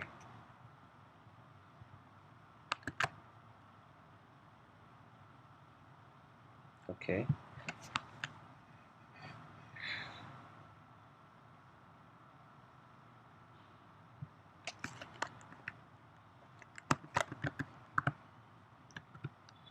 Let's create a list of the type string called image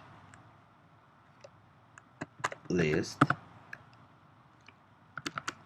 and it's going to be simply equal to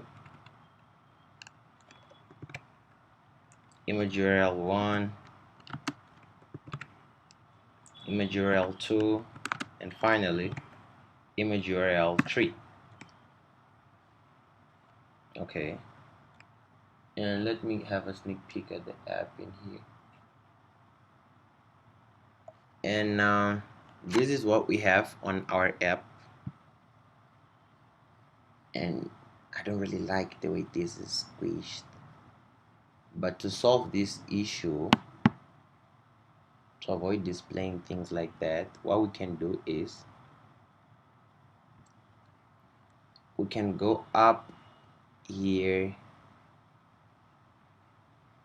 and decrease the size of our image boxes. Talking about the display 1 and display 2. And here for the padding, instead of 70, let's try to give it 50 to make sure everything will be well visible on the screen.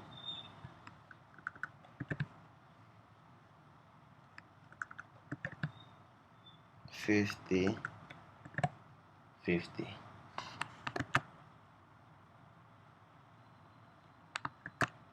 Okay, my heart reload is not working as a control save. Let's try like this. Okay, and now our problems are solved, because here we have what we need. Perfect. Let's wrap this thing up right now.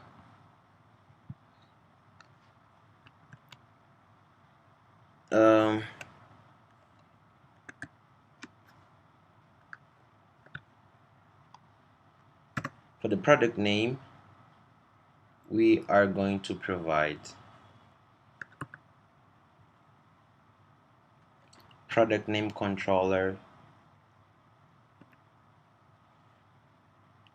dot text.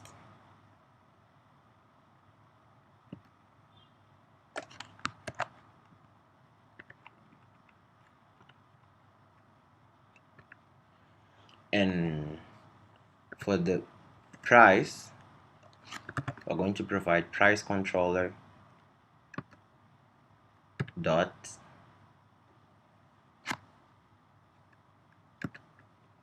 text, but we may have some issues here.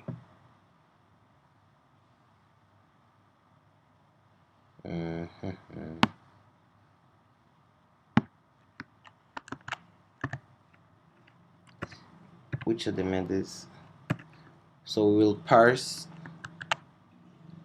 the price controller dot text into our double, so we can assign, because the value of price is a double, not a string. Okay, so what else do we want? For the sizes, we'll make this equal to selected sizes. For the images, we'll make this equal to our image list. And for the quantity controller dot text. But I guess that it's an integer, so I can simply do int dot parse, and we're going to parse this string. Okay, so if this is right,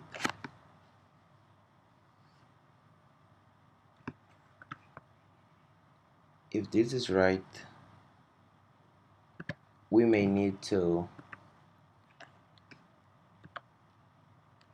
let's go back to our form key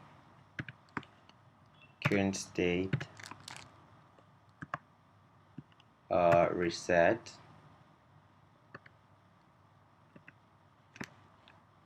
and we'll copy this Flutter toast, and we will write here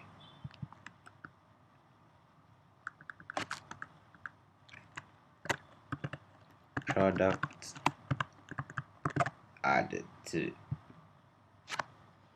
Okay, there's a lot of things going on here, but it's time to see if things are working. I already closed the app. I'll just run the app again, and hopefully nothing breaks, because there was a lot of code going on here.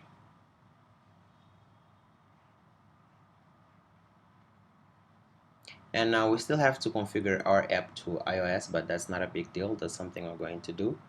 And another note I have for you guys is that I will upload some videos soon about streams, to be more specific, the block pattern and RX Dart, because that's something super useful, and I would like to start using that on our app, and mainly because we are going to be dealing with a lot of data. We may even create our own API, so that's something I want you guys to have in mind.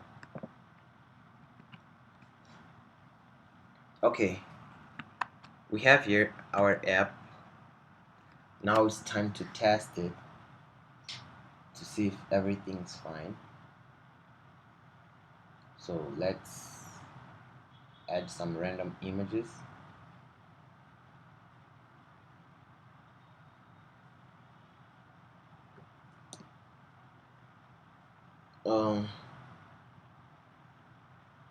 And I'll write here shoes.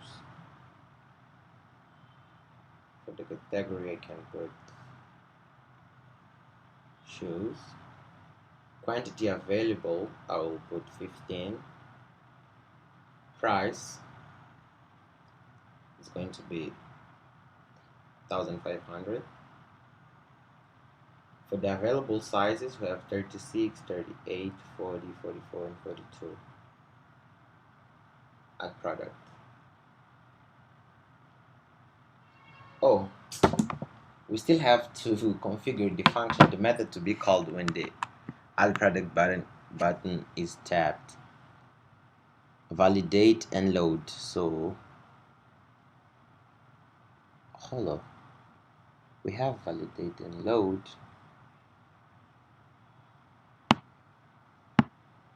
Oh, the operations are already we were supposed to write a code that's going to express okay, the product was added, but my problem was this.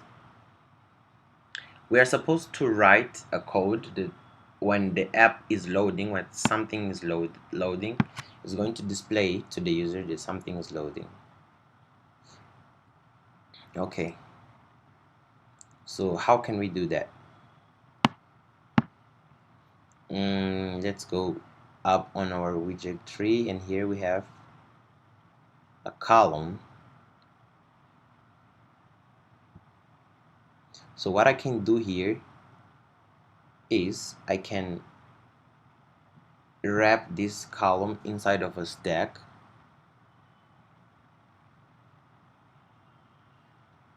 or else instead of doing that, let's create a boolean here just to finish our video. Bool called is loading, which by default is false, and then here on our child we'll just take is loading, we will check is loading,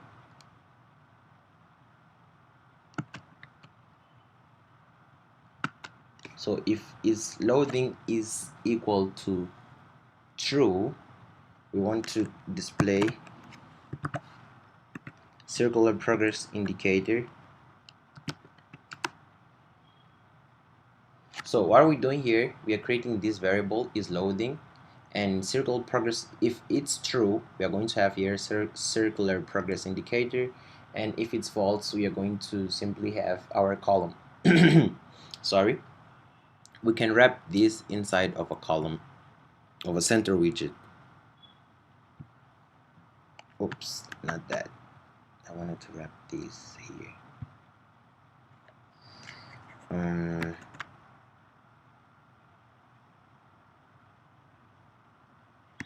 It's wrapping the wrong thing. Okay, we'll come back to that. Here on our validate function, we will do the following.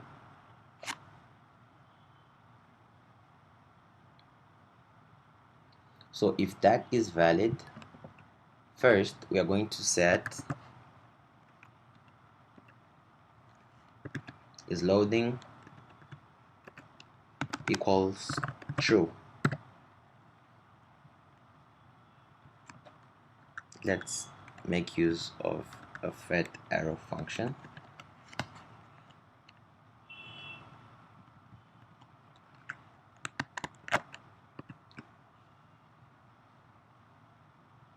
So as soon as that happens, we want is load to be equal to true, and if all of this is true here, we are going to set our is loading equal to false.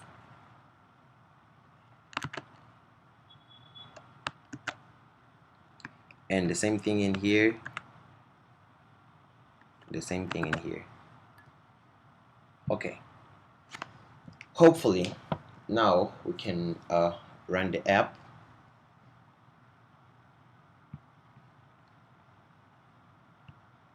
Hopefully now we can just go and run our app. Let's add another product.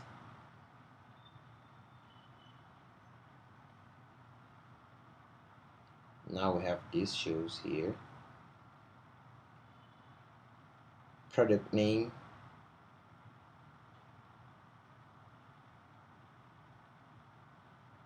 Balenci, category, shoes, quantity 58, price, and finally the sizes. We're just going to pick random sizes, add product, and you can see that now something is processing. So we have our circular progress indicator, and this is going to be doing this until our loading is complete. And keep in mind that we are adding 3 pictures to the database, so this may take a while. But if you come here to our, now the product was added. Okay, so after the product is added, what we can do is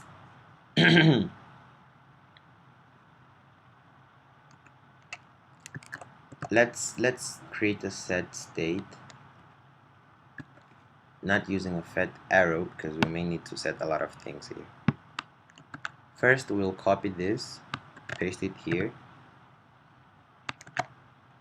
What we want to clear, the image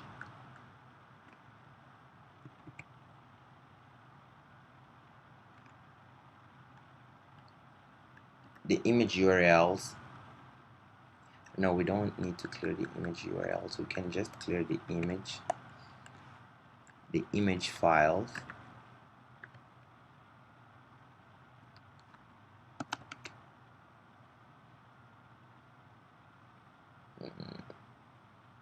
How can we go about doing this?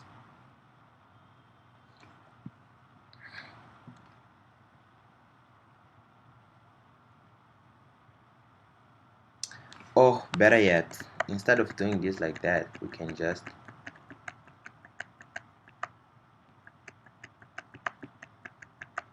do this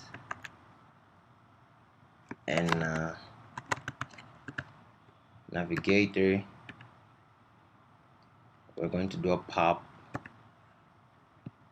from this context, and this is all we need to do for now. Let's go to our Firebase and try to see if we are able to see the changes done. So if we go to our Firebase storage,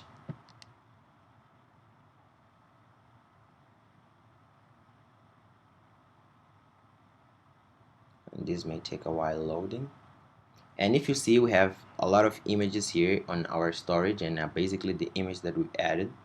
But let's go to our database and see how it is structured.